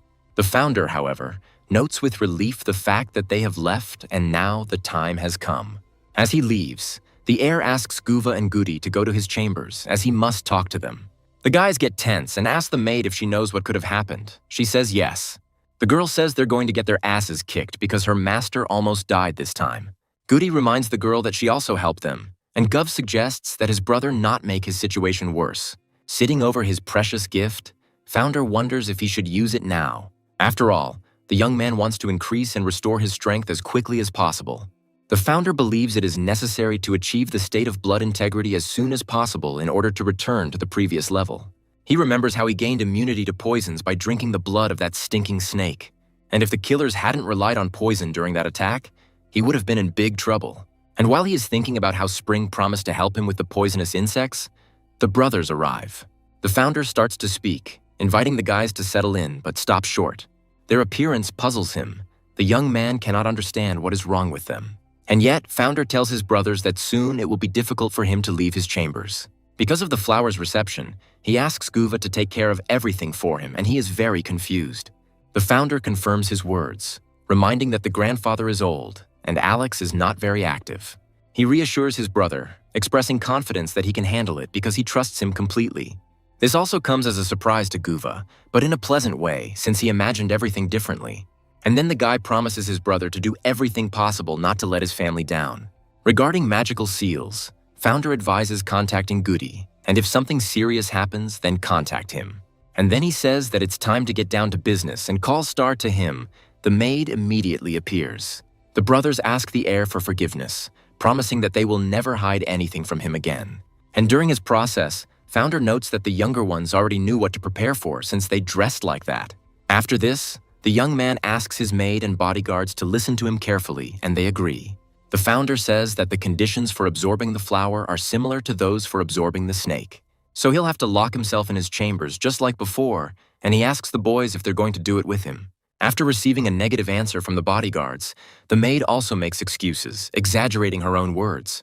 The Founder jokingly says that people have stopped being loyal to him, but in the past, it would have been difficult to even imagine such a thing. After all, previously, leaving the heir of the library alone was tantamount to killing him with your own hands. The Founder can't help but think that before, Bright's bodyguards protected him not from murderers, but from suicide. And out loud, the young man says goodbye to his subordinates, inviting them to see him in a month. 20 days have passed since the day Founder accepted the flower of soul power. From then on, his internal life energy began to increase much faster. Now the young man can fully control the work of muscles, internal organs, and blood vessels, and even every nerve ending that filled his young but already well-hardened body.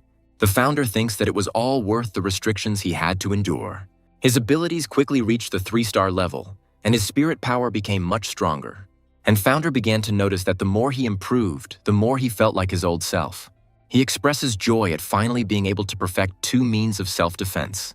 Blood integrity allows for control of blood vessels and now lasts much longer. The illusion cloud technique has become much more precise, and Founder can now control the force of the blow. Thanks to the piercing strike, his power now travels beyond the opponent's body, like in the example with the planks. Thanks to this technique, all the power is transferred to something else, which can be the earth, objects, or other people. Since impact on energy points is not always effective, sometimes it is necessary to use fists. And although these are only 2 of the Founder's signature products, they are more than enough for him right now. Now he can't wait to get his hands on a poisonous insect. But now it's time to get down to business. Slowly unsheathing the blade, the young man mentally notes how excellent it is. The Founder fantasizes about how truly good this weapon would be to complement his collection of 3 swords. He assumes that this sword was destined to be his. He likes these seals. But for the sword to become truly effective, it itself needs to restore its former skills. The Founder expresses joy that this sword appeared in his possession right now, in this life. After all, he won't be able to return the previous swords, but the opportunity to use this one will certainly present itself. But in order for the weapon to become even more effective, it should be given a suitable name. And Founder decides to call this sword Soul, putting the corresponding meaning into this name. Thinking that if it weren't for Reincarnation, they wouldn't have met, the young man invites Soul to follow him. There is not a single sound behind that could indicate the slightest movement. The Founder turns half a turn to wait a few more short moments. And then he again, more authoritatively, gives Soul the order to follow him. But he still remains motionless, and just a few moments later, Founder breaks down. He warns Soul that if he doesn't listen to him from the start, it will be the end for him. The young man assumes that the sword is shy, so he softens, but he is not going to back down from his position. However, despite his persistence, Soul refused to respond even after 10 days. Founder is running out of patience.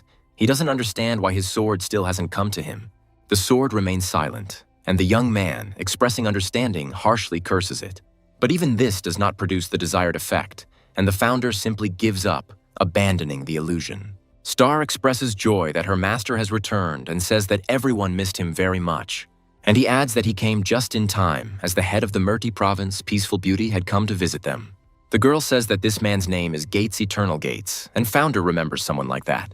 Noting this in his mind, Star realizes that Bright has developed this strange habit of pretending to know everything. Out loud, she reports that about half a month ago, a message arrived from the main fortress of the healers. The main fortress of healers is the place where all the medicines in the world are collected, and everyone there is obsessed with them. So Founder believes that if the message came from there, they probably have a poisonous insect. Noticing the master's joy, Star offers to prepare a bath for him so he can take a bath before meeting Gates. Later, Founder knocks on Spring's office door, introducing himself, and Spring allows him to enter. The young man immediately gets down to business, talking about a message from the main fortress of the healers addressed to him. Spring confirms this and says that the answer came from them first, faster than from the others.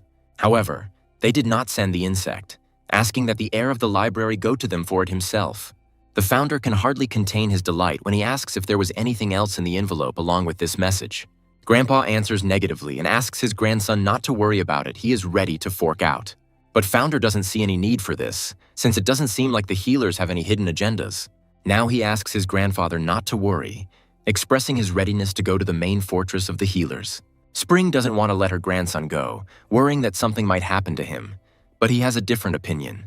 Reminding his grandfather that he still needs to meet with a guest, Founder says goodbye to the head of Holy and leaves. Approaching his future interlocutor, the young man assumes that he has been waiting for him for a long time. He introduces himself politely, and Gates, laughing, says that he has heard a lot about the lively character of the library's heir. The man also states his name, and Founder makes sure that he knows it. They had seen each other before at annual meetings when he was still the head of the Murti Alliance. This man was always smiling and relaxed, for which he received the nickname Sword He. Gates says he can't believe he's meeting such a celebrity face-to-face, and Founder is surprised by this. And his interlocutor continues, reporting that everyone is talking only about his exploits. Hearing the words about how he turned everything upside down, Founder assumes that Murti has come to his senses. The man agrees, saying that's why he came, to apologize. While Gates was busy with business, unrest began in the south of the province, and strange people began to commit robberies. One of them has great power, because of which all the factions began to make a big noise. All this happens at night. Founder assumes that these are his 1,000 guardians, but then does not understand why they are attacking. He says it out loud, so Gates says that they have nothing to do with the heir to the library. The young man says that his interlocutor heard him wrongly and asks why he came anyway. The man replies that Bright is invited to become Murti's warrior for his demonstrated talents in battle. While Gates is trying to recruit the new guy is thinking about how low and outrageous it is. The man promises to give the strategist his personal recommendation so that the library's heir becomes a warrior of Murti. It doesn't immediately dawn on Founder who exactly is the strategist behind Murti's alliance. However, when this does happen, he shouts out the girl's name, surprising his interlocutor. Founder says he heard that the warriors under this strategist have exceptional abilities. Gates says the library's heir has a strange habit of talking as if he knows everyone. But the man is sure that even if Founder becomes Weiss's warrior, he will hardly be able to see her. The young man is surprised by this and asks his interlocutor about the reason, since he does not remember anything like this. And in response, he hears the words that Weiss Ocean left the Alliance some time ago. The Founder remembers how this little girl walked straight towards him, calling him her uncle. The man laughs, amazed that Weiss has already learned to stand on her feet and walk well. But just after these words, the girl falls, and Founder anxiously shouts out her name. The man asks Weiss if she hurt herself badly, and she says it's too difficult to walk. The Founder asks him not to hug, but he is not at all against receiving a kiss from the little girl. She agrees, and the man melts from this action, starting to make a sound of affection. But it quickly turns into groans of pain and words about how Founder asked him to kiss him, not bite off a piece of flesh. However, now this memory does not evoke a single negative feeling, on the contrary. And the words that this girl left the Alliance some time ago still ring in my ears. Founder expresses understanding in a sad voice, and his interlocutor continues speaking. The shocking death of the leader was enough to make this girl stop eating and drinking. But this was expected, because Founder was her godfather, almost a relative. The young man assumes that Weiss wanted to see everything for herself, because she couldn't believe what had happened. Because it is one thing to simply die, and quite another for such a person to commit suicide. The Founder regrets that he didn't have time to check on his goddaughter, although he simply had to do this, to find out how she copes with everything, what is on her mind. Gates says that Weiss's place was taken by Tai Nan, who is also a very outstanding person. When asked why they need him, Founder hears that they want to assign him to the Dark Department. He is involved in cryptography and deciphers various secret messages. The Founder recalls that all employees of the Dark Department have excellent mental abilities. Gates is already looking forward to how this genius will help the world, but his interlocutor refuses, stunning him. The man asks the reason, and Founder says it's because Vice Ocean isn't in the alliance. Gates thinks the library's heir has a crush on this girl and says there are still plenty of beautiful girls out there. The man flatters the Founder's vanity by saying that he has great potential. The young man very subtly hints that he would not refuse to become not a warrior, but the head of an alliance. Gates is taken aback by this, and his interlocutor confirms these words, saying that he heard correctly. The man continues his attempts to recruit the young man, even offering him an expensive elixir as a gift. And he reminds his interlocutor that he is the heir to the great celestial library. And he understands his mistake, but Founder asks him not to be upset, saying that the offer was tempting. The young man says that he can still change his mind, and the man actually calms down a little. As the Founder bids him farewell, Gates asks the library's heir to think things over again. And he, agreeing to the dump, thinks that before his journey he still needs to do something. The next day, Light, a determined, loyal man with leadership qualities, is appointed as the leader of the bodyguards. His deputy is replaced by the straightforward yet obedient and kind Alex Abel. And the bodyguards fully approve of the choice of the library's heir, considering him the best. The first hand is raised into the air, its owner praising the great celestial library. The others repeat this call after her, saying that they will give their lives for her. The screams don't stop for a long time, which is why Founder feels uncomfortable. And over the next few days, exercises will be conducted to respond to actions by potential enemies. Now Founder recalls that at that time, even his brothers were learning self-defense. After the heirs learned the steps, they moved on to practicing Guva's attacks. And after him, they began practicing the youngest's nunchaku striking technique. The Founder informs his brothers that he has prepared an elixir to speed up their learning. Amid their delighted cries, he calls his maid for help, asking her to bring a special elixir. Unpleasant suspicions are planted in the minds of the younger ones. The first thing they think of is the hexagonal snake. And when the Founder confirms these words, they express their protests as best they can.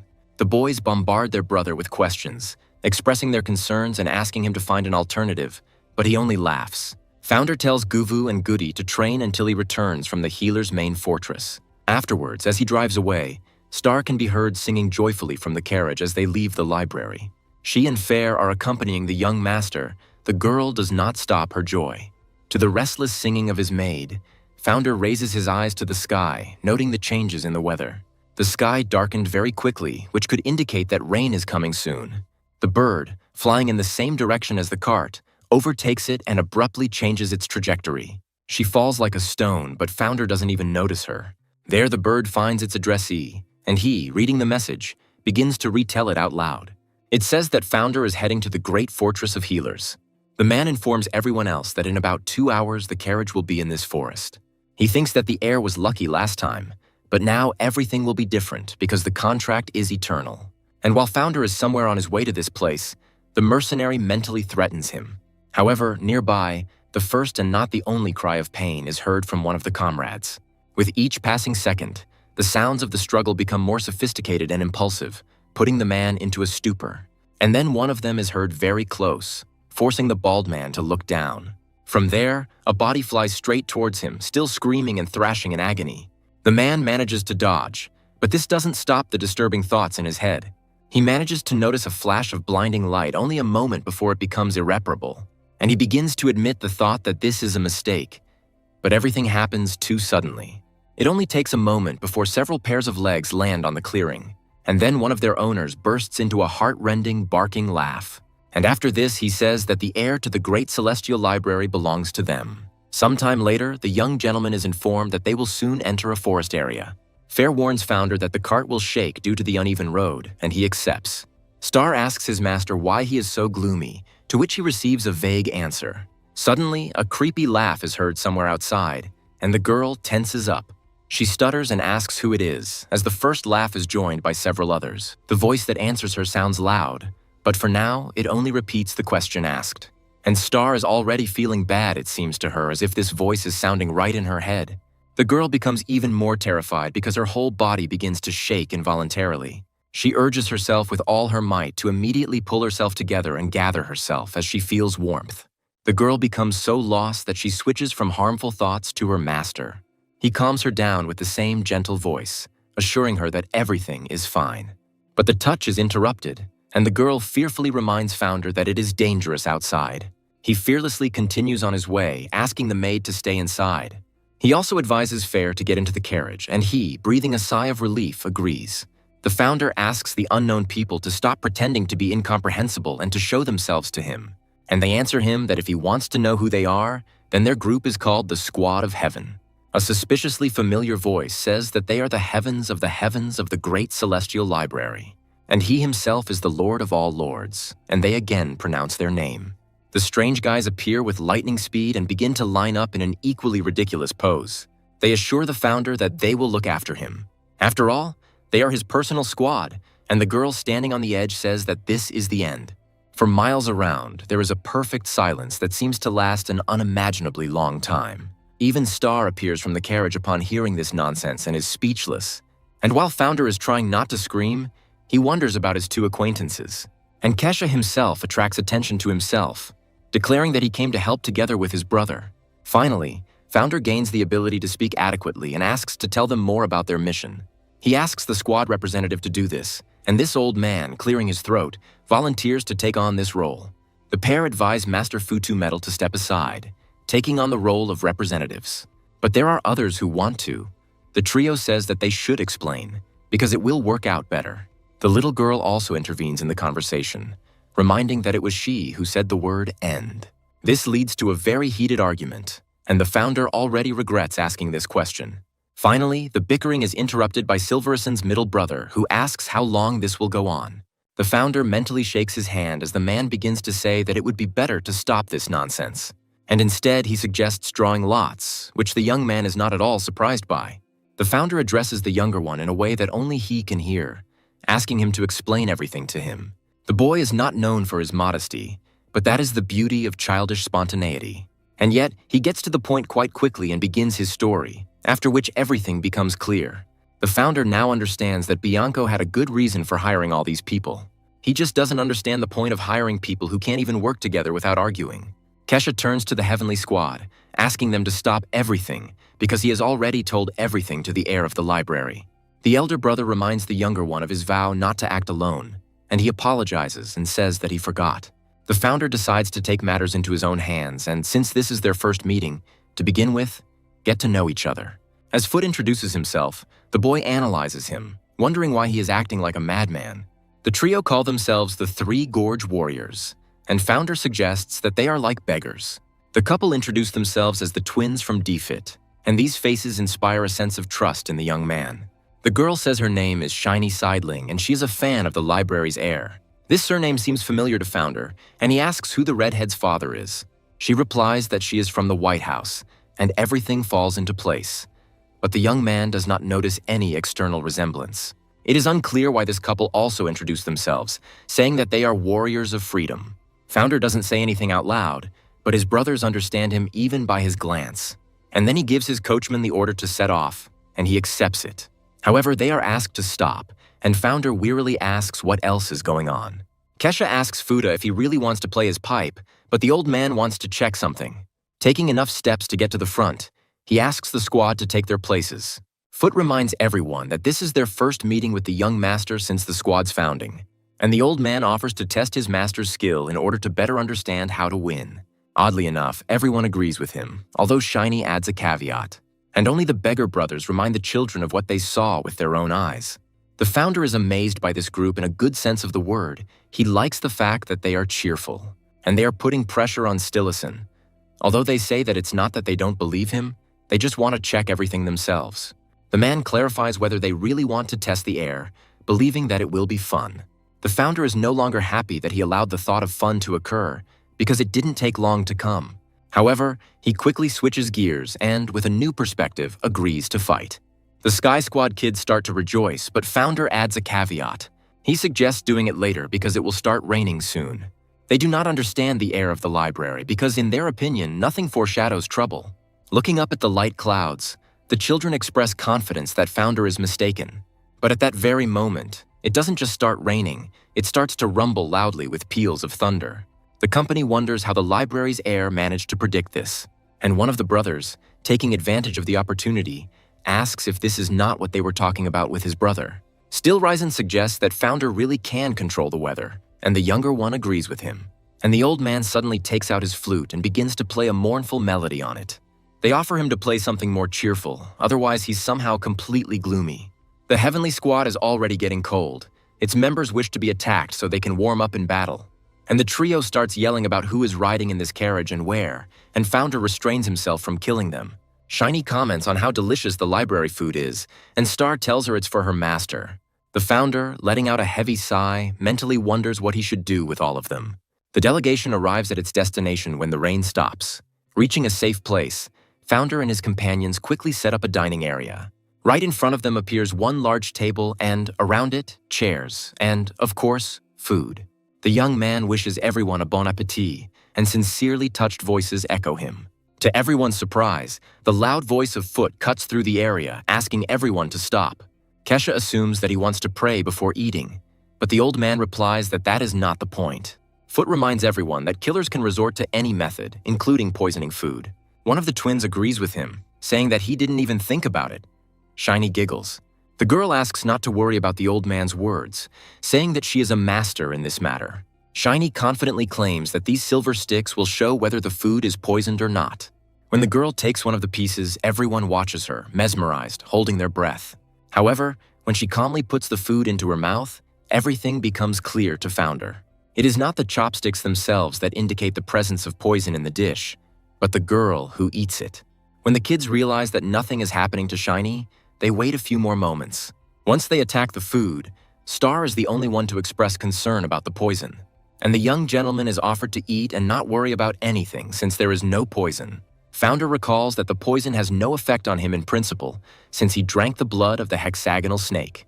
However, now he is starting to worry because in all this commotion they forgot to check their surroundings. And while Founder continues to develop this thought, Shiny thinks that he is still worried about spoiled food. The young man says it's not about poison, and at that very moment someone approaches their table. The man assumes that such noise is caused by nothing other than very tasty food.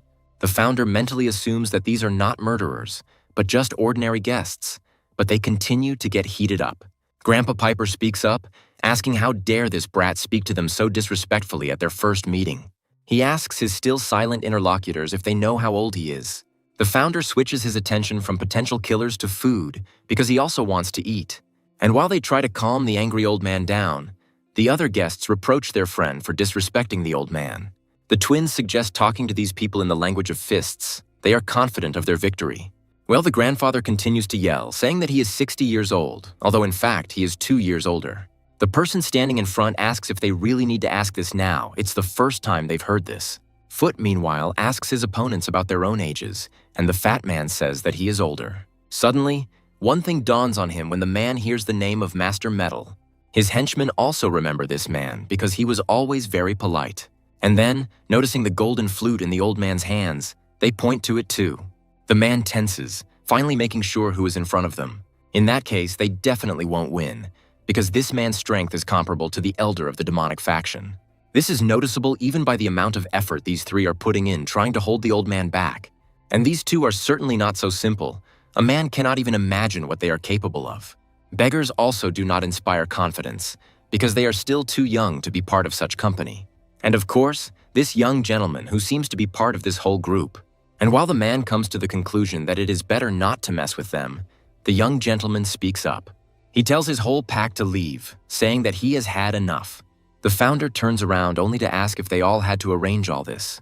And while potential opponents are surprised, Foot continues to rage, disagreeing with the young man. One of their new acquaintances asks if they really decided to just run away. He calls on them to answer for the mess, but the fat man stops him, asking him to wait. The Founder looks only at him with this personal gaze, understanding who is the boss among the gang. And the man continues to pause, playing out in his head the outcomes that would be favorable for himself and the gang. There are two people fighting inside him, and just when one is about to win, something happens. Founder's gaze turns out to be so sharp and straightforward that it seems to cut the man's body into pieces. It's almost physically felt, and the henchmen ask the leader what happened to him. He doesn't answer, and Founder, extremely pleased with himself, again calls on his guys to leave. Food is already switching completely to him. Asking where the young master is going, they join him. And so, each on their own wavelength, the motley company slowly but surely follows the Founder. The small company is left with nothing, disgraced, and their leader slowly goes away.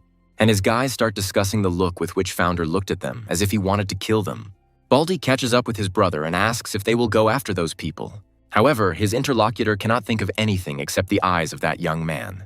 After all, when he looked into them, it seemed to him that he was being cut into pieces from the inside. The man is afraid to imagine what would happen if this boy took his sword out of its sheath, and he wonders if he could have survived even if he had entered into a fight with him. Kesha asks the piper why those people didn't attack them, and the old man suggests that it's because of Founder. The boy expresses confidence that they would defeat them all in no time, and Star asks the glorious warriors to come to him, and receives a dissatisfied answer from Still Rizan. Kesha also wants to go with her brother, incorrectly retelling what the elder said earlier. And a little later, Still Rizan, without mincing words, asks why it was necessary to call them. The man complains that his arms and legs are already giving out, and Kesha cheerfully greets Founder. The latter greets his dear guests in return and asks them to make themselves comfortable. At the sight of all these delicacies, Still Rizan completely forgets about his discontent, exclaiming excitedly. He immediately changes his demeanor to respectful, asking if the young master had invited them to his place. The Founder begins the conversation by saying that Gates recently visited the library and said something very strange. He recounts to his brothers the man's words about the atrocities of the 1,000 guards and the lack of control over them. The Founder says he's interested in whether this is true, but in his mind he admits he's interested in the answer from these two. Now Still Rizan understands the reason for the visit and says that he is no longer surprised that the alliance is failing. The man begins to talk about the 1,000 guardians, finding it strange that they cannot be stopped. The brothers are generally skeptical about Murdy, because they are the cause of a lot of confusion. The Founder recalls how 15 years ago he took these kids into his care, and they were wonderful. He thinks that he could never have imagined that he would ever hear something like this about them. A person who follows a company waits for exactly what he wants and listens attentively. And then, having seen and heard what was required, it dissolves into the darkness of the night. He goes to his elder and, first of all, greets him respectfully. He asks his subordinate about sleeping pills, and he says that he has prepared everything. After this, he reports on the warriors of the Heavenly Squad, expressing his own thoughts about them. The elder raises his voice, saying that this is precisely the reason why the mission cannot be allowed to fail, and everything needs to be dealt with within a week, eliminating everyone from the library, including the heir.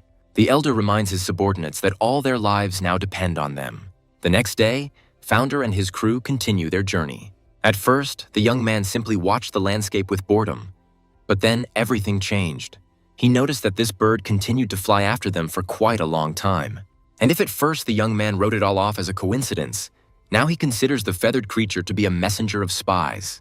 And although the bird doesn't particularly get on his nerves, Founder wants to test the skills of the Sky Squad. If they were going to protect him, the young man should know what they were capable of. Thinking that the spy falcon is a perfect opportunity for this, he orders the carriage to be stopped. A few minutes later, one of the squad members thoughtfully repeats the words about hunting falcons. Foot asks if he was lied to about the heir to the Great Celestial Library being a genius. The old man says that the falcon will not stop the killers, and they are already tired from traveling for several days in a row. The Founder believes that the hunt will relieve the squad from boredom, and the disappearance of the falcon will force the killers to show themselves. The young man decides to resort to provocation, asking if the Sky Boys simply don't have the appropriate skills. For a few moments, there is perfect silence all around, after which the squad explodes with screams. It's not that they are all sharply negative, but at least the Founder now understands what language to speak with the Heavenly Ones. Shiny suggests that the one who catches the falcon should become the squad's representative, since they don't have one yet. She also adds to this the bonus of being a great leader. Contestant number 1 is Kesha, and the old man standing behind him is begging him to fail. Before starting to do the task, the boy warms up a little. And then, pushing off the ground with his feet so hard that a dent remains, he jumps. Noticing the anomaly, the bird turns towards the sound and gets lost for a few moments. And the boy is already very close, reaching out his hand to quickly grab her. However, a sudden thought occurs to him, and Kesha gasps in confusion. Realizing that he had not taken into account an important fact, the boy, denying what was happening, asks the bird to come to him. One of the twins praises the child as he almost touched the bird, and the Gorge warrior is impressed by the spectacular landing. Still Risen asks if the kid really thought he could fly, and he snaps back. The man grins confidently, saying that what distinguishes humans from animals is their ability to use tools. The boy is offended, asking if his brother really wants to say that he is an animal, but he can no longer hear. Throwing the projectile with all his might, Still Risen asks everyone to watch carefully as he uses his brain. The stone accelerates to incredible speed, but if you look closely, you can see a cut. At first, only one small crack appears on it, but the airflow provokes its rapid growth. The warrior of the gorges praises this young talent, calling him magnificent, but openly mocks the little one. Next in line are the Gemini from D-Fight, who first of all analyze the distance. After 2 assassination attempts, the bird flew away to protect itself, but did not disappear from sight. The men wait for her to make her sound, and that becomes the starting point. 2 projectiles fly straight towards her, their sharp blades playing dangerously in the light. However, the falcon manages to evade both without any problems. The audience again exclaims with admiration, and Foot says he didn't even know what a person could do. And the fourth to come out are the warriors of the gorges, who begin to prepare themselves for victory with a sound mantra. And then one of them gives a command, calling everyone else to attention. And the second asks to prepare for action and maintain a serious attitude. Well, the last one gives the order to strike, and all together they carry out the attack in sync. Seeing that the trio had missed, laughter and a reference to this was heard nearby. The 5th participant turns out to be Shiny, who says that now she will show how to catch birds. Introducing herself as the eldest daughter of the head of the White House, the girl orders the bird to submit to her authority. But for some reason, this order remains hanging in the air without an answer, causing no reaction from the bird. One of the gorge warriors says he can't believe they are together. The twin is puzzled by this. Foot laughs at the White House's eldest daughter's failure to catch the bird and is about to give a master class. Many express confidence that the grandfather will now win, while others encourage the old man. And he takes a more comfortable position and begins to play his flute, spreading special vibrations around. Someone notices that the bird has lost control. Kesha praises the grandpa. But he doesn't even intend to stop there, continuing his magical game. The bird not only loses control of its body, it seems to completely lose consciousness or die. And as she flies down like a stone, and the grandfather laughs, enjoying his victory, something happens. Regaining control, the bird spreads its wings and takes off amidst cries of discontent. The conflict between the members of the Heavenly Squad flares up again, becoming even more intense. But Founder notices that the bird hasn't flown away. It's just hiding in the clouds, waiting out the danger. And then he suggests that they hurry up and continue on their way, and Kesha expresses her absolute agreement with him. Remembering something very important, Founder turns to his potential interlocutor and speaks again. He expresses a desire to discuss something with the Ravine warriors while they are on the road. The delegation arrives at its next destination closer to night. Star takes care of not only the young master, but also the heiress to the White House. The Founder, however, remains lost in his thoughts, thinking that he has managed to assess the skills of his squad. All of its members except one, and that is Shiny, whose skills still remain a mystery to him. Because of his good relationship with the White House, the Founder asked the warriors to keep an eye on her, but they misunderstood him. They felt that the library's heir had appointed them as leaders, which caused resentment among the others. This continues even now, and the young man tries to justify it by saying that this is not true. Foot doesn't even want to listen to all this, declaring that he is the best among this whole gang. The Founder asks the maid to bring the old man some water, suggesting that he is overexcited. The girl agrees to do this, but she is unable to get far from her master. As soon as she falls, they run to her rescue. Kesha calls out to Star with concern, but he also fails to finish his sentence, and the others also understand that something is wrong. Shiny says she's sleepy, but Foot can't figure out why since he didn't smell anything strange in the air. A guess comes to his mind, but the man, starting to voice it, never finishes. Thus, everyone in this room falls into an involuntary but deep sleep. Literally a moment later, several dark silhouettes descend onto the windowsill. They carefully inspect the premises for any extraneous movements in order to eliminate any threat if necessary. But she's not there, and then one of the mercenaries reminds everyone else that the poison only works for an hour. Approaching his main goal, he is told that there is nothing easier than killing the victim in his sleep. Its blade glistens menacingly in the light, shortening the swing's range to the unconscious one. But when only millimeters remain to Founder's flesh, a weak voice asks the killer to wait. The man asks the mercenaries not to touch the heir of the great celestial library. Nearby, another weak voice suggests that it would be better to kill them instead of the young master. Calling them useless, the mercenary says that their turn will also come soon. But after Founder, one of the twins joins the pair of beggars and asks them to spare them. The mercenaries are amazed by such a request, asking what kind of people they are then. Founder is still conscious, but he is not sure that he can hold out even thanks to the blood of the hexagonal serpent. However, while he is still here, he mentally admits that he has warmed to these guys. While the mercenary offers to watch how he is deprived of life, Founder thinks about how to save his squad.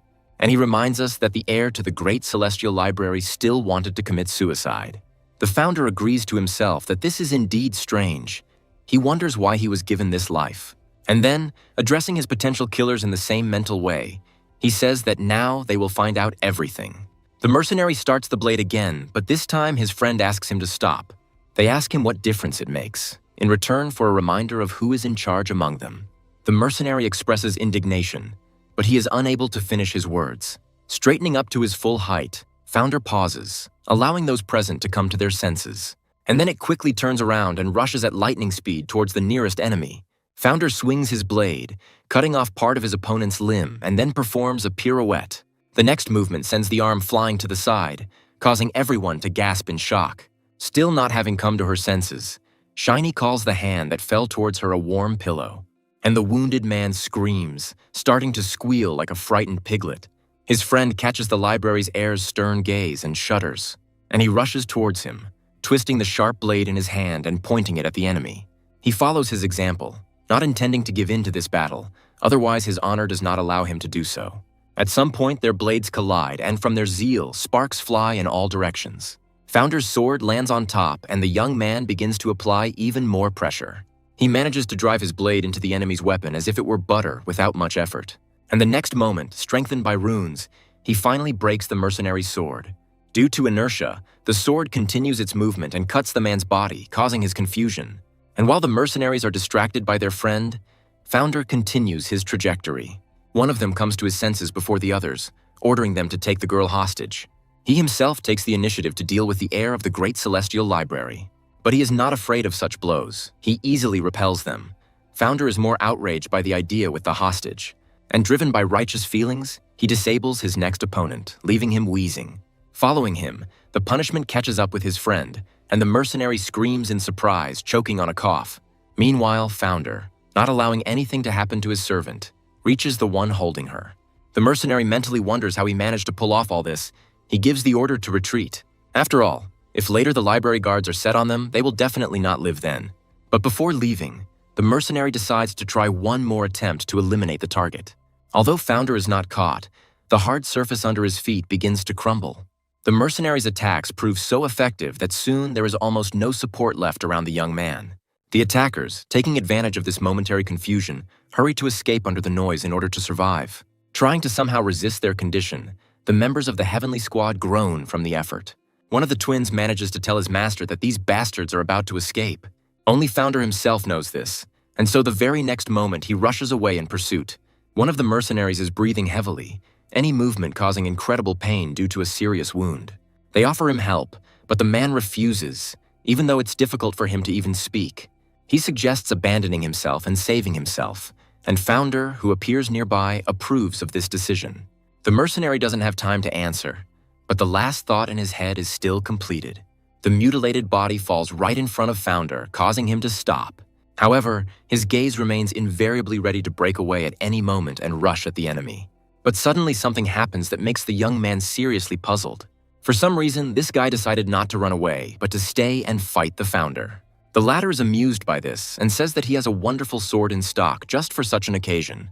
The brief silence is broken by the battle cry of a mercenary, but it is abruptly interrupted and quickly dies down. As the library's heir slowly makes his exit, the would-be assassin is left with a ton of questions. He doesn't understand why they even agreed to all this, because Bright Holy had already come to his senses a long time ago. This question penetrates deep into the subcortex, and the inflamed brain begins to chant it incessantly. Well, in the meantime, Founder is already returning to the shelter where he and the Heavenly Squad were staying. Looking around the room with an attentive gaze, he notes the fact that everyone has already come to their senses. The first thing the young man does is ask his maid to pay for the repairs and find them another place to spend the night. The Founder is about to say something else, but he is gently interrupted by a polite address. Foot thanks the young man for allowing him to live out his life without becoming a victim of murder. He says that he cannot express in words the full depth of his feelings, and asks to accept at least this. The warriors of the gorges join the old man's words, saying that they too will never forget this mercy. The twins are in solidarity with all their predecessors and also thank the young master.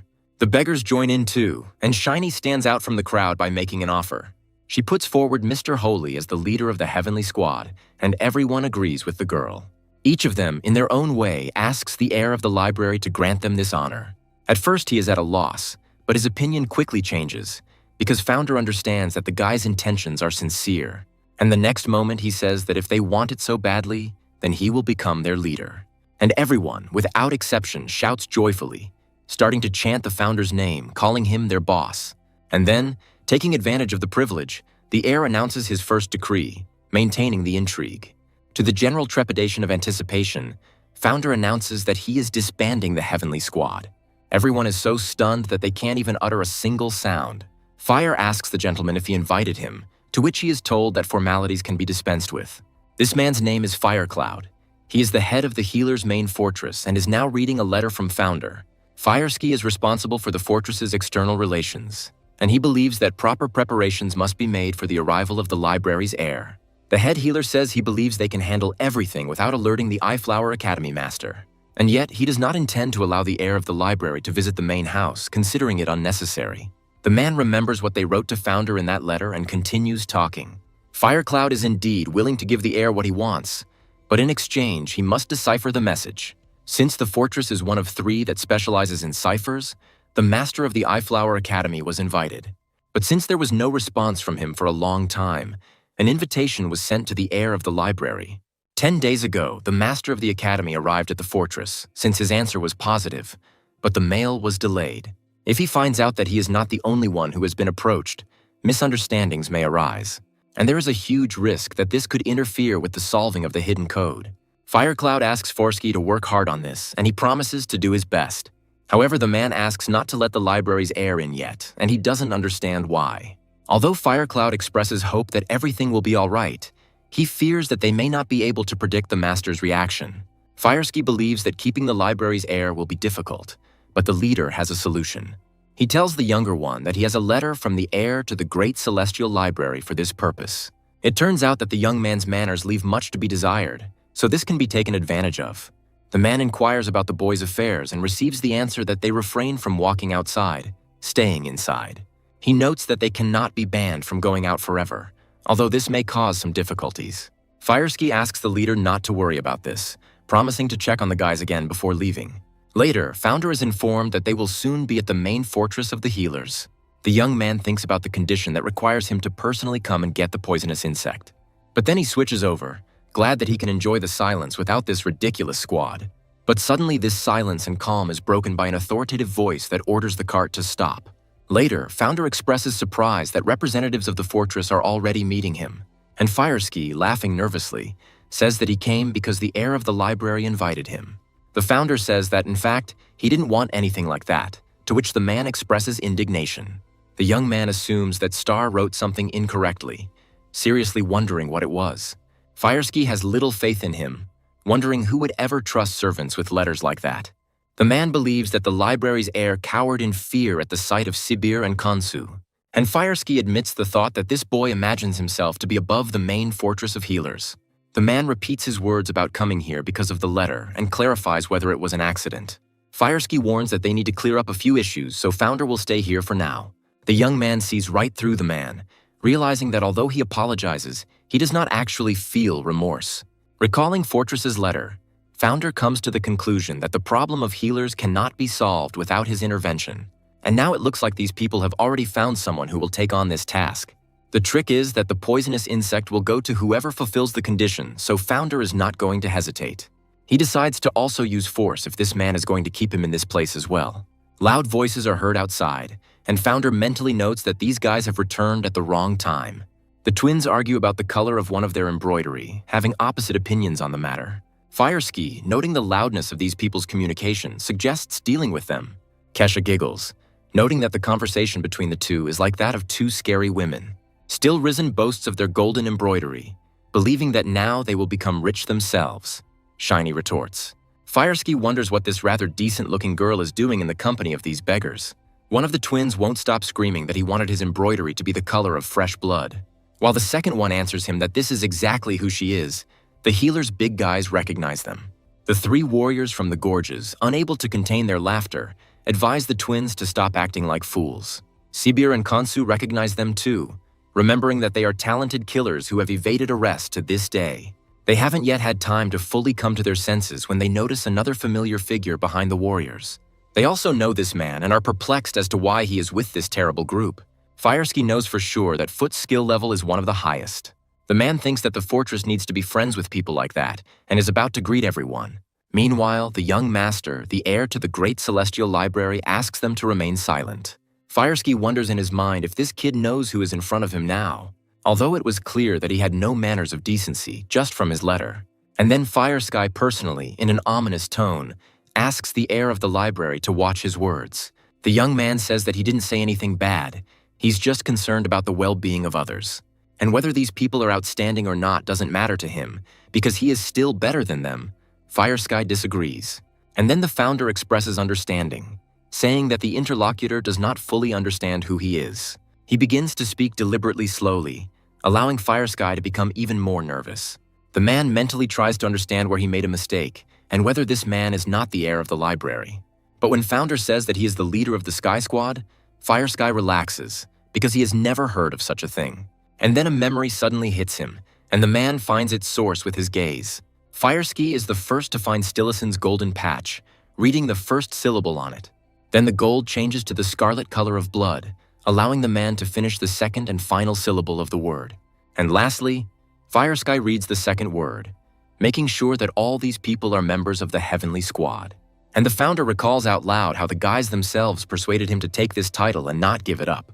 Firesky tries to understand what is going on here, and the young man returns to his own words about spending time together. And the founder, taking advantage of the moment, officially introduces the Heavenly Squad to his interlocutor. And then he expresses his willingness to continue the conversation that began a little earlier. Firesky says he's happy to show them the place, and Still Risen assures him they won't leave. The founder thinks how good it is that the person responsible for external relations turned out to be an insightful person. And everything would be fine, but the young man cannot understand what kind of aroma is in the air. The man is instructed to lead the guests to the distant courtyards of the fortress, and he agrees. Firecloud says the investigation could take up to 5 days, during which time the situation must be kept under wraps. The man recalls that their guests did not like the smell of smoking and asked about the cause. Firesky offers to let them arrange a meeting since the students already know everything. His interlocutor allows it, but warns that everything needs to be organized well. The man agrees. The smoke in this room is so strong that ordinary people have difficulty breathing, and the leader of the boys, having heard the words about the news, asks what it is. They're thinking about the wrong person, and Firesky corrects them by telling them exactly who has arrived. The man reminds us of the need to be respectful to members of the great celestial library family. The young man asks if they have forgotten who they themselves are, and he adds that others should be careful with them and not the other way around. The young man calls on everyone to go, saying that they will even increase the number of warriors on guard. However, the man asks them not to behave so hostilely and offers to talk to the guests from the library. Later, Founder asks his interlocutor why he came, and he begins to hesitate. Firesky asks if there is anything that makes their guests uncomfortable, and the answer is yes. The founder says that the place where they were forced to wait is surrounded by mountains, as if they were in exile. His interlocutor denies this and retorts, saying that, on the contrary, aristocrats live in such places. Founder asks about the problems that brought them here, but Firesky continues to evade. And then, as if out of nowhere, Foot appears, addressing the person responsible for external relations. The others join the old man, making veiled threats and trying to force the whole truth out of him. Still Risen asks them why they are acting like this and asks everyone to calm down. After all, this guy treated them politely the whole time, so there must be a good reason why they are being kept here. The man says that he really likes it here. Kesha agrees and offers to grill some meat later. Shiny advises the boy to stop talking about meat, otherwise he will get fat. A squabble begins again among the members of the squad, which is starting to irritate even Fire. And as soon as he admits the thought that it is time for the heir to do something about this, he responds. And then, in a loud voice, he calls everyone in the room to silence. A little later, he asks Firesky for permission to tell him something, since he's having difficulty explaining himself. The founder asks directly whether the main fortress of healers has really found a replacement for him. Firesky goes completely cold, laughing nervously and asking uncertainly where he got that idea from. And the founder does not back down, continuing to calmly voice his guesses to his interlocutor. The young man also points out that he was asked to wait for now, but it is not clear for what. It is not clear where. Left without explanation, he is left to think that he is just a backup option. Fireski believes that if he continues to make excuses and prevaricate, it will only raise more suspicions. Besides, judging by this guy's behavior, he definitely won't leave anything unattended. And if the master from the Eyeflower Academy fails, and the heir leaves, the situation will become even worse. If after this the healers turn to the library again, they will make themselves look like big fools. And then they certainly won't be able to get away with just one poisonous insect. The situation becomes dire. While wondering what to do, a solution appears in the man's mind. Later, Stillrisen and Foot say they don't see a problem with the fortress giving them a double assignment. The warrior defends his master, saying that he would have understood everything, and Shiny sides with Fire. The latter breathes a sigh of relief, and Founder apologizes for his rudeness and promises to improve. But the young man considers the solution to the problem of the main fortress of healers to be more important. He suggests that they called 2 people to double-check, and Firesky agrees with his interlocutor. The founder suggests that to avoid wasting time, he be told about the problem right now. In exchange, neither he nor his people will tell the Eyeflower Academy that they are also working on the same task. Unable to believe her luck, Firesky thanks her interlocutor for his understanding. But at the same time, the man admits that he wanted to tell him something when he asked about the 1,000 Guardians. The founder is not sure how to answer correctly, but still says that he has heard of them. His interlocutor informs him that these people are now right behind this door. The founder asks to tell him more about what they are doing here and what it all means. There is a strange sound on the other side, and Kesha asks who is doing it. The founder fearlessly approaches the door and opens it, mentally preparing for the worst. However, instead of the emotion that the young man expects from himself, he experiences something completely different. And Kesha, noticing the 1,000 Guard Squad, blurts out its name with uncontrollable admiration. The rest of the Heavenly Ones immediately pick up on the boy's emotions, bombarding the kids with questions. And the founder recalls other people's words about these kids terrorizing people. Foot, noting that the Guardians are holding a memorial ceremony, speaks positively of them. Stillrisen explains to Founder who they are honoring, as the library's heir only recently woke up. He also decides to pay tribute to the head of the Alliance because it's all too touching. The man speaks well of the deceased, and Foot joins in his words. But he remembers how he received advice to quit when he was at his limit, but this only gave him strength. One of the Gorge warriors suggests that he may not have given good advice, but he was an excellent warrior. Hearing these words, the guy from the 1,000 Guardians tells the second one that these people are more well-mannered than he thought. Feeling a new energy behind them, both turn around and meet Founder's gaze. One of the Guardians asks the heir of the library if he has anything to say about their master. He expresses the assumption that he can only say what has already been said. Everyone is stunned by this answer, and one after another they turn to the Founder, pulling him up short. Fire is also impressed, and not at all in a kind way by such words, and he also calls the young master. The eldest of the Guardians asks the heir to repeat what he just said, and he asks himself, repeating what the Founder said earlier, whether he heard everything correctly. He says it's the first time he's heard of anyone from the Great Celestial Library being speechless, and the Founder says that the reason for this is that he gets tired of talking to idiots. Several Guardians jerk towards him, but the eldest of them interrupts them, expressing understanding. The Founder advises his interlocutor to remember his boss, saying that he would have said the same thing. These words turn out to be a stronger trigger, and the leader asks the Guardians again. The Celestials ask their leader not to anger the boys, and he agrees to reveal the true reason. He says that even the most devoted children will not force someone to mourn their parents. And whoever does this is a fool because these actions look funny and insincere. And so, if someone doesn't please the Guardians, now their cold corpse is found in a ditch. A warrior named Isti rushes from his place because, having noticed him, they immediately call out to him. Stillrisen tells the brat to stop, showing the seriousness of his intentions. But only an insulted child does not want to obey, and therefore a clash occurs. Stillrisen tries not to cause much harm to the teenager, and he himself is holding up well. Surrounding their leader, one of the members of the Sky Squad begins to speak. He warns the youths that if they point a sword at Founder again, they will die on the spot. One of the twins suggests that the warriors abandon their warnings and immediately carry out their threat. The guard speaks to the elder, expressing the assumption that they will not be able to just talk like that. He remains sullenly silent, looking into the eyes of the man who dared to insult their adopted father. The Founder stoically endures this offended look, trying to put all his feelings into it. And then, to everyone's surprise, The senior guardian gives the order for everyone to return. The founder's heart breaks when he sees his children hurt and deprived. Later, a conversation arises between the members of the Heavenly Squad about how these guys were worrying the library's heir. The warrior said this before, but now he denies his words, saying that he does not know more than the others. Still, Risen emphasizes that he himself said this, but now he turns everything around. Shiny can't let go of this thought. She wonders why their leader would be worried about these guys. Some people remember that Founder was calm even when he was on the verge of death, but not with the Guardians.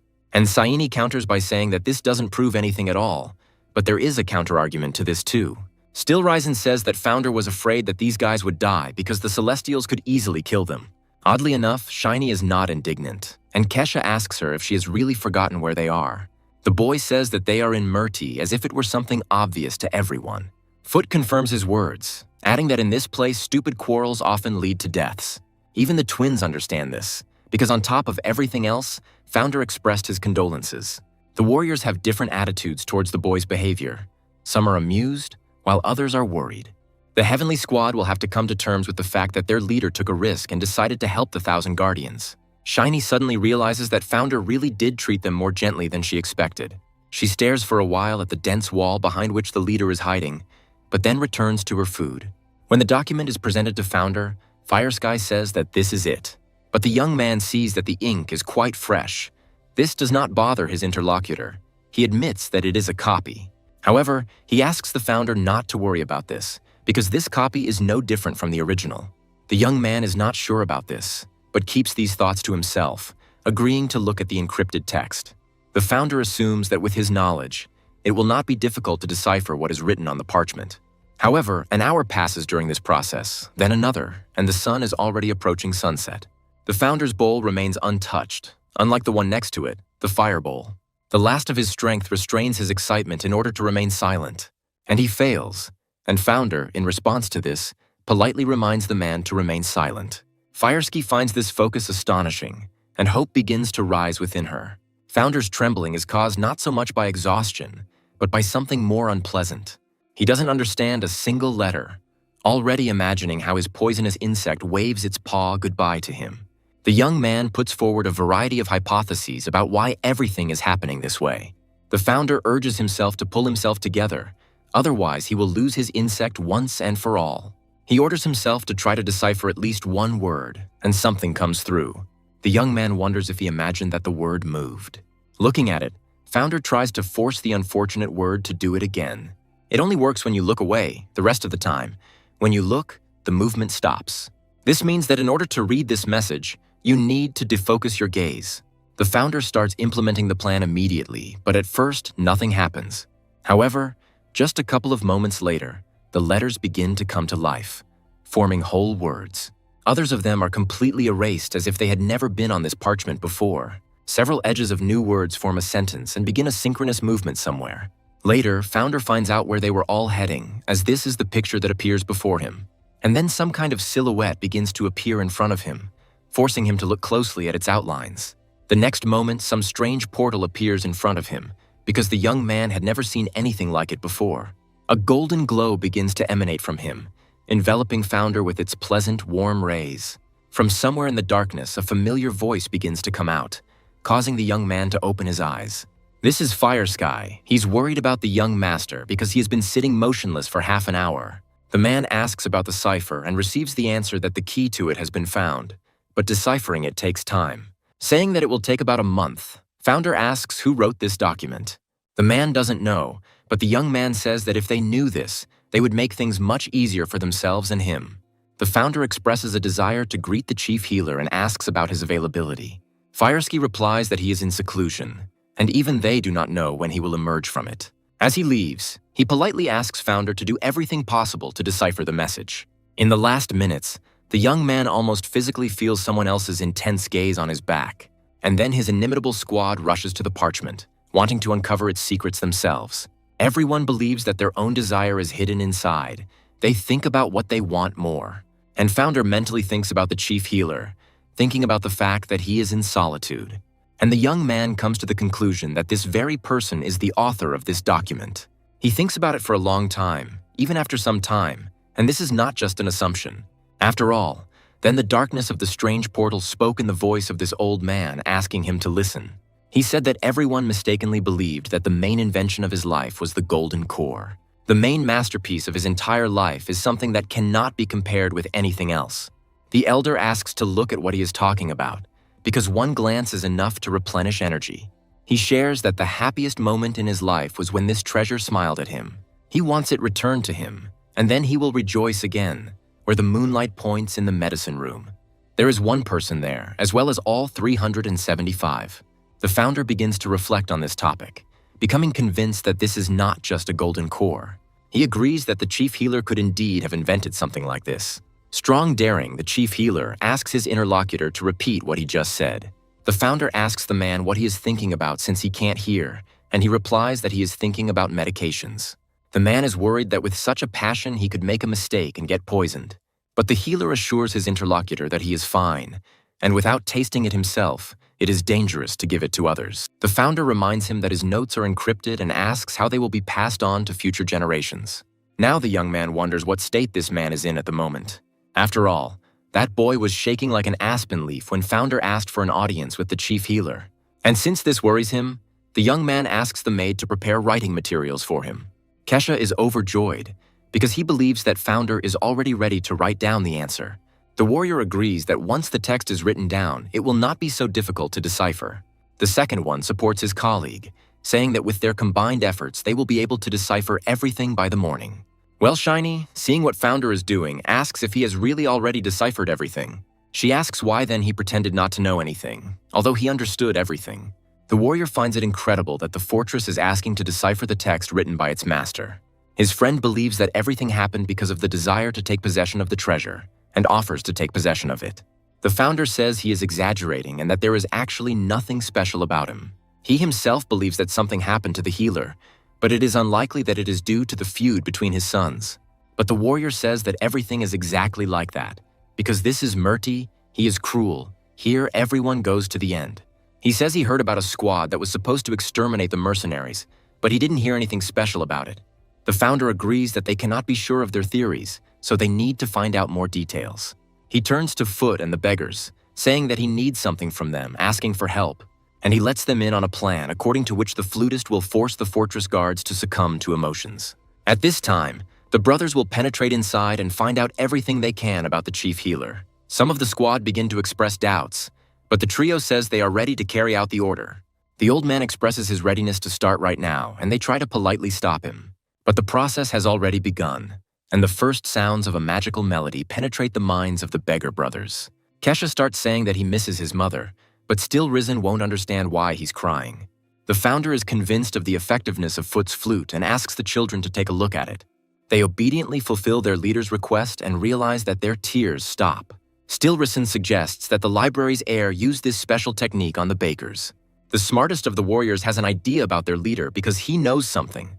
The founder warns that this effect lasts for a couple of hours, and then everything will be like with Shiny. He asks not to do anything stupid, but to focus on the goal and find out as much as possible about everything. The elder brother assures his leader that they are the best in their field and asks him to rely on them. Once Kesha agrees with Still Risen, the trio sets off, rushing to carry out the founder's orders. Addressing the latter, the warrior says that there is something that interests him, and he clarifies what exactly it is. And the man, laughing openly, asks if the young gentleman was someone else in another life. Hearing the suggestion that he was the head of the Murti Alliance, Founder is at a loss, and the warrior continues, citing the example that before he was only a scientist, but now he is an excellent warrior. He also cites the example of Foot's lack of reaction to the flute, and Founder remaining silent, trying to escape. The warrior asks him about this and clarifies that perhaps it is true after all. Thinking about what would be the best answer to them, the young man stops and slowly begins to turn around. And then, with a provocative grin, he says that he is still that person. The extreme warriors are bursting with laughter, taking everything as a joke, but the middle one is thinking seriously. Some time passes, and the mournful sounds of a flute penetrate the nighttime tranquility of the fortress. The male voice suggests that the treasure is located somewhere in the interior. Kesha stops for a moment and compares the shadow of the spire, which looks like an arrow in the moonlight. He notes that this archive is the only one in this place. Stilrison suggests that the treasure is a book. Returning, The brothers express their opinion to the leader that the chief healer may be in the Silver Pharmacy. The twin doesn't understand what this means. Founder thinks about it, and Shiny rushes the beggars with an answer. Still, Risen believes that something is wrong with the head healer, which upsets another member of the Celestials. The founder turns to his intelligence officer again, clarifying what exactly he means. Still, Risen hesitates for a moment before answering, then suggests that Strong has lost his mind. Under the founder's surprised look, he continues, saying that this happens when consciousness becomes confused. Shiny doesn't understand how this is possible and is told that it could be a side effect of the medication. While the group argues and complains that this is just ridiculous, Founder feels ill. At this moment, they ask him what he thinks, and not receiving an answer, they turn to the young man. Laughing pitifully, he admits that he seems to understand how hard it is for the people in the healer's fortress, but he still asks his guys to try to behave naturally and not stand out. Foot agrees. The young man waits for the moment when he will be alone, because only then can he breathe a sigh of relief. And then he wonders what happened to the healer who tested all the medicines on himself for so long. Founder believes he could help Strong if the problem could be solved by fighting, but now he doesn't know and wonders how he can help his old friend. Meanwhile, the sounds of the flute continue to echo throughout the main healer's fortress. They disturb Isti, causing her to toss and turn in her restless sleep. The teenager doesn't cry because he no longer has tears, but inside there is something much deeper. The next day, the smell of fried food spreads near the house that was allocated to the heir of the library. Kesha says with a smart look that at first this cow ate a lot, but now they are eating her. The warrior suggests eating a wild boar for dinner. The twin agrees, offering to catch it later. And Kesha, noticing the approaching teenager, joyfully informs those present about it. To everyone's surprise, he does not enter the fight, but stops abruptly and begins to gesticulate. But instead of words, he quickly and frequently pronounces the sounds of his name, and the warrior invites him to eat together. Kesha asks if anyone knows sign language, because he himself does not understand the little guardian. Then he resorts to the generally accepted method, starting to write letters on the ground. After reading the question, Still Rizan himself asks why Isti needed their leader. The warrior says that Founder is busy now and again, invites the child to sit with them and eat. But Isti is persistent. He tells those present that yesterday's flute playing made him remember what happened yesterday. The twin says he is scared and asks if the boy has decided to kill their leader. The boy continues to insist, but they don't take him seriously and again offer him meat to eat. Isti restrains herself as best she can, but still, with shaking hands, writes the next phrase on the ground. He asks the guys if they all really want to die by his hand, and this even confuses the squad a little. But not everyone, because the warrior and the twin tell Isti to stop messing around with this nonsense and get away from them. However, the boy does not feel the slightest bit of fear, causing surprise among those present. The twin asks him if he really does run into them. And even now, when the big guy is already emitting an aura of death, there is no fear in the little guy's eyes. To everyone's surprise, Founder appears nearby and orders everyone to freeze. The twin reacts to his leader accordingly, but the little one is a little confused. When he feels unwell, the man tries to understand what kind of attack this is. And he is also surprised that this sucker, unlike himself, did not notice anything. The founder again tells them to calm down and reproaches the twin for his intentions, who justifies himself. Foot takes the big guy's side, explaining that all the blame in this case lies with Isti. The founder mentally responds to this by saying that he himself knows this, as well as about the abilities of this boy. And then the young man asks to be called Isti Great, since that is his real name, and Foot is puzzled. The old man asks how Founder knows this, and he says that he learned it from the owner of the guest house. When they don't believe him, the young man says that it was the mind whisper technique, and it is already working. Then Founder suggests cleaning up, but the Celestials doubt that this is an appropriate occupation for a leader. Still, the young man manages to defend his position, and the couple leaves talking about food. They look into each other's eyes for quite a long time, and Founder is lost in memories. He remembers the day when, while still the head of the Alliance, he saw this boy for the first time. Great stares at the stranger with the same gaze, ready to attack at any moment. The founder doesn't pay attention to this, remembering that the boy was about 3 years old when they last met. His older brother, Grand, dragged the younger one around with him everywhere, even though he was about 10 himself. At that time, he expressed his reluctance to part, but Founder promised that they would meet again. And then the head of the Alliance gave Grand a promise to teach him to fight and give him a special gift. But that was not all. The old man told the boy one more thing beforehand. Now Founder is apologizing to Great for yesterday, admitting he was a little rude. Realizing that the young man is using sign language, the teenager is impressed. And this was precisely the third condition. For this little man, Founder learned sign language. Now the young man tells Great about why he mastered sign language and talks about the promise he made. The boy likes this and shares that Founder also made him a similar promise in the past. But then the man said that there would be one condition, and Grand asked him about it again. The Founder asked the boy to take care of himself and his brothers, and also to study well with Dream. The head of the Alliance invited the guys to come back to him as soon as they learned everything from this man. Now Founder recalls with special trepidation and tenderness how reluctantly Grand agreed and was sad. He says that since the Guardians do not forget him, he continues to live, and Great understands these words. The boy says he heard something, and Founder asks him what it was. In the memory, the head of the Alliance asked to remember one very important thing. According to her, no matter what happens to the guys, even if they are injured, they should not lose each other. Great says that this is why they decided to leave the Master, because that is what their adopted father told them to do. He says that he still cannot believe in the death of the Founder, but the latter allows him not to believe it. The boy asks his interlocutor where he is from, and then admits that he likes him. The Founder says that he, in turn, likes that they no longer want to kill him. Greta calls out to a familiar voice, asking what he is doing in this place. The young people tell the younger one to come to them immediately and say that his older brother is calling him. He also meditates, thinking that the heir to the great celestial library is smug and cunning. Grand is sure that this rich man deliberately decided to insult them all in public with his words. And all this just to avoid doing what you don't want to do. Not everyone can afford that. And all because he can't even imagine what kind of connection there was between them and the Founder. This is precisely why his words are unforgivable, because he should have first sincerely honored the memory of the deceased. The Guardian leader calls out to Galore, who responds, informing him that he has brought everyone else to him. However, he makes a slip of the tongue when he starts talking about Great, and Grand urges his interlocutor to continue. Later, the older brother asks the younger one why he did this, and he apologizes. Great tries to explain himself, saying that Founder speaks sign language well and apologized. Grand asks if his brother likes anyone who knows this language, but he denies it. And then the little one breaks down and tells the older one that Founder praised him and is glad that everything is going well for them. Hearing this continue, Grand venomously asks why this man needs such a thing. The younger one admits that the words of his interlocutor made him feel warm, as if the Founder himself was speaking to him. The boy continues speaking but stutters, giving himself time to find the right words. He says that this person's look is friendly and attentive. He feels that he likes him. However, seeing that his brother remains gloomier than a cloud, the boy apologizes to him. The young man is deep in his thoughts, trying to find the hidden meaning in the Founder's words. Galore interjects into the conversation, saying that the bastard is speaking the language of snakes and they need to act. But Grand leaves both of them, warning that he needs time to think things over. Leaning against the door on the other side, the young man thinks hard about what happened. Images from the previous day flash before his eyes, and he mentally calls Founder a bastard. However, remembering his look and words, the young man admits to himself that he reminds him of his father.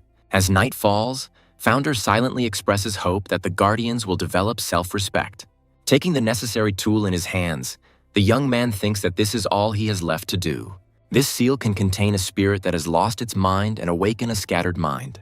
It all comes at a price, but Founder can't help but help his old friend. He plunges deeper and deeper into these thoughts, but a familiar voice does not allow him to do so. Kesha asks what Founder is working so hard on that he didn't even hear him the first time. He says that he drew the seal to help the head of the healers, and the boy becomes interested in this. And then Founder realizes that the owner of this body is not at all familiar with the head of the healers. The boy bombards him with questions like why and how he is going to do it. And then Founder says that this seal will capture the chief healer. This causes even more delight. While Kesha continues to be delighted, the young man wonders whether the master from the Eyeflower Academy has solved the cipher. The warrior asks how the leader is doing and says that in the morning they want to catch a boar. The Founder announces his intention to tell his subordinates what else needs to be done. Still Resin has no idea at all, so he asks directly what their leader is talking about. According to the Founder's plan, he must first get rid of his rival and then obtain the healer's treasures. The squad likes the idea, and the young man can't believe they fell for it. When night falls on the healer's main fortress, nothing foreshadows trouble. But suddenly, where there should be no one else, something flashes, barely perceptible to the eye. The man hears a special signal which they agreed on only with trusted people, and going to the window, he opens it, which is also a sign to act. Noticing the scroll on the table, the owner of the room starts to move. He reads a letter about the fact that the heir to the library arrived at the fortress 4 days ago and about the rest. He is informed that the letter was sent anonymously, but the young gentleman knows who the sender is. He is firmly convinced that this man wants to start a serious conflict in the main fortress of the healers. The subordinate gets scared and starts thinking about it hard, but he is alarmed by the master's behavior. And then he carefully asks if he has finished deciphering the secret text. No answer is required, and the man expresses a desire to rest because he has an important meeting tomorrow. However, when the servant leaves, he continues to stare greedily at the letter, namely, in words about who exactly is the one who deciphers the message together with him.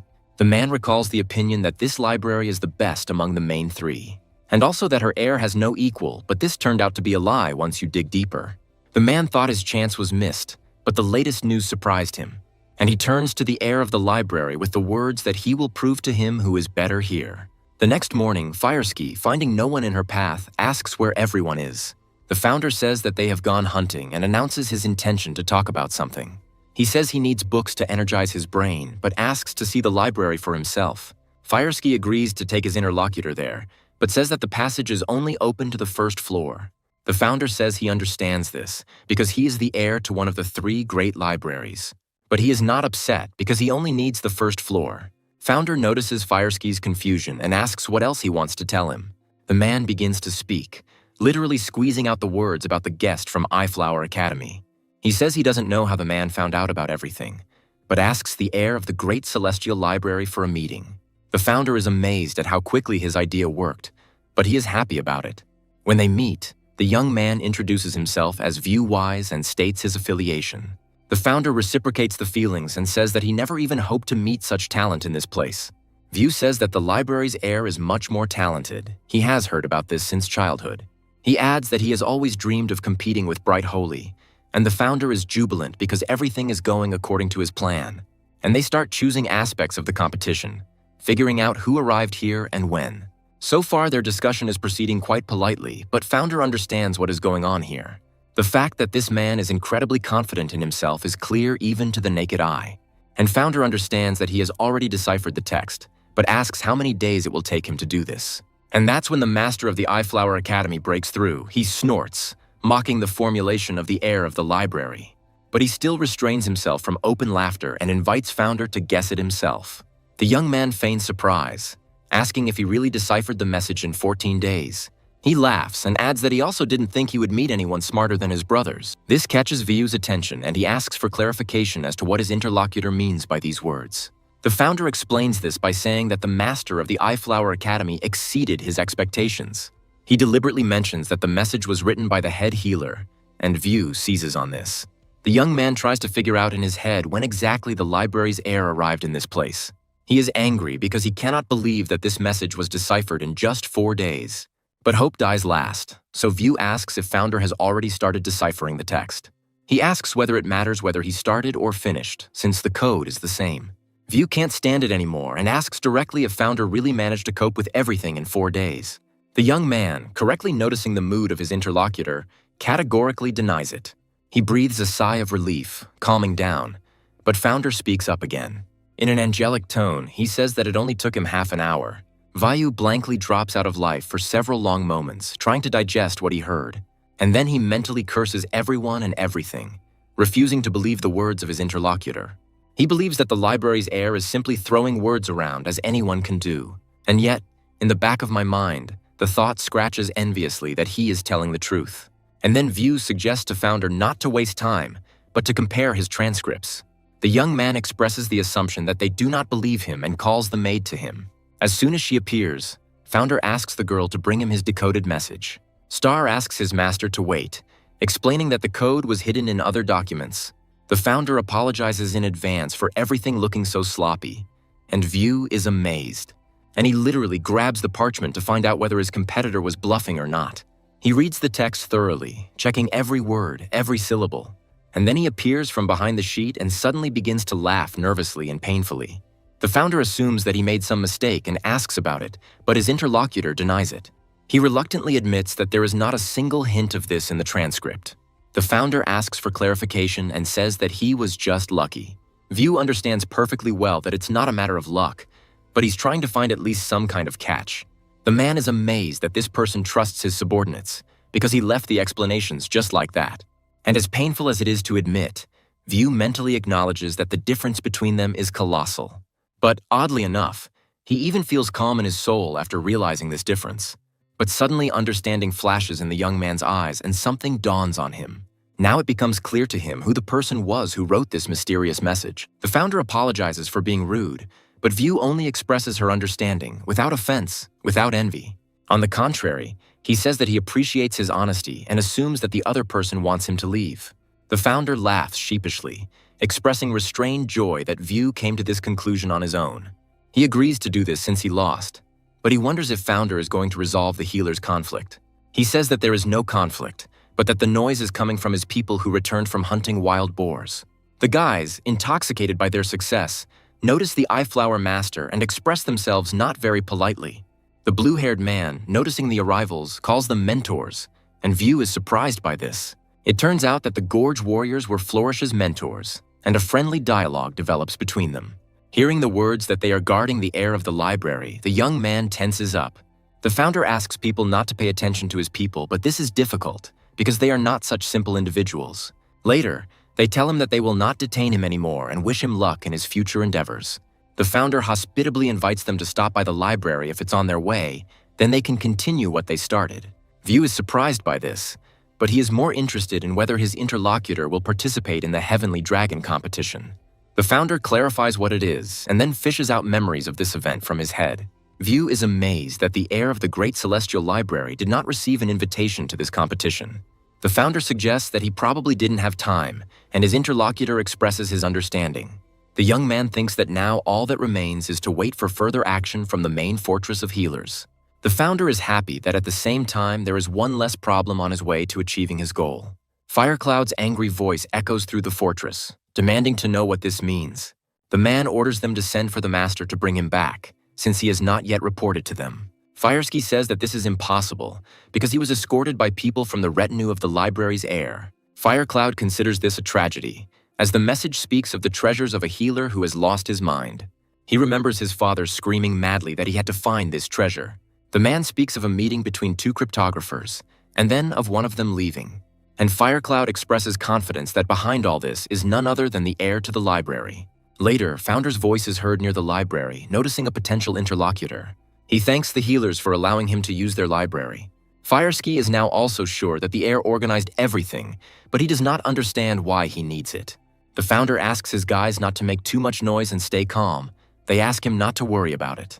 The flutist speaks to Firesky via telepathy, asking him to listen carefully. Foot says he has something he needs to tell the doctor, so he asks him to come back as soon as possible. He also asks to keep everything a secret from his brother and try not to be noticed. Fireski cannot understand why the old man suddenly became so hostile towards the heir of the library. But it seemed to the man that he had a very strong, trusting relationship with the detachment. As they approach the library building, Fireski informs her charge of this. He asks Founder how long he plans to spend here, and the young man says that he must finish by midnight. The man is completely at a loss, trying to understand how this guy can remain calm in such a situation. Founder notes his stiffness and asks if everything is okay. Firesky laughs it off. Hearing the words that the person responsible for external relations had a lot to do today, the young man expresses understanding. But he notices that it looks very much like his interlocutor is hiding something from him. The founder quickly switches gears, suggesting that they finally go inside, since that's not the issue. The man mentally assumes that the young man suspects him of something, and this makes him uneasy. And after the instructions for the heir, he immediately hurries to the meeting place with the old master. Someone asks why they have all been called here, and Foot asks them to listen to him carefully. He states that the heir to the Great Celestial Library is a very dangerous person. The twin says that Founder has already deciphered the text, but is hiding it. However, they cannot be deceived. The efforts are in vain. Fireski is at a loss to understand the reason for this, and he asks the question that has been stuck in his throat openly.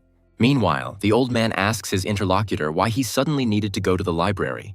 Fireski tells them the words that Founder told him, but now he himself doesn't see the meaning in them. They answer him, saying that it is all because the treasure of the chief healer is located in this very place. And then, in Fire's head, the certainty that the document had been deciphered by the heir became stronger. And this can only mean that he is going to get all these treasures himself. Fafersky doesn't understand one thing, why Master Iflourish left, but there is an answer to that too. He was kicked out. Meanwhile, Foot says that they will attack the library's heir as soon as he leaves the building. He orders the entire fortress to prepare for this battle, because this boy has definitely gone looking for treasure. Firegirl rushes at full speed to her brother, already shouting as she goes that trouble has happened. But he still has enough self-control to voice the essence of the whole problem only within the office. Fireski, drooling, shouts that Founder has already deciphered the message left by their father. Firecloud asks where the younger one got such information and asks him not to rush. There is still time. The man lays everything out to his brother in all honesty, sharing the Heavenly Squad's brilliant plan. And he agrees that Founder's abilities are excellent, but he considers him insidious and dangerous. Firecloud mentally calls Founder an incredible genius whose intentions were undetectable. But there is something about this whole situation that puzzles him, and the man turns to his younger brother. Turning to him, which causes surprise, Firecloud notes that finally everything will soon be over. And then there will be no code, no treasure. For this reason, the man asks to call all the elders and healers and tell them the whole story so that everyone can gather just in time for the library's heir to leave the library. Meanwhile, the Founder continues to go about his business without rushing anywhere. He turns the pages measuredly, maintaining an impassive expression on his face. But suddenly the young man sighs heavily and mentally wonders why he even took on all this. Although he said that he was going to harm the fortress, in reality he has no intention of doing anything of the sort. His comrades then became inspired, proposing to shake up the atmosphere in the main fortress of the healers. The Founder also recalls that he even behaved accordingly for this, and now everyone is definitely excited. And the Heavenly Squad is laughing at the fact that their plan to deceive the main fortress of the healers was a great success. The Founder notes the spaciousness of the interior and expresses his intention to see what treasures are in this place. He remembers the words from the clue about the place where the shadow points in the moonlight. This is the first book I need, and now I just need to find the 375th. Counting down to keep track, sometime later, Founder finally finds her. The young man reads the title of the book out loud, recognizing that it is called Lunar Rolls. This puzzles Founder because he thought these should be moon rabbits, not rolls. Thinking that he seemed to have made no mistake with the number, the young man assumes that this is what he needs. Remembering the chief healer, the idea arises in Founder's head that this could be a code. Without any further delay, the young man opens the book of fairy tales to quickly take a look at its contents. It irritates him, and Founder admits that he may indeed have thought too highly of his old friend. The tale tells how, long ago on the moon, two rabbit brothers lived happily ever after. The Founder can't forgive himself for being deeply mistaken, but he continues to read. The rabbit brothers had work every day after the sun went home, after saying goodbye to him. They pounded in a mortar all night until the morning, until the sun woke up again. This happened day after day, and all this was necessary so that the moon would shine every night. First the older brother rabbit pushed, then the younger one. They couldn't stop. One day, the youngest rabbit became curious about why the moon had to shine every day. And then his older brother suggested to his younger brother to look at people who make wishes. One boy, turning to Lady Luna, asked her so that he could please a certain girl. The woman expressed hope that the moon would continue to shine brightly and that she would be able to recover. People even simply enjoyed watching the beautiful moon because they considered it very beautiful. The younger rabbit then realized that all these people were making a wish, and the older one confirmed this. And they decided that this was why the moon should shine, forgetting how hard their work was. And the next morning, people rejoiced that their wishes had come true, and their smiles gave the rabbits strength. And the rabbit brothers continued to pound, and they pound to this day. That is why the moon shines so brightly today. And all for the sole reason that these little rabbits work hard on the moon every day. As soon as he finishes reading the last word, he slams the book shut without hesitation. The Founder is impressed by the story, trying to understand where he went wrong. The young man does not believe that he misdeciphered the message and made a mistake in completing the task. Thinking that he might have missed something, Founder plans to reread everything from the beginning. And he again turns to the message that the chief healer of the fortress left for his inquisitive mind. Recalling the lines about Strong's greatest masterpiece being unmatched by anything else, Founder understands something. The man suggested looking at the sky, saying that one glance would be enough to replenish energy. The happiest moment for him was the day when he saw the treasure that smiled at him. The Founder reads the title of the book, which is called My Treasure, Fire Cloud and Fire Sky. And now the young man understands what the treasure of the fortress's chief healer is. Later, a large crowd gathers in front of the entrance to the healer's library, chattering incessantly. There are also warriors here. ready at any moment to defend noble lords or to resist the enemy. One of the warriors thinks that this is too much, but his brother-in-arms does not share his concerns.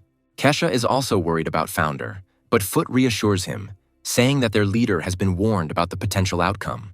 The boy is still scared. He notes the serious attitude that he senses from the healers. Foot also stands his ground, asking his young interlocutor not to worry, and then acknowledges the presence of the leader. The flutist starts screaming, addressing Founder, and then Kesha becomes truly scared. As soon as the warriors hear the old man's voice, they become ready for battle and begin to move. As they draw their weapons and take up fighting positions, Foot himself begins to get nervous. He recalls his words that there is no need to worry so much, because everything is more than under control. The old man turns to the leader, starting to tell them what he really wanted to tell them. And Fireski addresses all the people of the main fortress of healers, giving a predetermined signal. As dozens of hands fly into the air, a multitude of voices of gratitude to the Founder cut through it along with them. The Heavenly Squad cannot understand the reason. The healer's behavior seems incredibly strange to them. The thing is that some time ago Firecloud figured out that they were being played a joke on. After all, if a split occurred in the Heavenly Squad, these people would not ask for anyone's help. The man believes that he would be more likely to believe that these people had agreed on such disinformation in advance. Therefore, Firecloud suggested that they go obediently to the library, but meet the heir of the library calmly. The young man, meeting such a greeting, mentally greets his rabbit brothers. He assumes that the younger one, having heard the older one's explanations, believed them unquestioningly. Well, the elder now notices the gaze of the heir to the great celestial library directed directly at him. And his own is changing quickly, and the man, albeit silently, expresses his respect to Founder. He also does not express any negativity, also exchanging the same silent remark with his silent interlocutor. Sometime later, cheerful male laughter rises above one of the parts of the main fortress of the healers. The chief physician, who has already come to his senses, expresses joy that his treasure has returned to him. He thanks the guys and says that he wrote this story himself for his sons, who really like it. Noticing Fire's tears, the old man asks why he is crying and if something bad has happened to him. Firecloud suggests that Strong is very happy to hold the book in his hands. He confirms this, adding that he will become even happier when he reads it to his sons in a dream. Firecloud mentally admits that he doubted Founder's abilities, but now he has put those doubts aside. The man recalls how the young man, having brought this book of fairy tales, said that this was the very lost treasure. Firecloud was puzzled, and his younger brother suddenly remembered the fairy tale about the Rabbit Brothers. Overcome with nostalgia, the man recalls that as children, their father often read them this story. But despite the book's fond memories, Firesky doubts it's the treasure. The Founder tries to dispel his doubts by showing that the code is based on the lunar calendar. The young man asks to show the book to the chief healer and see his reaction. When Founder turns to Firecloud, he says that the moon rabbits are also Strong's treasure. The young man suggests that for the old man, they are even more important than the book itself. And now the chief healer himself admits that only the smiles of his children make him happy. At that very moment, both men are finally convinced that Founder was right. A little later, the doctors acknowledge the fact that it is their turn to fulfill their promise. Firecloud recalls that the library's heir needed a poisonous insect. Firesky confirms this. The younger brother shares his thoughts about this boy wanting to collect the three main sources of energy. His interlocutor says that he doesn't know, but perhaps with this insect he will just collect them all. After all, in addition to the poisonous insect, the remaining two ingredients are also required for the complete picture. Therefore, it cannot be denied that either the heir of the library has the rest, or that he has already used it all. The man recalls that when he first met Founder, he thought he was just ordinary. However, now everything was different. The heir to the library turned out to be resourceful and an excellent cryptographer. At the same time, he is very calm and reasonable. Neither the crowd nor its shouts can upset him. Firestar wonders if the library's heir has a hexagonal serpent. But even if that were the case, the man wondered if Founder could withstand 10,000 smoking sessions. The elder teases the younger, assuming that he is ready to help the person he likes. Although Firesky denies this, he says he wants the Book of 10,000 Incenses to fall into safe hands. Firecloud agrees that the book could be useful to Founder, but the techniques in it are dangerous. If a person gives in to temptation and has no principles, he will step onto the wrong path. It's easy to overdo it with elixirs and power sources, as their own father is an example of. After all, although he was considered the best healer, he suffered from all the medicines that he tried on himself. Firecloud suggests ending this conversation, as they might be mistaken or jumping to conclusions. and the elder brother asks the younger one to prepare a poisonous insect while he meets with the heir of the library. Later, the man says that he doesn't even know how to thank Founder for making his father happy, and he adds that thanks to the heir of the library, the atmosphere inside the fortress has become much more lively. The Founder thanks his interlocutor for such words and says that all that remains is to wait for Strong's recovery. And the young man expresses his willingness to assist the healers in this difficult task. To do this, he hands Firecloud a book and asks him to study it. The man opens the book, flips through a few pages, and is taken aback. He can't believe his eyes when he sees the magic seal, and Founder tells him more about it. The young man believes that using this seal will be enough to help the chief healer recover. Firecloud thanks his interlocutor, but asks how he learned about the chief healer's illness. The young man asks not to worry about this, saying that he took this book with him in advance. His interlocutor estimates that, indeed, it is unlikely that something else is taking place, since there was little time. Furthermore, this seal uses rare combinations and symbols, meaning that it was created in the library. Then Firecloud becomes curious as to why this young man decided to give him this book. The Founder wonders if he can answer as it really is, and he begins to speak, intending to tell the truth, since he still cannot come up with any other explanation. But still, the young man asks, is there anything in this world more important than the relationship between fathers and children? Firecloud is at a loss, thinking about how he wants to somehow repay the library's heir for this seal. And the man assumes that the Founder wants the golden core, but he does not express an open desire to get it. And then, reminding him that this is a rare treasure, he suggests keeping it for himself. Firecloud mentally comes to the conclusion that this young man simply wants to take care of his father. The man is haunted by a strange feeling as if he is communicating not with a young man, but with someone of the old school. And Founder, seeing how hard his interlocutor is trying to restrain himself, is perplexed. And to avoid awkwardness, he suggests that Firecloud not be shy, but yawn if he wants. He asks his interlocutor in a puzzled tone, repeating after him the words he had just said. And this has a surprisingly sobering effect on a man. Then Firecloud asks his interlocutor what he wants, and Founder begins to hesitate. And then, suddenly switching to a confident voice, the young man expresses a desire to obtain the core of supremacy. When the enemy is stronger during battle, you need to replenish your internal energy to the maximum level. However, doing this without any help can damage your internal energy or even cause it to be lost. The core of excellence has the ability to hold energy within itself and preserve it, and is therefore valuable. A sudden thought occurs to Firecloud, and he asks if Founder really wants to start a war. The young man is puzzled, not understanding what happened to this guy's face because he was trying to be noble. And yet, Founder says that he is taking it in reserve, saying that 30 cores would be enough for him. Firecloud thinks about war again, but his interlocutor insistently emphasizes what he said earlier as a reserve. The man agrees to prepare the order, only asking for a little wait. He also expresses interest in why the library's heir would need a poisonous insect. He directly answers that he is collecting 3 sources of energy, which surprises the young man's interlocutor. Founder is just talking about the hexagonal serpent when Firecloud takes it all as a joke. The man is taken aback when he hears how lucky the library's heir is that the creature crawled to them on its own. After a rather long pause, Firecloud asks his interlocutor again what he said. Later, they go to the dungeon, and the healer fulfills his promise. Handing the box to Founder, he explains that it contains a poisonous insect. The healer informs about the time required for the beetle to be digested and about the way to exit this room. Founder expresses understanding and says goodbye to Firecloud until the next time they meet. When the gates close in front of him, the man looks at them silently for a while. The Founder on the other side, heading towards a suitable place, thinks that time should fly by unnoticed. Making himself comfortable, the young man places the box with the poisonous insect in front of him and opens it. The Founder expresses his joy at having received this beetle and notes that it smells wonderful. Assuming that it is no different from the bronze beetle, the young man decides to see for himself. Inside the insect is a pill, and Founder notes that it is completely odorless. But it doesn't matter, because once he eats it, he will have all 3 main sources of energy. Listening to his sensations, Founder does not feel any special taste. But then a very bad thought occurs to him, and the young man's body involuntarily shudders. Founder starts sniffing both and realizes that he can't smell anything. Then the young man decides to test something else by biting his cheek from the inside until it bleeds. Unfortunately, Founder doesn't taste blood either, and this can only mean one thing. But he doesn't want to believe it, so he wonders if he really has lost all his feelings. Meanwhile, Firesky, noticing Firecloud, states the fact that he has returned. The younger one assumes that Founder has already eaten the bug. The older one thinks that he won't be able to bear it and will soon leave.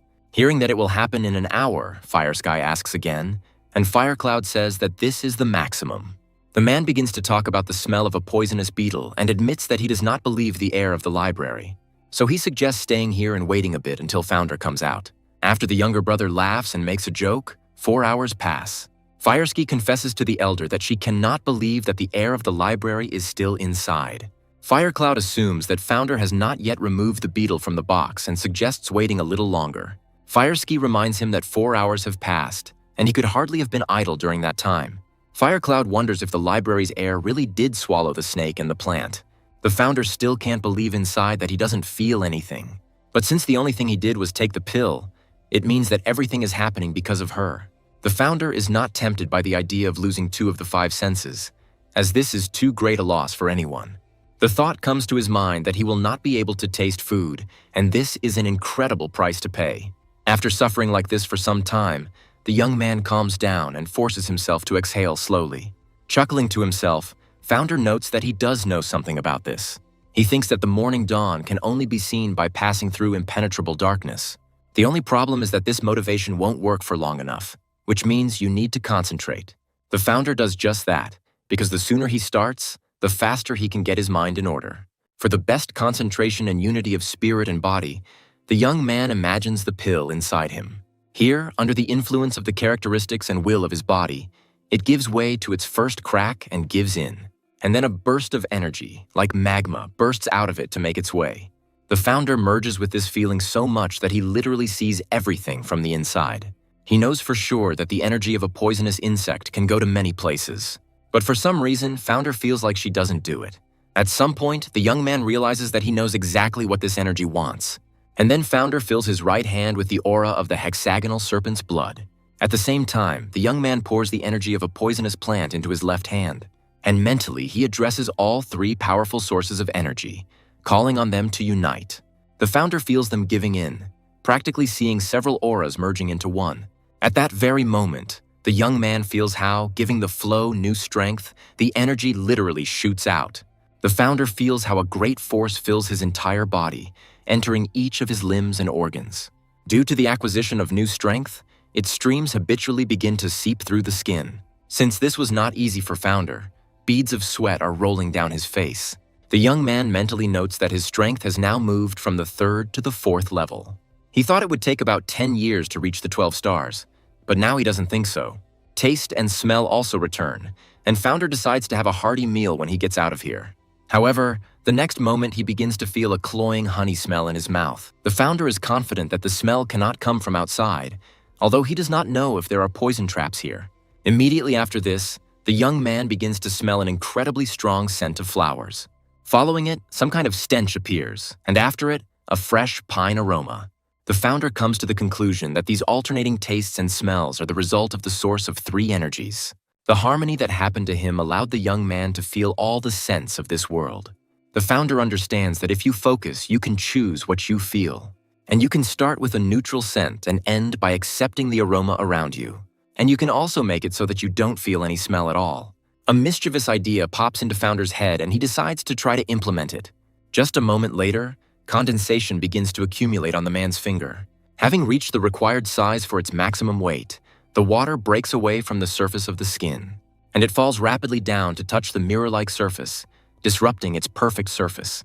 The Founder thinks he would call this trick the call of 1,000 flavors. For now, this is enough for him, because greed has never led anyone to anything good. Sitting down, Founder thinks about how he still needs to get used to his new abilities. After all, now he will have to relearn the martial arts that he knew in his past life. The thought that Founder will be able to train with peace of mind cannot but please. A week passes from the day the library's heir entered the stone room. Firesky finds this strange, even if the absorption of the poisonous insect was successful. His brother reminds the younger one that they cannot interfere in the process once the critical point has passed. Sighing heavily, the doctor says that they have no choice but to wait. A strange sound is heard behind them, and Firesky asks her brother about it. And the next moment, a furious wind hits them, which also becomes the reason for the question. Landing behind the brothers almost silently, Founder asks if they were really waiting for him. The library's heir is approached, and he admits that he left later than he planned. The junior doctor laughs nervously and says that they didn't wait for him that long. Firecloud says he can't smell the poisonous bug, suggesting that Founder didn't eat it. The young man finds it very funny that the first thing he was asked about was not how he was feeling, but about the insect. And he honestly says that he is tired, since he has been training intensively for the past 7 days. Fireski is curious whether the air absorbed the beetle or not, and asks him directly about it. A little later, the Founder is asked if everything went well, and he replies that a lot happened. The Healing Brothers admit that they have heard a lot about the exploits of the library's heir from the Heavenly Squad. They gave each of them an elixir of strength, but none of them could stand its smell. Dream Holy also came this week to take the 1,000 Guardians with him, and he was very angry when he found out about all the rumors swirling around these guys. The Founder mentally regrets that he was not able to meet his adopted sons again. However, he expresses confidence that they will meet again when the time comes. Firecloud says that the eldest of the squad asked for something to be passed on to the heir of the library. It turns out that Gran said that at their next meeting, Founder would pay him for everything. Reproducing the words of the Elder Guardian exactly, Firecloud adds that this is what he said. The Founder mentally scolds himself because Grand couldn't have guessed that it was him and not the heir to the library. The young man is asked what he will do next, and he says that he will return to the Great Celestial Library. Firecloud is surprised by this, remembering that his interlocutor was invited to the Sky Dragon competition. The Founder says he doesn't think he belongs there, so he probably won't go. He thinks that it is unlikely that he was invited there with good intentions, since the reputation of the heir to the library has been tarnished. Both interlocutors laugh socially, and the healer says that there is nothing wrong with this. At some point, the men's laughter stops, and Firecloud turns to the library's heir. He says that the main fortress of healers will never forget what he did for them. And from that moment on, the Great Celestial Library became her sister, separating enemies and friends. These words initially surprise Founder, but he readily accepts this outcome. The young man asks permission to take a walk around the fortress before leaving, and he is allowed without complaint. The Founder remembers someone very important telling him that he liked the smell of magnolia. When the man asked, he was told that this is exactly what the silver medicine smells like, and he clarified.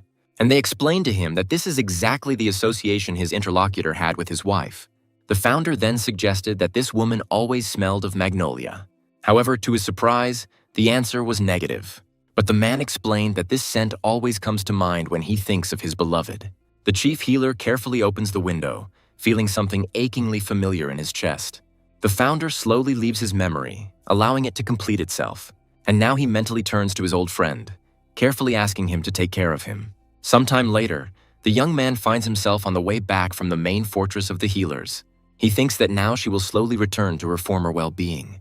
Meanwhile, members of the Heavenly Squad speak up, saying that he will disappoint the Southern Palace faction. The beggars are asking the Founder to go to the competition louder than anyone else, even suggesting sanctions. At the Heavenly Dragon competition, a variety of delicious food is provided for young warriors. Besides the promising young men, there are beautiful girls there, all in one place. In addition to battles between young warriors, there will also be representatives of more experienced ones. No young person would want to miss something like this, because it's all about the unity of the younger generation. The only problem for Founder is that he has practically destroyed one of the most powerful families. And after that, he is sure they will smile at them falsely, hiding behind it a plan for revenge. Kesha promises to remain silent all the time, saying that he is withdrawn, Shiny retorts. The boy stands his ground, but the girl says she doesn't believe a single word he says. The Founder mentally calls these guys a bunch of swindlers and sympathizes with Shiny. And then he asks the coachman to stop and take a break, to take a walk, and he accepts the order. The young man also turns to his warriors, asking them to slow down as well. They ask him what's going on, and Founder says he just wants to show them something. The warrior asks what this sudden request is and says that they don't need to be asked for anything. The Founder tries to understand what is wrong with him and remembers that the man drank the wrong elixir. And the warrior says that they need to be given orders because it sounds cool and the order will definitely be carried out. Twin and Foot also agree with their comrade, saying that they are Founder's defense squad. The latter agrees to call it an order and is praised for this difficult step. The Founder says he wants to make sure that the problem with the mercenaries who tried to kill him is finally resolved. One of the twins thinks out loud, asking if they aren't being taken over by another squad. The Founder admits that he is not familiar with that squad, so he does not know what exactly they do. Thinking that he has no choice, the young man names the Heavenly Squad as the only ones to whom he can entrust this task. The boys immediately became emotional, asking their leader not to even worry about something like that. Still, Raisin can't believe their leader wants the head of the mercenary leader brought to him. Shiny recalls how they were afraid that Founder didn't trust them, but it turned out to be in vain. The girl believes that the scum are involved in this matter, while the elite warriors remain with their leader. However, her next words contradict her previous ones because, in fact, Shiny considers this to be unfair. And Kesha says that everything suits him, because this way he will get more meat. The twin supports the little one. The Founder says goodbye to one part of the squad until they meet in the library. The rest join the leader. The men also reciprocate and say that they will then set off on their journey. Meanwhile, in the healer's main fortress, Firecloud addresses his interlocutor with a question. He asks him what they owe his visit to, and he begins to talk about the rumor about the Heavenly Dragon competition. Namely, that the heir of the library refused to participate. Harmony suspects the fortress of being among those involved. He is the head of the honor squad of the Southern Palace faction and assumes that the healers have some kind of grudge against them. Firecloud feels uneasy under this look, although the words of the man opposite sound quite friendly and caring. However, this faction usually sends an honorary detachment when a problem needs to be resolved quietly. The healer says that they are not offended at all, but he really cannot leave the fortress yet. The interlocutor clarifies that the issue is in the production of drugs, and Firecloud calls this one of the problems. Harmony suggests that this is why the magnolia blossomed at this time of year, although this is strange. Firecloud agrees, saying that the medicines they produce now have that smell. Then the man says that he heard rumors about the arrival of the library's heir to the main fortress of the healers. Firecloud tries to be friendly, asking how they knew about it, but not denying the truth. And then he also honestly admits that he invited Founder to decipher the text, and he succeeded. Hearing the words that the library's heir had not been here long, the man clings to them. Firecloud confirms that Founder was here but left the healer's main fortress this morning. Harmony says that the library's heir has been invited to this year's Heavenly Dragon competition. Firecloud shares that Founder had gone home, but he was sorry he couldn't be there. Harmony expresses understanding, but in his mind he is finally convinced of his own assumptions. He addresses Founder mentally, telling him that if the faction calls him, he is obliged to obey. Firecloud suggests that the Southern Palace is interested in a visit from the library's heir, even without taking into account the fact that this young man is quite outstanding in his own right. The man asks to tell him what Founder is like, because he notices the healer's affection for him. As he begins to speak, Firecloud pauses, unable to help but be drawn into memories. He himself asked his brother where this scent came from, and he was told that the heir to the library had touched the pine tree, and it is for this reason that these coniferous trees began to smell like magnolia. The realization washed over the man like an avalanche, and Firesky continued to chatter, unable to stop. And to conclude it all, drawing a bold line, he said that the heir to the library received an infinity of aromas. At that very moment, the older brother imagined how it all happened incredibly clearly. He thought that although this man was strange, he was also incredible. Firecloud then became curious as to why this young man had done exactly that, exactly there, as if he knew what the silver medicine and the scent of magnolia meant to the chief healer. And now the man tells his interlocutor that the heir to the library is a wonderful person. He remains silent for a while because he finds Firecloud's behavior strange. It raises questions as to why the healer thought for so long just to say those few words. Firecloud, meanwhile, says that the library's heir is not one to go back on his word. And the man, asking if he can ask his interlocutor for something without waiting for an answer, asks him not to look for it. Harmony retorts, saying that it is not up to him to decide, but the head of the Southern Palace faction. The healer asks if his interlocutor could ask him about this on behalf of the main fortress of healers, and Harmony slowly and leisurely begins to repeat his interlocutor's words. And then he asks if the main fortress of healers really wants to sabotage the Southern Palace competition. Firecloud chuckles politely, saying that such words are a clear exaggeration, and he is not trying to sabotage anything at all, but simply expressed his concern. Harmony suggests that Firecloud believes that harm is intended for the library's heir. He asks if he really thought so because of his concern, but says that he is not worried about the heir. The man sitting opposite does not respond to this. He's waiting for the continuation of the unfinished remark. But the silence drags on, and then he asks if the healer is worried about him. There is no answer, and the man mentally assumes that Firecloud has begun to get confused in his own thoughts. And at the same time, he understands that in order to catch up with Founder, he needs to leave immediately. Giggling nastily, Kesha asks if their leader knows that dessert is supposed to be sweet. The Founder tells the boy that this is exactly what the dish is and invites him to try it. Shiny joins the conversation, asking if he is really making fun of them. And then they simultaneously say that no one can stop them from eating sweets. Still Ryzen, walking behind these children, does nothing but exhale heavily. And while Shiny and Kesha are choosing sweets for themselves, something catches the man's attention. Harmony addresses Still Risen by name, and Still Risen greets him with a deliberately upbeat air. The man remarks that they haven't seen each other for a long time, and the beggar asks him what he is doing here. However, he does not wait for an answer, saying that he himself knows the reason for Harmony's appearance here. Kesha asks his bro who this is, and Still Risen tells him what faction this person is from. Shiny expresses her impression by saying that the heavens have heard her. The boy is also happy about the opportunity. But Still Risen asks the guys to be quieter and asks Harmony if he had been somewhere else before this. The man answers honestly, and his interlocutor offers to give him advice before meeting with the heir of the library. The first thing Still Risen says is that Founder has a simply bastard character. It's so bad that half of his subordinates have left, unable to tolerate such treatment. Harmony remains silent, and this prompts his interlocutor to continue talking, as one should not talk to the Founder. The man turns the young man into a person who responds even to sincere prayers with feigned arrogance. Harmony asks if his interlocutor wants to say anything else, but he answers negatively. Then the man simply turns around silently and walks away, leaving Stillison puzzled. The man loses his last hope, saying that because of him, they will definitely not go anywhere, because this person will not be able to persuade their leader to do something he does not want. Meanwhile, Harmony already catches the eye of the heir to the Great Celestial Library, and he looks at the unfamiliar man, mentally wondering who he is. Later, Founder expresses regret that Harmony had to go through such a journey. The young man asks to convey from him to the head of the faction that they will meet as soon as he can. The man suggests that Founder misunderstood, and he clarifies what exactly the misunderstanding was. After all, he refused the invitation, but Harmony says in full color that the heir to the library has no choice. Founder mentally analyzes these words, amazed at the impudence of the Southern Palace faction. And then he remembers the position of this man and assumes that he is a completely inexperienced warrior in Murti. Or maybe he hasn't been to many places. But the young man remarks out loud that his interlocutor is lucky and mentally explains the reason. Harmony says he got the impression that the library looked down on the Southern Palace. The man asks the young man if it would not be polite to personally apologize to the organizer for his inability to participate. And Finder, sighing, considers this man's opinion to be outright stupidity because it is a choice without a choice. The young man asks what will happen if he doesn't go.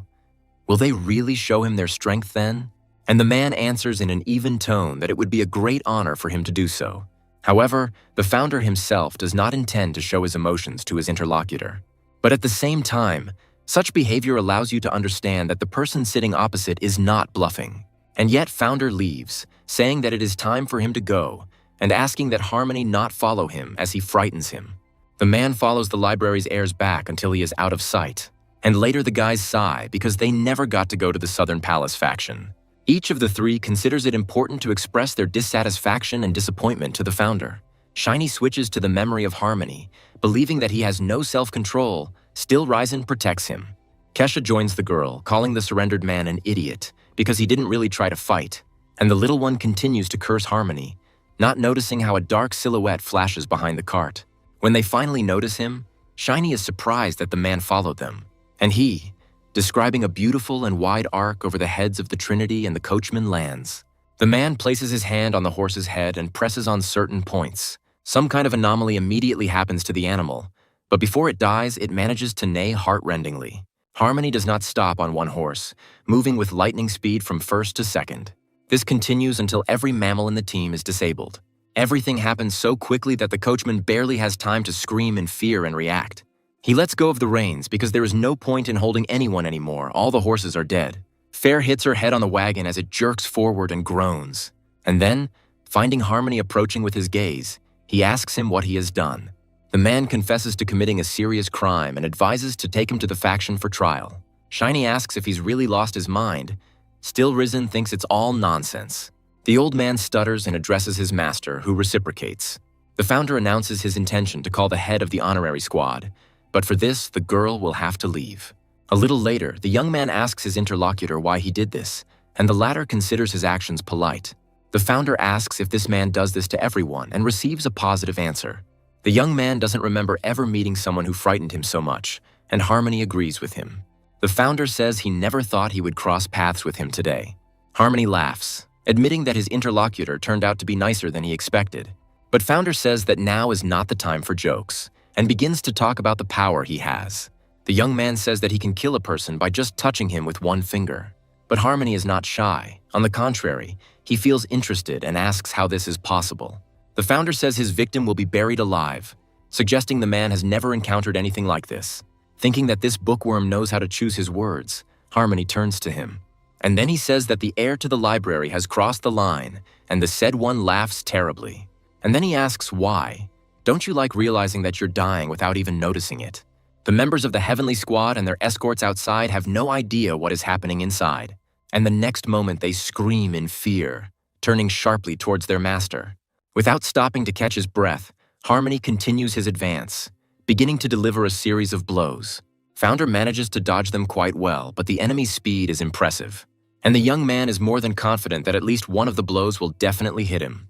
Not letting the touch linger for long, Founder jumps back as far as possible. He thinks about one of his self-defense techniques that restrains the enemy's internal forces. But delving too deeply into thoughts is dangerous, and Founder finds his opponent with his eyes. He is roughly where he was at the time of the skirmish, but begins to slowly move towards him. Founder thinks that he decided to retreat in order to hide his real level of strength from the enemy. The young man is absolutely sure that despite his good stats, he will be able to repel his attack in 2 blows. Still, Razan turns to his leader, but he asks his subordinates to remain calm. He thinks that his technique didn't work, which Harmony says out loud the next moment. Founder expresses pity, explaining that he attacked in a manner befitting the Southern Palace faction. Provocatively and deliberately slowly, the young man says it was very weak. Harmony remains silent for a short while, after which he says that this won't do. The man says that as an apology to the faction, the library's heir will sacrifice his limb. The founder suggests that he try, but adds that this dream is unrealistic. Hearing all this and seeing the unfolding events, the members of the Heavenly Squad scream in fear, and Founder begins his movement towards the enemy, giving himself a boost of speed with a light push. In an instant, he is no longer in this place. The young man is moving with impressive speed. Even his opponent fails to see him. Harmony mentally notes the disappearance of Founder. The point is that he can't even feel the vibrations in the air. It's as if Founder has truly evaporated. The man is mentally amazed, wondering how this boy managed to disappear into thin air. Harmony suggests that the library's heir decided to defeat him by leaving his field of vision. Meanwhile, Founder appears right behind him, about to begin his entertainment. The first thing the young man is going to do is perform a ripping attack, already creating equipment. But Founder doesn't see that his opponent's gaze has changed, because he felt a vibration in the air. The man effortlessly and accurately intercepts his opponent, immobilizing him. He thinks that this attack is one of his signature attacks and wants to see the Founder's actions. However, he somehow manages not only to dodge, but to free himself, as if his limb were being transformed. But Founder doesn't hesitate, freeing one of his hands and preparing to attack with the other. But first, the young man reaches for his opponent's shoulder to get a firmer grip. And then he strikes with such force that the ground beneath his knuckles not only cracks, but breaks. Fortunately, at the last moment, Harmony manages to escape the steel grip and makes a strategic retreat. The man is even more perplexed by his inability to understand how his opponent managed to escape. Meanwhile, Founder notices his opponent and rushes towards him like a hawk towards a chick. But the man pulls himself together, thinking that if he catches him now, the enemy will definitely not escape. The Founder, in his mind, rejoices at the fact that he will be able to test what this man is capable of. This technique is called 100 Wandering Attacks, but it is not that simple. Most of the attacks are feints, and only 2 of them are genuine. Yet Founder manages to avoid the first series of attacks. The second one makes the young man tense up a little as she turns out to be stronger than her predecessor. Although the blow comes incredibly close, Founder manages to dodge it too. And the young man continues on his way, despite the impressions he has experienced, because every minute counts. Harmony resorts to the 100 Wandering Attacks technique for the 3rd time, and a battle of attrition ensues. Harmony mentally estimates that all this time, the distance between them did not exceed 3 meters, and he still hasn't even managed to grab hold of the clothes of the heir to the Great Celestial Library. The man looks as if he is trying to catch a feather fluttering in the wind. He tries to understand whether the heir to the Great Celestial Library has always been like this. The maid standing at a distance is ready to rush to her master's aid at any moment. But she sees that he is coping for now, and this warms her heart with hope. Noticing that the enemy's attacks are starting to repeat themselves, Founder decides to end this test. Dodging one last time, the young man abruptly changes trajectory, beginning to move towards his opponent. This stuns him, and he wonders in his mind why the library's heir began to approach him. However, the man doesn't even manage to finish his thought. Deep stupefaction takes its place. It is followed by an almost equally sharp, uncontrollable attack of coughing. Bent over, the man begins to breathe heavily and tries in vain to stop the bleeding. But at the same time, he himself understands that he cannot take his eyes off his opponent. The same one independently helps a man get rid of this fear imposed by the instinct of self-preservation. With a merciless kick, Founder intends to finish it all. The man doesn't expect this either, and therefore doesn't have time to repel the nimble attack. Later, Harmony comes to his senses from the voices and the sudden pain caused by his own body being thrown around. Trying to finally come to his senses, the man, breathing heavily, wonders what is happening. No answer is required when he sees the silhouettes of people and hears the statement that he has woken up. The Founder asks the man why he didn't listen to what others told him. Remembering the words of the library's heir, Harmony agrees that it was rude of him. The Founder says that if they had agreed, he would have come to the competition next time. And now he can't even return home because his cart is broken. And what's more, all the horses have been killed, which only makes the situation worse. And the final touch, Founder notes that his former opponent is buried alive. The man, his voice low, asks if the library's heir really intends to kill a member of the Southern Palace faction. He starts yelling that this cannot be done as the consequences will be terrible. And still Razan asks his leader when he can drip this noisy man. The Founder allows it, and the trio gets to work. Kesha is delighted with the idea of planting flowers on the grave. The man can't do anything in this position, so he simply asks them to stop. He still refuses to believe that the library's heir actually wants to bury him. Hope dies last, so Harmony still hopes that this is all a joke. After all, he really doesn't want to die. He's not ready for it yet. These are the thoughts that fill the man's head. Harmony refuses to be one of Murty's missing warriors, so he plans to fight back. He wants to restore his energy concentration points, but first he tries to move his body. Still Reason is surprised, noticing something is wrong, but Shiny doesn't care. She's tired of working with a shovel. The man understands what is going on. This man has restored the flow of energy to the acupuncture points. The Founder, observing these ups and downs, notes that everything worked out exactly when it was supposed to. The young man assumes that the man didn't even realize that he was affecting his acupuncture points. And at the same moment, Harmony notes that the flow of his internal energy stops. The man recalls the healer's question about whether he knows what kind of people are guarding the heir of the library. Harmony did not answer then, but was ready to listen to his interlocutor, and he said that he was familiar with them. Firecloud took particular pleasure in calling everyone by their most famous nicknames, and his interlocutor said that he was not afraid of them, but the healer countered that it was not they who needed to be afraid. The one to fear is the one who stands at the head of the heavenly squad, namely the heir to the great celestial library. Harmony thought that he was only being instilled with fear, but now he understands that everything is completely different. For the heir to the great celestial library truly turned out to be his worst nightmare. Many hours later, the fresh embankment gently but stubbornly moves back and forth, and at some point, a hand emerges from it, trembling with exhaustion. Harmony reaches out to the light of the moon, as if he owes it alone for his miraculous salvation. The man expresses great joy at being able to move again before dying. Checking his reflexes, he makes sure that everything is fine with his body, but he doesn't understand what it was. A couple appears on the horizon and notes that they are just in time. The man asks them who they are. The beggars laugh, asking what Harmony did that Still Risen buried him alive. The man tries to analyze these words, coming to the conclusion that the heir of the library is behind everything. Although he doesn't want to say it, Harmony still forces himself to ask where he should go. Sometime later, he is congratulated on his resurrection and the beginning of his second life. Shiny and Kesha bombard the man with questions like how he breathed underground. Still Risen reminds Harmony of his words about not being one to joke with their leader. Kesha agrees with her brother, adding that if Founder had been spoken to politely, he might have agreed to everything. And while the little one continues to act smart, Star appears and says that Harmony is already waiting for their leader. A little later, the heir of the library invites the head of the honorary detachment to sit down. The man follows his advice, but already feels how much he is shaking. He sees only one explanation for this, that his body has remembered that the heir is to be feared. The Founder, meanwhile, asks if the man really thinks he will do that to him again. Harmony denies this and reflects on the fact that feigned concern is more disturbing than open anger. The Founder says that that was the first time, but now it's the second, and he's never generous twice. Harmony expresses understanding for this and asks the library's heir for forgiveness for his rudeness. The Founder thinks that such obedience should be rewarded and is amazed by the man's compliance. But he remembers that one of his acquaintances also became the same after his premature burial. Founder says out loud that, although Harmony was rude, he can deserve forgiveness, and he agrees.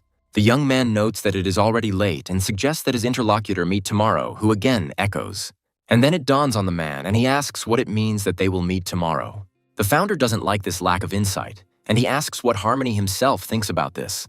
The trio begins to express joy that they were finally able to achieve what they wanted. But Harmony still doesn't understand, and everyone asks the leader for permission to explain to the dim-witted one. But in the end, they simultaneously blurt out the words that they are going to the Heavenly Dragon competition. Kesha's excited cry rises into the air near the dragon ship pavilion. He really likes this place, and Shinny admits that she only knew about it from stories. Still Ryzen calls them country bumpkins, saying that their behavior makes it immediately obvious that they are new here. But they are still interested in the question of why they are in this place, and not in the main pavilion of the Southern Palace faction. When Shiny said they still had time to visit the local attractions, everyone was in favor, except for one person who abstained from voting altogether. Harmony assumes that the library's heir is in the Dragon Ship Pavilion for the first time. The founder confirms this and admits that he didn't even think that such an incredible place existed. Kesha is curious about what dishes they will eat today, and his brother says that now he will brag to everyone. And while the two continue to express their delight, something catches the founder's eye. Someone whose gaze he felt on him continues to watch him. This girl is called Seuss Castle Dynasty, and she belongs to the Southern Palace faction. The founder mentally notes that she has become even more beautiful since their last meeting a year ago. The dynasty is asked who is there, and the girl assumes that one of the faction's warriors is leading guests here. The young man in green says that he would be honored to share a meal with people of high title. And the dynasty is mentally amazed that the head of the honorary detachment is so kind to these people. A little later, noticing the founder, everyone begins to openly admire the heir of the library. The young man admits that he is not at all what he imagined. This man's name is Alex. He's from the Free family, and he looks like a real fan of the library's heir. The conversation turns to the bakers, and the brunette is on the library's side in this matter, but the brown-haired girl is interested in something. And he asks if it is true that they held the head of the family hostage, and other rumors are cited. Founder says the rumors about the bakers are a bit exaggerated, and the library is not a stronghold of magic. He adds that others were involved in suppressing the bakers, and then introduces the Sky Squad. Watching the conversations between the youth, Harmony mentally notes the modesty of the library's heir. He knows that the founder did indeed receive help from others, but he was the one who supervised everyone. So it's not such an exaggeration that he was the one who stopped the bakers. However, now everyone has a rather ambiguous perception of the Great Celestial Library. And yet, Harmony decides to follow Founder's example and turn everything into a joke. After all, those who don't know the details will remain with their meager opinion. The girls communicate telepathically about the strange behavior of the head of the honorary detachment. The dynasty recalls the words of the late head of the alliance, Murti, regarding the man's abruptly changed behavior. The girl comes to the conclusion that the problem is with the narcotic elixir, since it is unlikely that the man was beaten. Her interlocutor wonders whether she should take on this case to find out everything. Meanwhile, the conversation continues to flow smoothly, this time the topic being competitions. Now with Headway at the helm, he reveals the reason why one elder will not be competing. He speaks of vice, suggesting that the girl has not yet recovered from the death of the head of her former alliance. And although the founder continues to chat cheerfully, he thinks that time is the most important thing for Weiss right now. To the young men of the 1,000 Guards too, because time is the best medicine. As he finishes his remark, Founder notices something and takes a closer look at those present. He senses the two exchanging energy waves, suggesting they have hidden motives. Suddenly another guy gets up from the table and addresses the heir. His name is Bell, and he offers the library's heir a drink, trying to provoke him with an unflattering remark. But Founder, hearing that the Great Celestial Library cannot boast of martial arts, only smirked. And he accepts the offer of a drink to ease their disappointment, offering to pour for his interlocutor. The young man brings the bottle to the first glass, but for some reason the liquid does not flow out. The founder is surprised by this turn of events, and he is not the only one. Because the very next moment, the cupbearer himself admits that he finds this something strange. After all, the jug is more than full, but for some reason the wine stubbornly refuses to pour out. Bell continues to repeat this phrase, adding completely inappropriate questions. And then he says that very strange things are happening and starts laughing with some kind of abnormal laugh. The founder remembers him as a sweet and gentle boy, but now this child has become a laughingstock. The young man understands perfectly well that this is his job, but he gives credit for his stable technique. But despite all this, he is not going to give in to this man's provocations and turns everything into a joke. And yet, the founder is well aware that the number of provocations will soon increase due to his ignoring of previous attempts. But Harmony, on the contrary, is furious that these suckers are showing off like that in front of the heir of the library. He thinks that no one present is fit to hold a candle to this man. Idle Sid mentally says that this time he will act tougher. The founder assumes that this young man is going to shoot him with fish bones. He is in anticipation. The young man gets so excited that he begins to think up this conspiracy theory himself. He finds it good to use 3 vertebrae at once and direct them to several acupuncture points. The very next moment, Founder realizes that his assumption was correct. And it seems there is more than one, but he just needs to determine this by allowing the bones to get closer. The points chosen by the young man impress Founder, and he mentally praises Idle Sid for his resourcefulness. And just when he thinks that it was a good attempt, he is beaten to the punch. The founder turns to his savior in surprise, mentally wondering what that was. And Harmony turns to Mr. Idleside Act, asking him what he has in mind. The young man is at a loss, and the man continues, asking if he is laughing at the great celestial library. Idlesid tries to justify himself, but his interlocutor stands his ground and continues the interrogation. The young man begins to say that he wanted to test the abilities of the library's heir, but stops short. Harmony raises his voice, asking how the children of such great families could behave so rudely. He is no less outraged by the behavior of the boy who started all this than by the continuation from the brunette. The man also doesn't like the fact that all this happens at the table because it's, first and foremost, about food.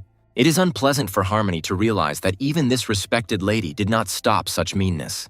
The man reminds those present that youth is no excuse for rude behavior, and he asks in a loud tone if any of them have ever encountered scary people. The beggar brother suggests that something very interesting is about to happen. Harmony is about to continue his angry tirade, but is suddenly stopped telepathically. The founder suggests that he stop and asks how much longer he plans to express his dissatisfaction. The man is taken aback by such attention to his person and begins to hesitate. Sitting back down in his seat, he quietly expressed his hope that everyone had understood. The girls changed their version, realizing that the head of the honorary squad did get into trouble from the heir of the library.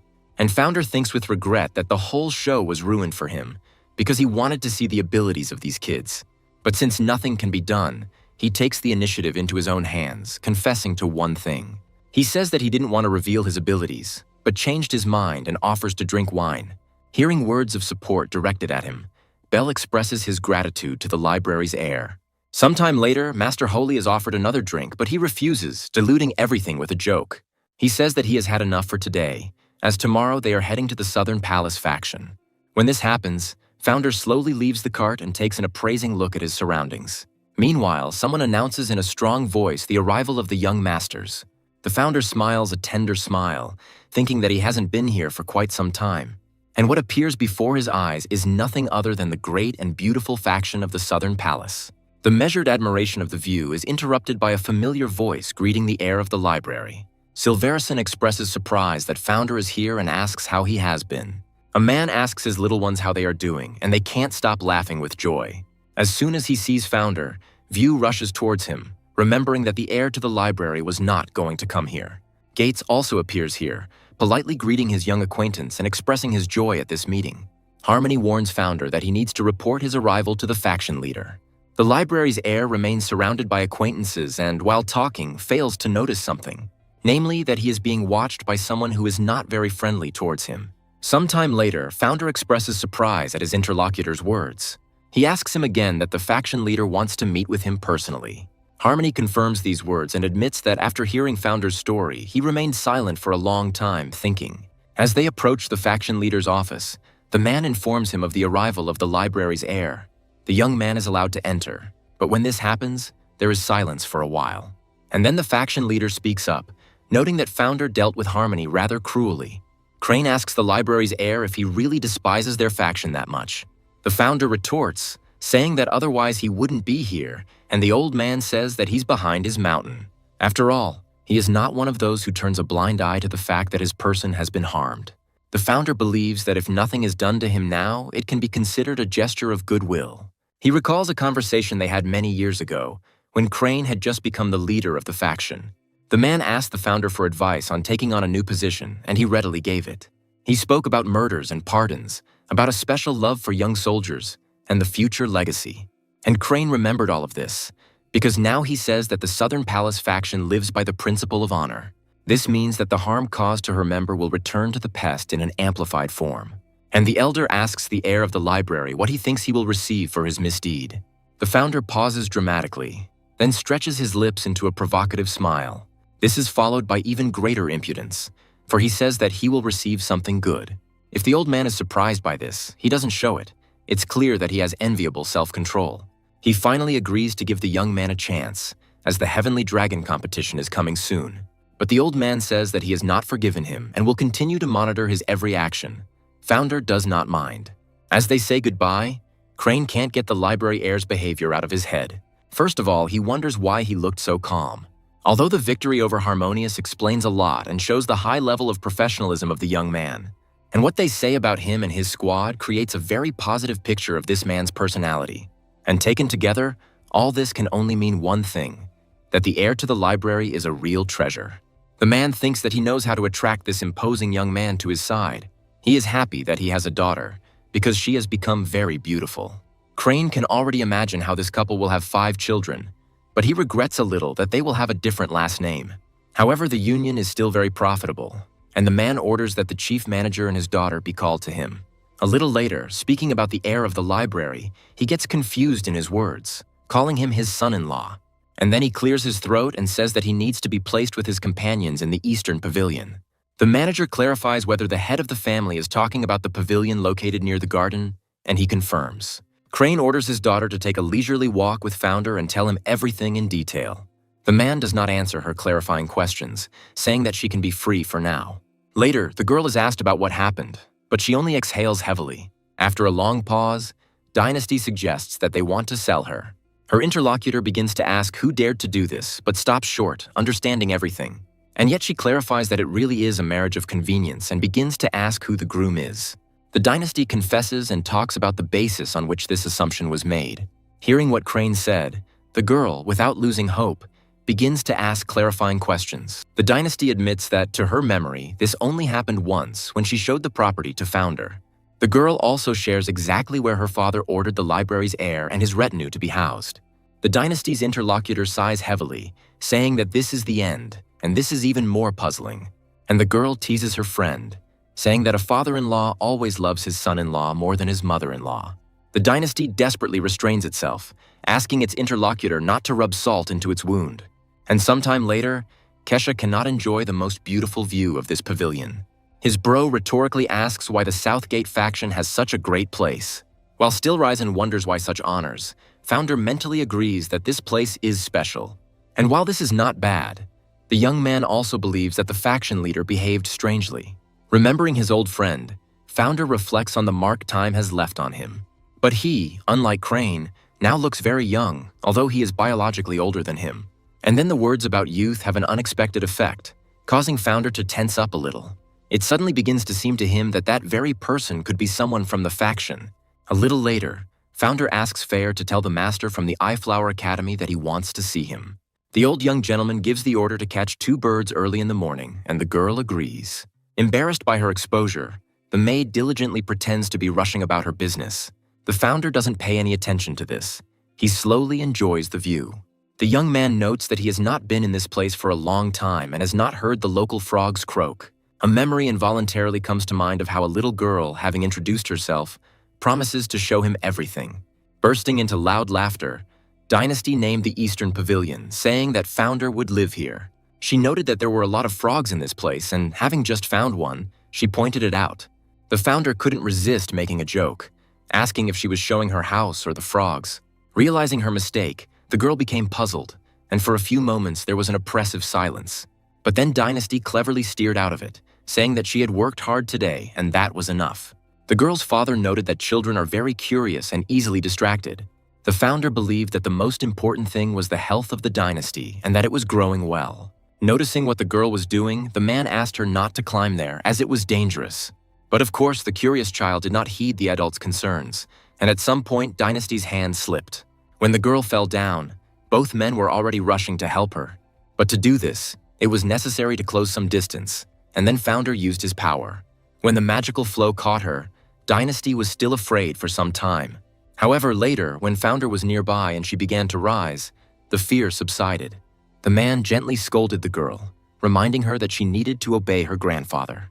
And Dynasty got a taste of the delights of weightlessness and asked to ride it again.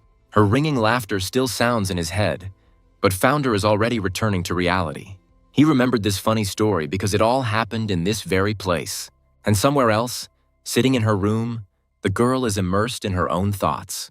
The Dynasty thinks about the heir to the great celestial library with mixed feelings. After all, this guy, instead of falling for provocations, on the contrary, diffused the atmosphere. She considers this man to be one of those who stands out even without boasting about his skills. The Dynasty agrees that it would be nice to get to know him better, as her father wanted. And yet there is something that the girl does not want to come to terms with. The next morning, the maid is busy with her master's order, but suddenly notices someone. And he asks Mrs. Seusscastle why she has come to see them, and she begins to hesitate. And then she admits that she came to show the heir of the library their house. Her interlocutor discerns a hidden context in the young lady's words, and she cries out in shock. And then she hurries to Founder and impatiently announces that she caught the birds that he spoke about yesterday. Star offers to bake them, but the young man asks her what she's even talking about. The Founder begins to check what he asked to catch the birds for, and then speaks again. When he asks them to let go, Star cannot believe what she heard, asking again, but hears the same thing in response. And yet the girl agrees and flies out of the room like a bullet. She is absent for literally a few measured sighs, after which he flies into the chambers again and addresses his young master. She announces that Mrs. Sawcastle has come to give the library's heir a tour of the house. Founder is immediately struck by inspiration when he realizes what the leader of the Southern Palace faction is planning. Star keeps screaming, repeating what she has already said, and the young man asks her to calm down. Now he understands everything, because he guessed that such a mansion was allocated to him for a reason. However, he is the Founder, so this is unacceptable. He does not intend to play along with Crane's plans. Star hurries her master, but he interrupts her and asks her to convey something to the young lady.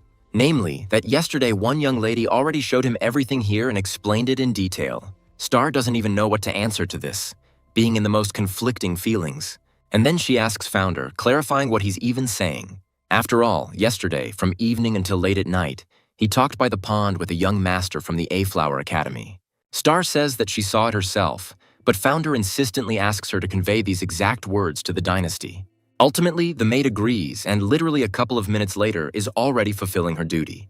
The Dynasty asks again what was said. She is interested in who this young lady was. Star apologizes and says she can't answer that question, although she's secretly sad that Founder doesn't want to date that girl. When Dynasty lowers her head in shame to hide her burning face, the maid tenses up.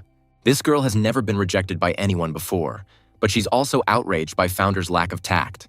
While she's thinking about what to tell her father about this, there are those who are ready to accept her proposal. Stillison and Kesha invite the girl to go for a walk in each other's company. The elder, making this ostentatious gesture, speaks up again, giving the Dynasty a promise. He says that they will do everything so that she will not be ashamed to appear with them in public. And hearing Kesha's question about whether they are too beautiful for her, the girls are completely stunned. The leader of the Southern Palace faction is informed that his daughter has gone to the Eastern Garden, and he expresses satisfaction. The man believes that these two should both understand his intention and that their acquaintance will not take much time. Unable to resist temptation, Crane decides to take a peek at these lovebirds. What he sees shocks the man, and he mentally addresses his daughter in a low voice. Meanwhile, the Founder, out of boredom, decides to experiment with something. And to begin with, he creates several points that are filled with different aromas. Among them are the smells of earth, pond, and pine. The Founder slowly inhales them, mentally noting that this aroma creates the feeling of being in a gazebo by a pond. The young man wonders if he has mastered the thousand scents technique and learned to mix scents. He expresses confidence that he will be able to create even more complex scents in the future. The young man clearly feels the sparrows that his maid caught and then released. After all, with the help of this ability, he can not only do this, but also identify settlements and smaller populated areas. The Founder thinks about the limits of his current abilities, but he is distracted from his thoughts. The beggars announce their return and ask the young man why he is standing there. They invite Founder to go with them to see the competition's main prize. Kesha, as usual, first of all thinks about how to fill her tummy. But then, turning to his potential dinner, he asks him to fly some more since they brought Founder with them. Shiny doesn't share the boy's view, continuing to besiege him and saying that it is not meat. Meanwhile, the founder is amazed that he sees a descendant of a phoenix in front of him, because this is a rarity. When the bird opens its eyes, the young man wonders why they are that color. While Kesha expresses joy that the half-breed opened his eyes for the first time, the founder continues his thoughts, suggesting that this is a crossbreed of a crossbreed, since even the color is different. And then he asks his guys to say goodbye to the meat, since he has already seen it, and now it is time to return. Kesha is the most upset of all, and when saying goodbye to the bird, she says that she will come to visit her again later. The founder thinks that the bird's origin doesn't matter, because he doesn't need it anyway. Leaving the place where the mestizo is being held, still Rizon says that's all. Kesha says that after meeting the meat, he now wants to eat, and suggests that everyone go have dinner. And founder, finally stopping, wonders what aromas this place has. On the night of this day, the bird flies up in fear, flapping its wings rapidly. Some drunkard, clearly having had too much to drink, notices a hunched figure near a tree. He approaches the stranger, asking what he is doing there and why he looks like the poorest of the poor. Hitting him, the man asks if the beggar has money, rushing him to answer. However, the beggar remains silent even after a slap of decent force and after raising his voice. Raining a hail of blows on the hunched back, the man asks if his interlocutor was taught to answer questions. The drunkard asks the beggar why he is smiling, and hears that the man sitting there does not even know who he is. However, he says that he knows who the person standing in front of him is. The man tries to be indignant, to resist, but he can't, and they tell him that it's his dinner for today. The drunkard does not give up his attempts, but the beggar holds him tightly, asking him who he thinks he is. Calling the man his food, this inadequate person also tirelessly repeats the question, and the drunkard asks why he keeps repeating this and asks him to let him go. His tormentor, savoring every word, says that no matter what, he will still eat him. Throwing the body aside, the psychopath begins to talk about how the daughter of the Sawcastle faction is very beautiful. But he wonders what it tastes like. The man assumes that it is tasty, but does not know how much. He voices his desire to eat it for the last time, wants to save it for dessert, and assuming that it is very tasty, the psychopath impatiently says that he wants to eat it. The next morning, preparations for the upcoming event are in full swing. Potential participants and those who just came to watch engage in casual conversation. Others simply pretend to celebrate, while in reality they are trying to get drunk as quickly as possible. The founder, sitting at the table assigned to him, mentally notes an insane number of people. The young man thinks about the birds, assuming that they have flown far away since he cannot smell them. At this very moment, they ask him whether the heir to the library is waiting for someone. The founder answers honestly, but suggests that these sparrows are not particularly keen to return. Gates expresses a desire to meet his interlocutor's friends and offers something as a thank you. The founder talks about him as someone who doesn't give up easily, and the man realizes that he's got it right. But he says that this time, Murty really needs people like the library's heir. The founder becomes wary, asking what happened, and hears that serious events have begun to occur. Those who wanted to confirm the death of the leader of the Murty Alliance stop hiding and make themselves known. Disputes between families become more frequent. Among these people is the Bright Spirit Pavilion. Hearing the words that these people like to flare up, Founder becomes wary because they are not like that at all. Gates continues, telling his interlocutor that these guys buried explosives under Spring Mountain, and then they tried to blow up the sect, which is located right above this mountain. But they encountered the problem of rocky terrain, and in the process, they fell out with each other. And although they intended to blow up the sect, they ended up blowing themselves up, but Founder doesn't believe this. Gates continues to tell him stories, and the young man can't stand it any longer, asking about the old man's well-being. When asked for clarification, Founder says that it would be better for his interlocutor to know when to stop. He doesn't answer, but is overcome with nervous laughter. The man disappears, saying that he supposedly needs to meet someone else here. Founder notices Dynasty, but he is worried about how this girl looks. And then the young man remembers what the Beggar brothers looked like after meeting this girl. An involuntary reflex kicks in and he almost chokes on his drink. The Dynasty thinks that the library's heir is laughing at them and suggests that Holy leave this place. The founder mentally says that he didn't intend to laugh at all. The sight of the beggars is to blame for everything. Suddenly, the young man's sixth sense makes him look in a certain direction, and Founder begins not only to look at the stranger, but also to seriously analyze him with technology. This helps the young man figure out that the metamorphosis technique was used on this man. This is good news because the founder was already bored, and then some desperate person decided to ruin the competition. But the young man understands that it is best to look around because there may be others nearby. And indeed, Soon Founder notices another person with a similar aura. But he is not the only one. The attention of the heir to the great celestial library is attracted by a man. But that's not all. Even harmless images are attached to people who have used metamorphosis. And in the end, it turns out that there are 5 enemy spies in this place. Astonished that there is a guard among them, Founder wonders what these people are up to. He assumes that these could be those who are trying to kill him, or that they came here for the mixed breed bird. There is another version that these people came here for some secret meeting. But it doesn't really matter what goals these people are pursuing. Something else is much more important. Looking around, Founder is surprised that this man does not turn around to look at him. And he expected this, because such closeness could hardly have been an accident. But since nothing happens, Founder decides to make this man his third sparrow. And not only him, but oddly enough, it's not like these people were following him. It follows from this that they are not watching him and do not show their excitement at all. And so, having examined each one, the Founder becomes convinced that these people have some other goal. Noticing his leader, Still Risen asks why he is running around here, the young man turns to the beggar. The Founder asks him to bring Silverison and gives the younger one the task of finding Gates. Sometime later, they all find themselves at one table, and the heir to the library begins to speak.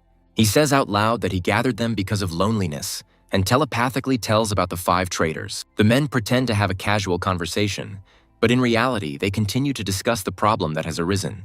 Gates offers to catch them, but Founder counters by saying that one of the traitors is a guard. The young man believes that since they do not know the motive, they cannot act thoughtlessly and impulsively. At the same time, he suggests that it may turn out that there is nothing serious here at all, and they are worrying in vain. The young man mentally notes that one of the traitors is leaving the banquet venue. And Founder, informing his comrades about this, announces his intention to catch this man and interrogate him. The young man instructs them to keep an eye on the remaining ones, but not to bully them, but simply to observe. Sometime later, Founder finds himself in relative proximity to this divine dandelion. The young man watches him closely, without taking his eyes off him, sensitively catching every movement. These efforts are rewarded, because the man shows his true face. At the same time, Dynasty talks to Holy about what happened yesterday. The girl still can't come to her senses. The traitor enters the building opposite and allows himself to finally reveal his true identity. Clearly feeling at home, the man settles in comfortably and begins to attend to his daily business. All this time, Founder tirelessly follows him and now decides on the next point of his plan. The young man folds his fingers in front of him, beginning to fill them with energy, and hesitates a little longer. And then he pierces the thin material with his fingers and provokes further destruction. The man is taken aback by this, but his instincts are well calibrated. Therefore, moving away from the Founder, he stutters and asks him who he is. At first, it is not visible due to the rising dust, but then the identity of the library's heir becomes known. And the young man asks in an ominous voice why the man infiltrated the Southern Palace faction. Outwardly, the traitor remains silent, but thought processes begin to occur within him. He is amazed that the library's heir noticed the metamorphosis and then offers to fight. The Founder says he doesn't like to waste time, so it's better to get straight to the point. The man is impressed that the young man has exposed them and wants to test his fighting skills. After all, the assumption arises in my head that the heir of the library fights as well as he speaks. And the man arrogantly declares that he is giving his opponent 30 seconds. All this time, he will fight with only one hand, to give the heir of the library a head start. If the young man manages to touch his neck during this time, he will receive answers to all his questions. The man also offers to yield to the heir of the library in the first 3 attacks, but he doesn't manage to finish, as the end of his sentence is drowned out by a powerful blow to the face. Founder heads out into the street after his opponent, and meanwhile, a scream is heard outside. And while Holly is frightened by what is happening, her sister continues to be indignant about the heir of the library. It becomes clear who is to blame for what happened, but it is unknown why he is fighting with this person. As soon as the dynasty heard about the heir to the great celestial library, it became more and more lively. Meanwhile, Founder, not mercifully but rudely to the sighs and gasps of the crowd, grabs his opponent by the scruff of the neck. And starting to move lightning fast across the rooftops, he goes to a place where there are fewer spectators. Holly sighs in admiration, wondering what happened there. Her sister groans absently, and Founder asks the captured traitor if his tongue has loosened. It turns out that this man's name is Nine Gold, and he is the head of the Graceful sect. And they use the technique of metamorphosis to, at the request of the Southern Palace, select the best of the talents. The Founder remembers that he had heard about this sect before, and understands that he had ruined the whole production. The man tries to assure his interlocutor that he told the truth, and the interlocutor asks him about the number of his people. However, Founder says he counted 5, which surprises 9, who says there are 4. And while the man asks if the young gentleman has miscalculated, he becomes seriously puzzled. 9 again says that he would not lie to the heir of the library and suggests asking Crane about it. Already preparing for the next painful blow, the man notices that the pain does not last long. When he opens his eyes fully, he realizes that not only is there no pain, but there is also no heir to the library. The same one, in order to have a better view, chooses a high point. After this, the young man closes his eyes and concentrates on the energy flows. First of all, Founder rushes to the borders of the Southern Palace faction. As he begins to scan them, the young man realizes that one person has disappeared somewhere. The Founder approaches the south, stating that the Dragon King's pavilion is located there. The young man believes that this unknown person was incredibly lucky because he got away with everything. But he is sure that they will definitely meet again, and then luck will not be so favorable to the traitor. Participants are informed that the first competition of the banquet is called Find the Traitor. Crane says there are 4 of them, all of whom are elders of the Graceful Sect. This competition is not only to assess abilities, but also to ensure that participants spend their time usefully. Someone asks how many people from Graceful are participating, but Crane is not going to reveal this. A person appears who is interested in the level of transformation of the traitors throughout the competition. Crane says they differ, losing their complexity increasingly towards the last day. Young people start discussing this. They want to find and defeat everyone as quickly as possible. Crane is amused by these suckers and says that he is about to say something very surprising. And just when he is about to continue, he is interrupted by someone turning to the leader. The faction leader doesn't like that Flaubert interrupted him. It was rude of him. Meanwhile, the boy tells the man something secret and he is surprised, although he doesn't show it. But he still repeats out loud after Flaubert that Founder has already caught everyone. Later, he is asked why the heir to the Great Celestial Library was not warned about this in advance. This is Naingold pouring out his heart to the head of the Southern Palace faction about how rudely he was treated. Crane tries to reach a peace agreement, but the man continues to moan and complain. But suddenly he falls silent, realizing that he had just behaved too recklessly towards the faction leader. He also gives his stern voice, assuming that they want to tell him something else. But the man is frightened, afraid that the heavens will open up above him. And then he starts to get nervous, assuming that this pressure is justified by the desire to know more. Then the leader of the Southern Palace faction says that now everything is clear to him. Looking back on what happened last time, Crane no longer considers it a mere coincidence. However, when Harmony was defeated by the heir of the library, he did not complain, but spoke to the point. This man also did not reproach the young man too strongly, and this raises questions. But then the man realizes that he himself is loyal to the Founder, and even tried to introduce him to his daughter. Meanwhile, Naingold turns to his master again and says that he has remembered something.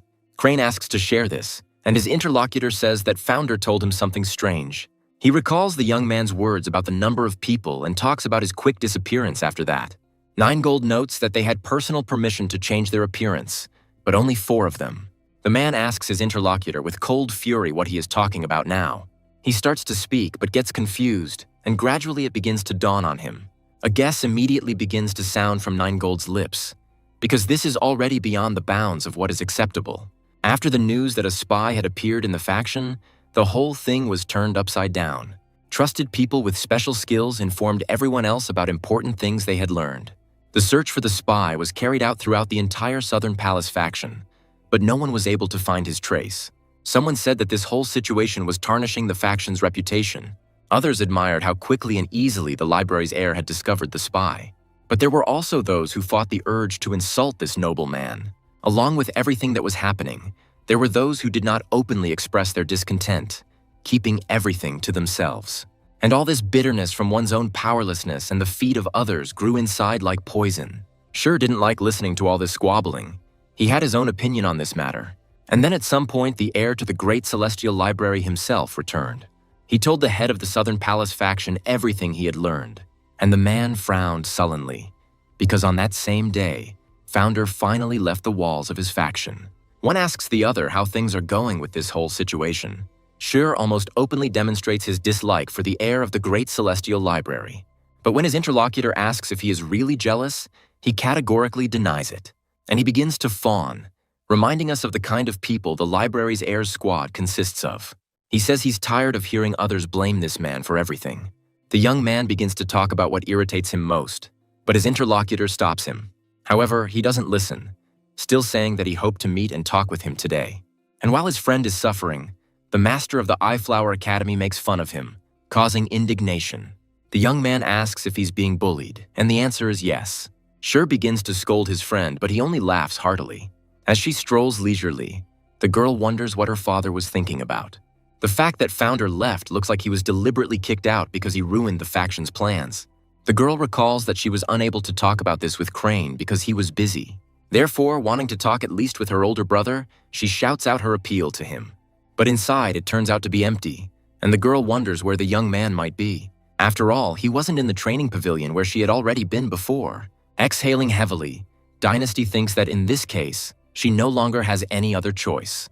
When the girl looks up the next time, her gaze is strikingly different from what it was just now. Coming to her father, Dynasty says that she wants to tell him something, and the man allows her to do so. The girl asks Crane why he didn't dissuade the library's heir from leaving their faction.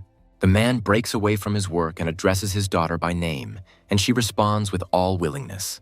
The faction leader sends his daughter away in a manner bordering on rudeness, which leaves the girl taken aback. To her naive question, the man repeats his command, telling her to leave it. The pressure from her father is so strong that tears well up in the girl's eyes, and when she obediently leaves, only then does the man allow himself to breathe a sigh of relief. In his mind, he calls his daughter a cutie, and then he gets into more serious thoughts. Crane recalls how he asked the heir of the Great Celestial Library to fulfill his request.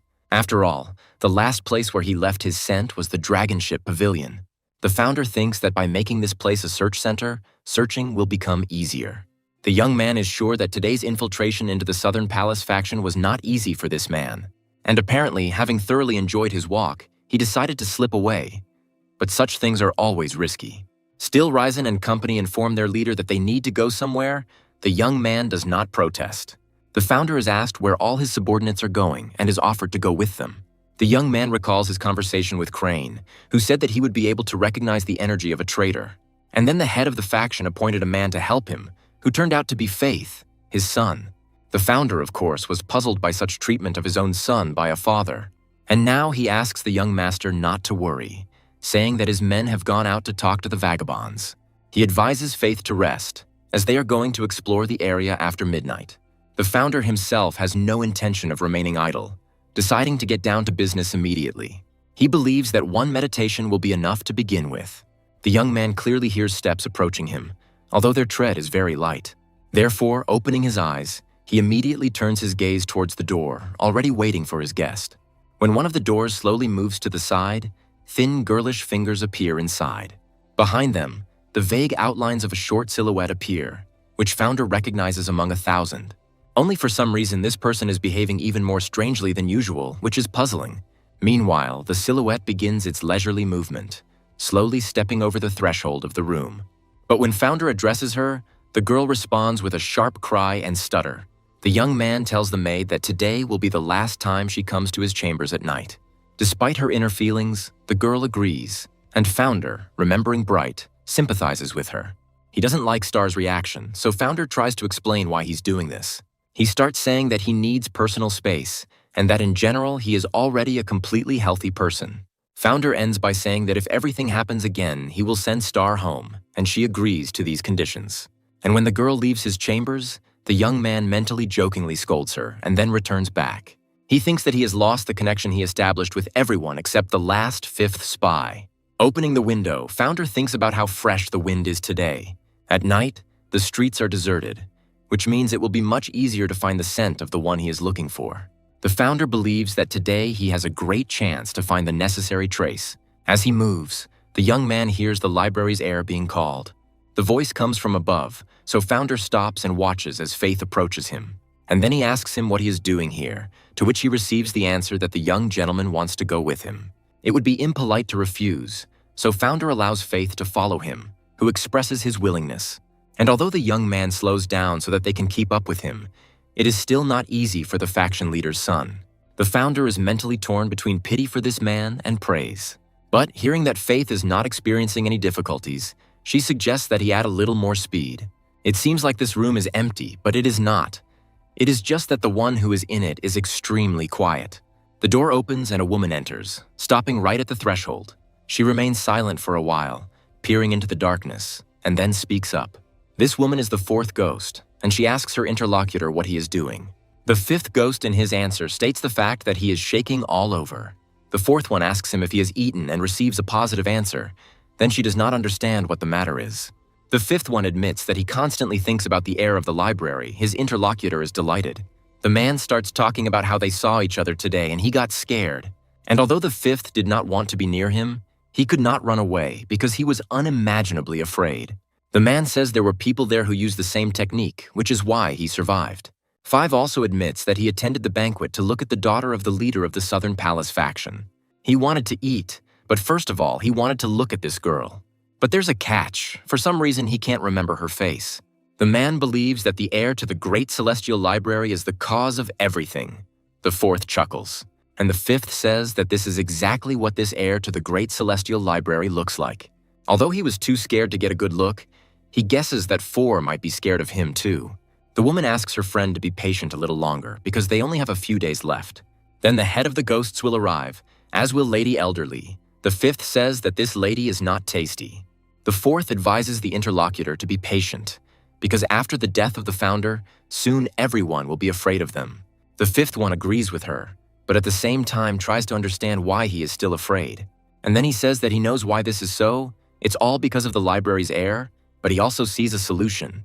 The man says he will eat it and laugh in his face. The woman finds it adorable. The founder, although he wandered until dawn, was still unable to find the tracks he needed. At noon, Silverison and the head of the Murti province of Peaceful Beauty visited him. They reported that, like him, they were unable to obtain any information. The founder thinks that today they will need to expand the search radius. Faith asks if they are going to search now and receives an affirmative answer. The young man expresses a desire to also participate, and the founder suggests that they take a thoughtful rest. But even despite the young man's comments about his appearance, Faith says she's fine. But founder understands perfectly well that his interlocutor looks like this due to excessive use of internal energy. He recalls that Faith, even as a child, was different from his sister. But now founder suggests that this young man is no longer as serious as he used to be. And when he allows Faith to come with him, he expresses joy, unaware of what lies ahead. The young man thinks that compared to yesterday, he feels freer. He agrees that it is an honor for him to be considered one of the best youth warriors in the eyes of the people. But what happened last night brought the son of the Southern Palace faction leader down to earth. He supposes a weight has been lifted from his shoulders because the library's heir has seen this side of him. Faith feels that his father appointed him as founder's assistant for this very reason.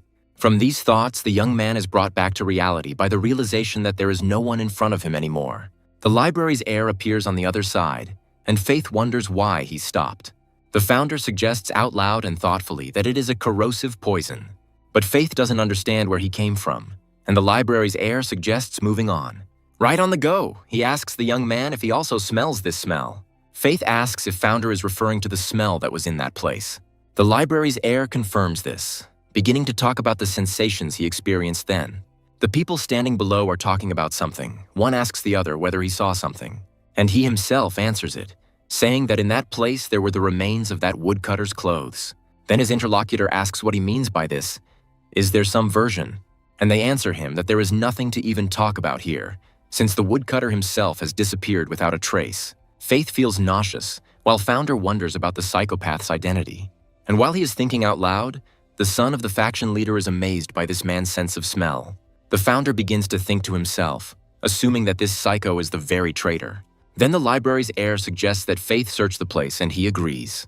When night falls on the city, someone approaches an old woman in one of the gateways. She asks him to spare her, but the man says that he hasn't had dinner today and wants something thicker. This lunatic compares people to porridge, which he personally brought to him. He begins to grimace, impersonating his grandmother in the way she had just asked him to. And then he suddenly grabs her, saying that now dinner is served. And stretching out the words, he wishes himself bon appetit several times with pleasure. But he is unable to fully finish the sentence due to outside interference. Some unknown force tears the psychopath away from the old woman and pulls him towards itself. He doesn't even have time to really understand what's happening, desperately trying to make out his opponent. 2 weapons clash with a clang, 2 metals, 2 wills, 2 completely opposite souls. And in that split second, the psychopath understands everything and starts laughing madly. He says that the heir of the great celestial library found him and came to him. And the founder first asks this crazy guy to introduce himself properly. The old woman, watching this whole action, makes inarticulate sounds. Faith asks her not to worry and says that he will take her away from this terrible place. Grandma doesn't even have time to comprehend what's happening before she finds herself in the sky. And Faith wonders in her mind whether the library's heir can handle such an opponent alone. Meanwhile, the opponents still cannot disperse because neither of them wants to give in. But at some point, the energy simply goes off the charts, and they are forced to move away from each other due to an explosion. Five says he knew Founder would find him, but he wonders how exactly it happened. The young man says that he initially wanted them to introduce themselves to each other, but it seems that this is not necessary. Since the psycho already knows him, he is still interested in his name too. The man standing in front of Founder begins to shake convulsively, saying something about his face. Next comes the reason why he doesn't like the face of the heir to the great celestial library. It turns out that he finds him so scary because the young man looks incredibly calm. The fifth one asks why Founder is not afraid or worried when he looks at him. He is afraid of the heir of the library because he is like an empty space to him. Asking if he is disappointed, Founder mentally agrees because he considers this psycho a monkey imitating madness. The fifth one continues to repeat that he is very scared and expresses a desire to quickly eat the heir of the library. The founder thinks that he expected to end it all with this guy, but it looks like this is just the beginning. And this idiot is screaming that he wants to see that creepy expression disappear from the face of the library's heir. Abruptly changing his trajectory, Founder asks his opponent how much longer he intends to whine. Oddly enough, the psychopath doesn't respond to this, instead silently continuing the battle. And what's more, instead of stumbling, the man resorts to the help of something new. And the next moment, several explosives appear in the sky above them. And only when the fifth launches his deadly weapon at them does everything become clear to Founder. But a great explosion, generated by a chain reaction of hidden bombs, covers the surrounding area. Faith, who is standing in the distance, shouts out the name of the heir to the great celestial library. But Founder turns out to be alive, and on the contrary, he easily escapes the enemy's next attack. Calling him crazy, the fifth orders the one who allegedly ran away from him to return. But the Founder doesn't even intend to do what he thought about, continuing to implement his tactics. When he gets close enough to his opponent, he begins to spin like a top. The weapon returns to the hands of the fifth, and he tries to defend himself against the Founder's attack in advance. He thinks that he has never seen anything like this technique before. Not only did he escape from them, but he also destroyed about half of the hidden bombs. Meanwhile, Founder asks the psychopath to show them what else he has up his sleeve. He hesitates for a while, making strange sounds and as if considering whether it's worth it. And then he agrees, but asks the heir of the library not to regret his request later. The Founder, observing all this, mentally notes that it looks quite plausible. But only two are real, the rest are real fakes. The young man also mentally praises the attack, since it is quite difficult to distinguish a fake from a real one.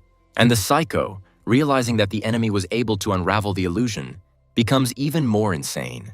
But Founder remains as cool-headed as before, soberly assessing the situation. He deflects a blow from one of the opponent's weapons with a wide but swift swing of his own blade, and the second one stops it by putting enough energy into his hand. But that's not all, because Founder is simply getting tired of playing for so long, and he quickly thrusts his blade into the gap, allowing the enemy's weapon to fall to the ground. When it falls completely, for some time the psychopath cannot digest what he saw, and then he expresses agreement with what just happened, saying that he knew it in advance. He also expresses confidence that he will definitely die, just as he was supposed to before. After all, if he had pretended to know him then, the heir to the library would have killed him right there. In vain does the fifth try to escape, squealing along the way, but Founder still catches up with him. With a wide swing of his blade, the young man cuts off the fugitive's limb. But he thinks that this is not enough, so he delivers another powerful blow. It turns out to be strong enough to throw Five back several meters, and when he hits the trunk, pinned by the sword, a wheeze escapes from him. Knowing full well that the enemy cannot escape, Founder approaches him slowly. There is still time before the fifth ghost dies, and the library's heir offers to talk to him. The psychopath thinks that he foresaw this outcome and should not have come out, but for some reason he wanted to see this man and feel again what he felt then. The fifth once again notes the imperturbable expression on the face of the heir to the great celestial library. The Founder's further actions cause the ghost to experience a mixture of surprise and incomprehension, because the library's heir stops the bleeding from his severed limb. At first, it seems to the fifth that he does not feel his body, but then he realizes that there is someone else's energy in him. It seems to him that his heart has stopped beating, and the man begins to experience fear of being captured by someone else's energy. The founder says that he will allow him to choose a quick death or a long and painful one. It is enough to answer the questions, the first of which is the name. The ghost answers honestly. But founder doesn't believe him, so he asks his question again. The man says he just named himself and asks why the library's heir doesn't believe him. And then he suddenly remembers that he really did have a different name, he just forgot it. However, the ghost quickly remembers him, names him, and notes that this will not help the heir of the library in any way. The man asks to kill him, and founder thinks about it, and the ghost repeats his request. And then he begins to talk about what will happen when Lady Elderly and the prince arrive. He says that then everyone who is now at this competition will die. Therefore, if the heir of the library wants to live, he must escape, otherwise it will be the end. The man switches gears, starting to talk about someone inside them. The founder is thinking about the global scale of the plan to destroy all the competition participants. Continuing to analyze what he heard, the young man notes that what was said interested him very much. The founder says he was so interested in it that he would like to hear more. The ghost finds it terrifying that his flesh will be dissolved by his own poison. However, founder denies these words, saying that he does not intend to do this. Directing a stream of energy directly into the ghost's head, he says that there is a much easier way. When his body begins to undergo pre-death metamorphoses, 5 even manages to make a couple of sounds. After this, leaving the scene, founder cannot stop thinking about Mrs. Elderly. This woman was the wife of the head of the bakers and was behind all the bloodshed. Moreover, it is unknown whether Seth knew about this before marriage, or whether this truth came to light after their wedding.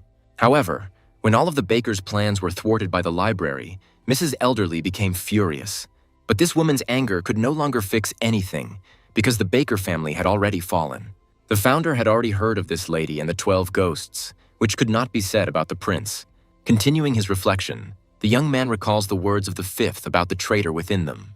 But founder is not sure whether this psycho meant one person or an entire squad. And the heir of the library decides to find out if anything suspicious was happening within the faction.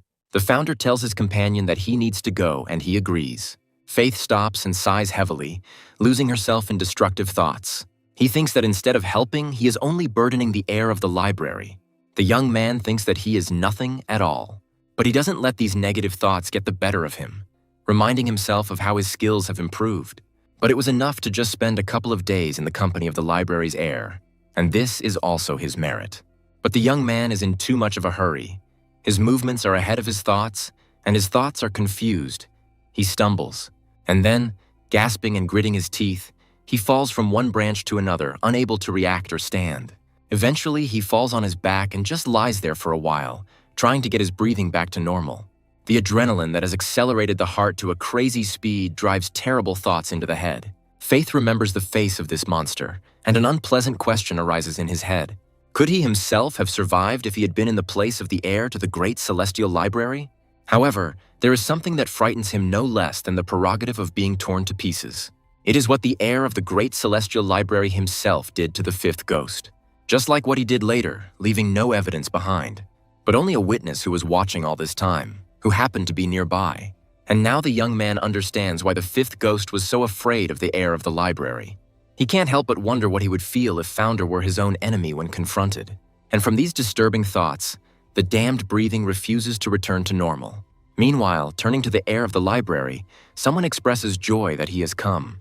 Silverison says he couldn't even sleep. He was so eager for founder to return. The man says they didn't learn any new information about the case, but there was still something noteworthy.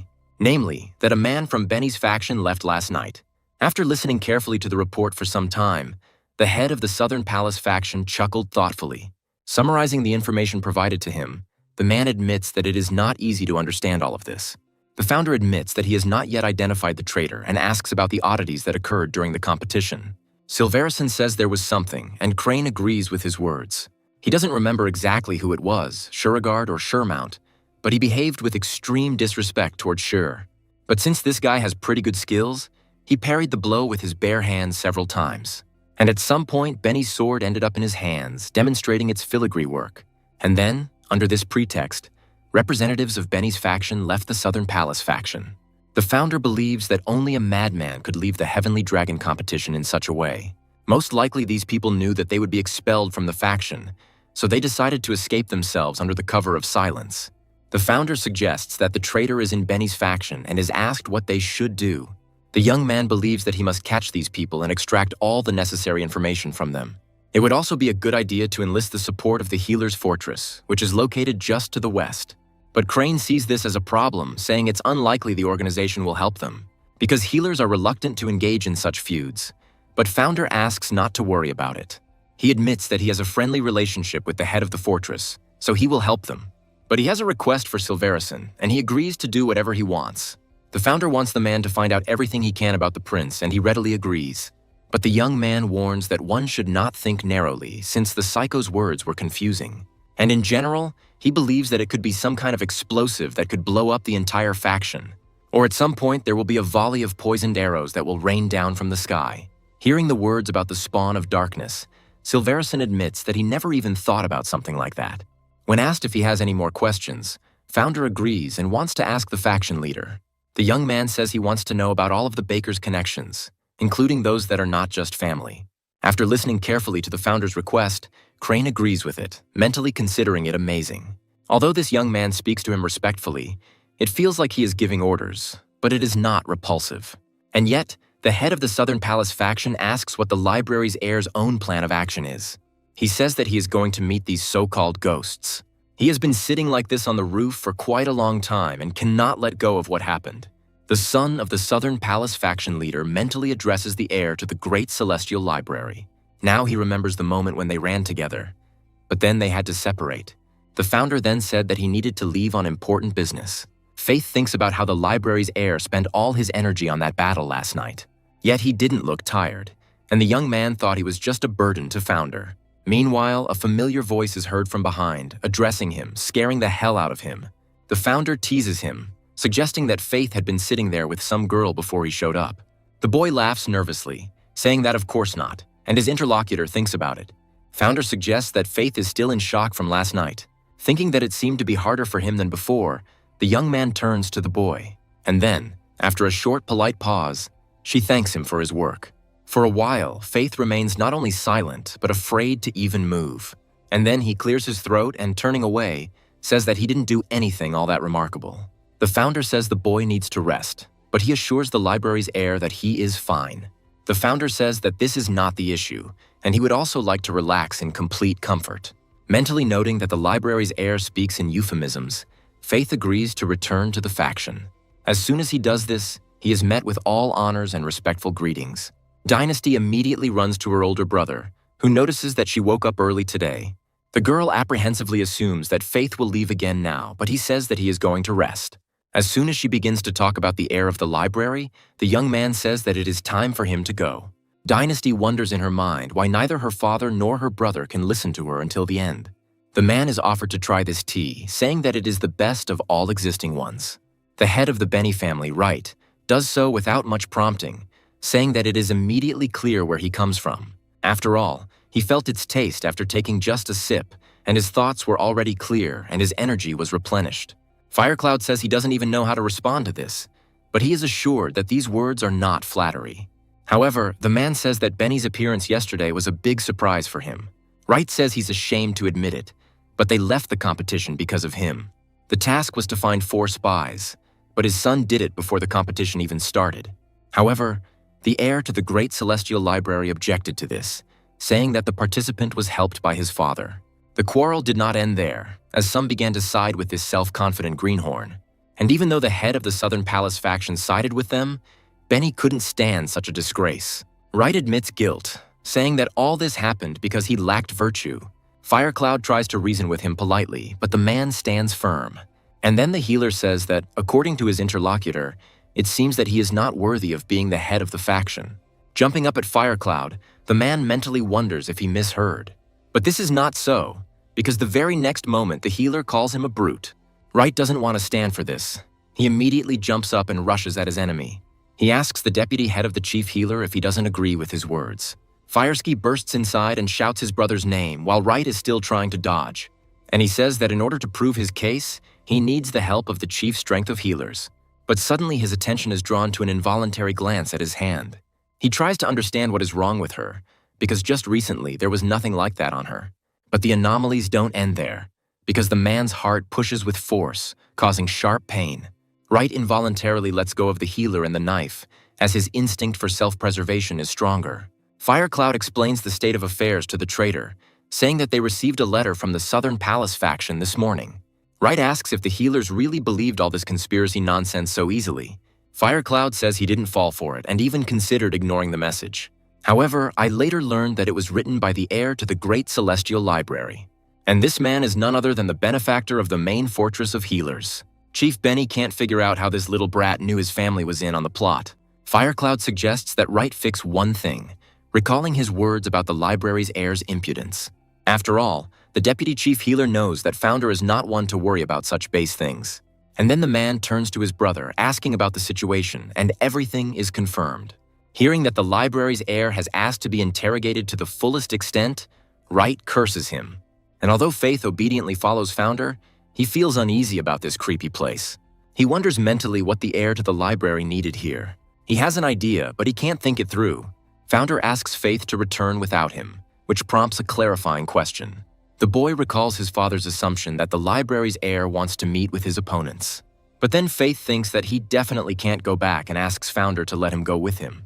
The young man says that he did not come here to turn around and go back, but to help. And Faith declares that he will also go there with Founder. He thinks that he should stay. And although his desire is more than sincere, the boy patiently waits for a reaction from his interlocutor. He pauses for quite a long time, during which he lets out a heavy sigh.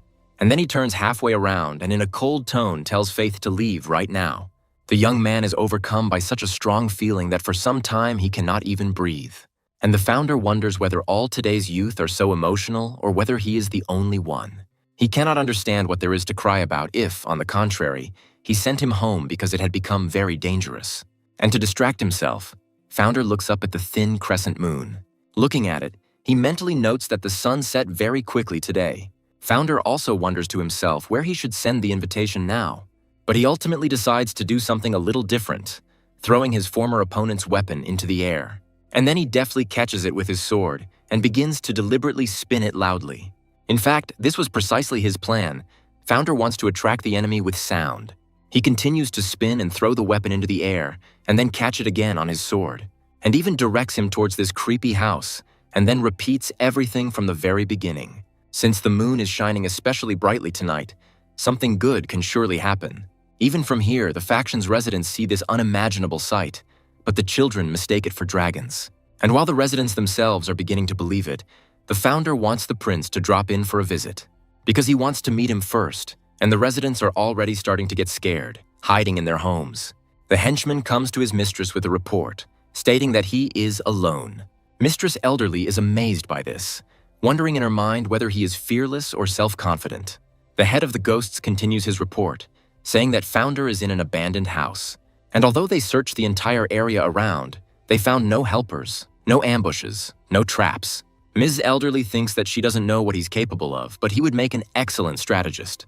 She recalls the great losses her son and the troops suffered when they were lured by this man's friendliness, and the fact that the heir of the library attracted comrades to his side that time, but now he is alone. And wanting to understand his motives, she asks the head if he thinks the Founder knows about the prince. He doesn't think so, because only the fifth ghost had this information. And then the old woman makes up her mind. She refers to this jug as the Merchant Justice Roth. It turns out that there is an old man behind him, who, turning around, expresses his happiness to the lady. He says he was worried that Elderly would take the easy way out and come back that way. Offering his interlocutor something to take, he deftly for his age throws her some kind of bottle. Also picking it up in a similar manner, the woman thanks Rout for this thing. She addresses the second, third, and fourth ghosts, saying that it is time for them to come outside. Elderly tells the woman that they first need to find out the intentions of the library's heir. She warns the fourth ghost about this man's resourcefulness and asks him to act quickly. Elderly gives the mandatory order to capture Founder alive and then cut off all his limbs. After this, she orders him to be brought to her and now to carry out her order immediately. The woman adds that the amputation of the limbs will only be the beginning of the library's heir's torment. And the latter mentally reflects on how much time it took the spies to find the traps. The Founder knows exactly what confused them most, why he came here alone. He comes to the conclusion that in the end, they decided to take the first step, for which he actually came. The young man suggests that he might be the same prince that the fifth ghost spoke of. If he is wrong, then neither the Southern Palace faction nor the participants and guests will exist tomorrow. His thoughts are interrupted by the feeling of an alien presence, and Founder understands that they have arrived. Careful not to be exposed, he scans the area, counting the number of enemies. The Founder is absolutely sure that there are 3 of them, but for some reason the exact location of the last one eludes him. The 4th one acknowledges the fact that they were late and asks for forgiveness for it. Founder's heart responds to this woman's words with a strange tremor, and it simply drives him crazy. And the 4th ghost, introducing himself, expresses joy that they have finally met. After this, the woman invites the heir of the Great Celestial Library to talk, and Founder is still trying unsuccessfully to understand what happened to his heart. He assumes it's because of the incense smell and says out loud that Elderly seems busy. The woman says that she volunteered to meet him because she was curious to see him. Noticing that her fragrance has a strange effect on him, Founder decides to ask his interlocutor about it. He approaches from a distance, assuming that 4th does not use incense, and she is skeptical about this. She says warriors don't use incense to cover up their body odor, and Founder understands. But he mentally wonders where this smell comes from, and the woman calls the young man awkward. He suggests getting straight to the point, asking why the 4th is here, and she says that she was asked to talk to him. Elderly allegedly changed her mind about fighting after losing the 5th ghost, and was shocked that Founder came alone. The young man finds this amusing and asks if that is all they wanted to tell him. While 4th expresses regret, he finds the source of the scent. The woman, saying that she almost forgot something, announces Elderly's intention to deliver a gift. While Founder is pondering what the gift might be, 4th hands it over. And then he pretends to drop the bottle, and the young man suggests that this might be the source of the aroma, and at the same time, it can make the air over a large area toxic. The Founder, looking at the broken bottle in fascination, thinks only about the aroma. The 4th one expresses regret that she broke the gift, and the young man asks her about the trick. Meanwhile, the contents of the bottle begin to creep straight towards him, but Founder realizes that it is not liquid. Looking more closely, Founder realizes that these are insects, and he is even surprised that these are beetles, and not incense as he dared to think. The 4th one, addressing the heir of the library affectionately, asks if everything is all right with him. But she immediately answers her own question, suggesting that no, and Founder asks about these beetles. The 4th one says that an army of these little ones will destroy everyone at the Heavenly Dragon competition. She talks about their convenient speed and size and that the nerves at the sight of the bite will be paralyzed for half a day. Again calling the young man affectionately, the woman invites him to tell her what is about to happen to him. The 4th talks about the order that Elderly gave them and suggests that Founder will still live after this. The young man asks how these beetles were able to survive in the water and where the blood association got them from. The 4th one shares that they have a person who is well versed in insects. These beetles are attracted by a special scent and will always be drawn to it regardless of distance. And Founder understands that the core of the poisonous insect he swallowed responded to this aroma. And because of the bites, the power of the 3 sources of internal energy began to rage within him. This is encouraging because Founder will be able to absorb the energy of these bugs, but 4 is puzzled by his smile. And she asks why he is smiling. Is he really that desperate already? The Founder suggests that the 4th is good since his limbs are still in place, and she sighs. And then she asks the young man not to worry because she will make sure that it won't hurt him at all. When asked if she can do it, the woman laughs, saying no, but she will try. Maybe she will succeed. Amidst all this fun, the 4th completely loses her vigilance and notices what she hadn't noticed earlier at the last moment. And Founder, already holding a sword in his hands, offers to teach the woman how to do it correctly. And the very next moment, his proposal is carried out without the consent of the inattentive student. The 4th one doesn't even have time to properly digest what happened, only asking a stupid, inappropriate question. And Founder dispassionately asks her how she felt, whether it hurt. He asks her to smile again, and the woman forces out a nervous, slightly drawn-out laugh, and then she falls to her knees and bursts into a heart-rending scream. This becomes a call to action, causing her comrade to knock several arrows at once. And while they fly straight towards Founder, the woman does not stop screaming from unbearable pain. But this does not stop the young man. He is ruthless with those who were ruthless with him. The Founder deliberately shields himself from the woman so that in the process her legs are also shot off. Well, the last of the 3 opponents also makes his presence known, flashing his sharp blade. But it doesn't take much effort for Founder to be able to deflect this blow. He decides to use a technique called the death loop. When this happens, the ghost cannot understand how this is possible. He mentally notes that he can't even move his sword. This man had never heard of this strange fighting technique before. Meanwhile, his sword behaves even more strangely, tearing itself out of its owner's hands. When the weapon disappears from sight, another hand takes its place, easily passing through the barrier. Grabbing the ghost with one hand, Founder begins to accumulate energy in the other. And the next moment he is already approaching his goal, wanting to give vent to his power. But the plan doesn't come to fruition, as Founder notices several glares from above.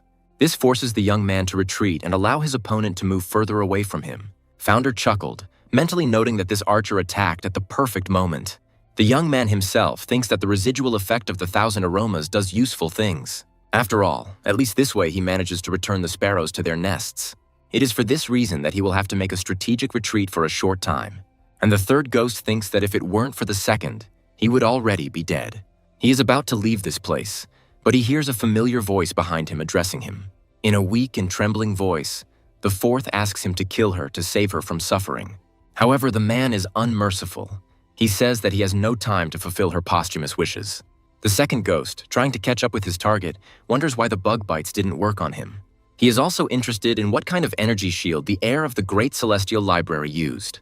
He decides to escape, getting rid of everything that can slow him down and warn the Blood Association about everything. The second thinks that he doesn't feel like he's being chased and assumes that the founder is currently busy with the third.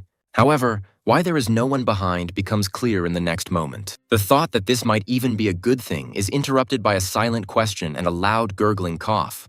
And Founder, thoughtfully and with a drawn-out chuckle, expresses a desire to go after the second sparrow.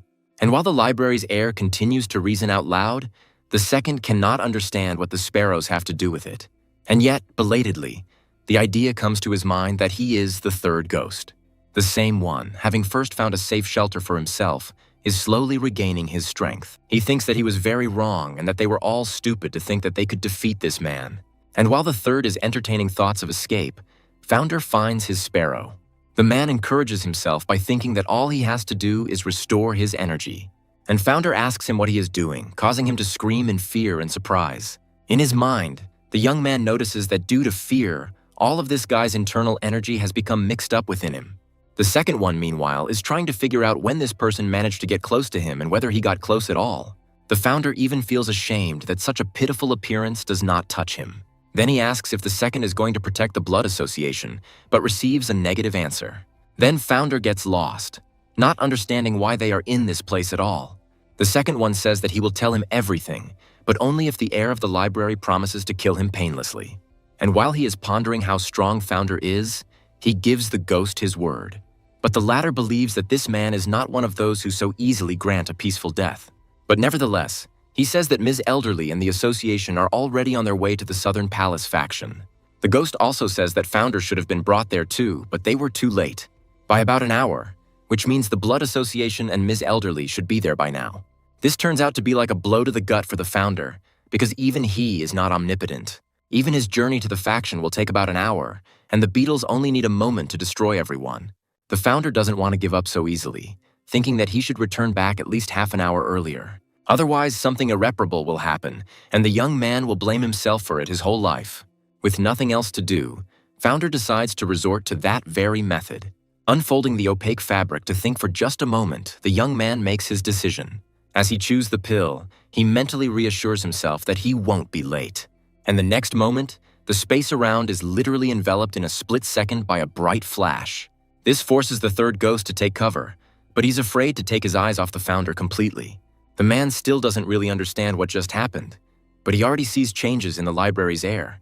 And suddenly he appears very close and makes a weightless touch.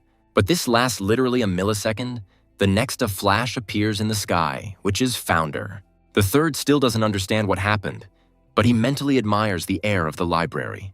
And literally a second before that, the thought of a kept promise matures in his head. Meanwhile, a few hours earlier in the Southern Palace faction, amidst shrill cries of pain, Crane asks his interlocutor one last time. The faction leader is interested in the one the Blood Association calls the Prince. Wright asks him to stop his torment, reminding him of his words that he knows nothing about it. He asks how one can tell something one doesn't know, and Crane gives the order to do it again. The man thinks about how, even more than an hour later, Wright continues to insist that he knows nothing. He recalls how his son returned alone and said that Founder had decided to face the enemies alone. The faction leader orders the parallel sword to cut off Wright's finger from now on, and he obeys. Benny, meanwhile, says that he does not deny that he was on the association's side, but he is telling the truth. And almost nothing was ever said about this prince. He would not have hidden information in such a state. Crane starts to ask what the prince is like, but suddenly stumbles. As he falls backwards, the faction leader wonders in his mind why he can't move his body. The parallel sword, noticing the state of its master, screams, but suddenly stops. And while he realizes that this is the Blood Association's secret weapon, Wright begins to laugh ominously. He says that the prince is an army of beetles, finding this incredible. And while the man is bursting into mad laughter, someone comes inside. The head of the ghosts opens the vessel with the aroma, sealing the beetles back in. And then, pulling his sword out of its sheath, he slowly approaches the man hanging on chains. And with a few short but precise movements, he cuts the shackles. Benny asks the ghost chief about the bugs, and he names their species, the fire whirlwind. The man notices changes in his body, and testing his theory, becomes convinced that the paralysis has ended.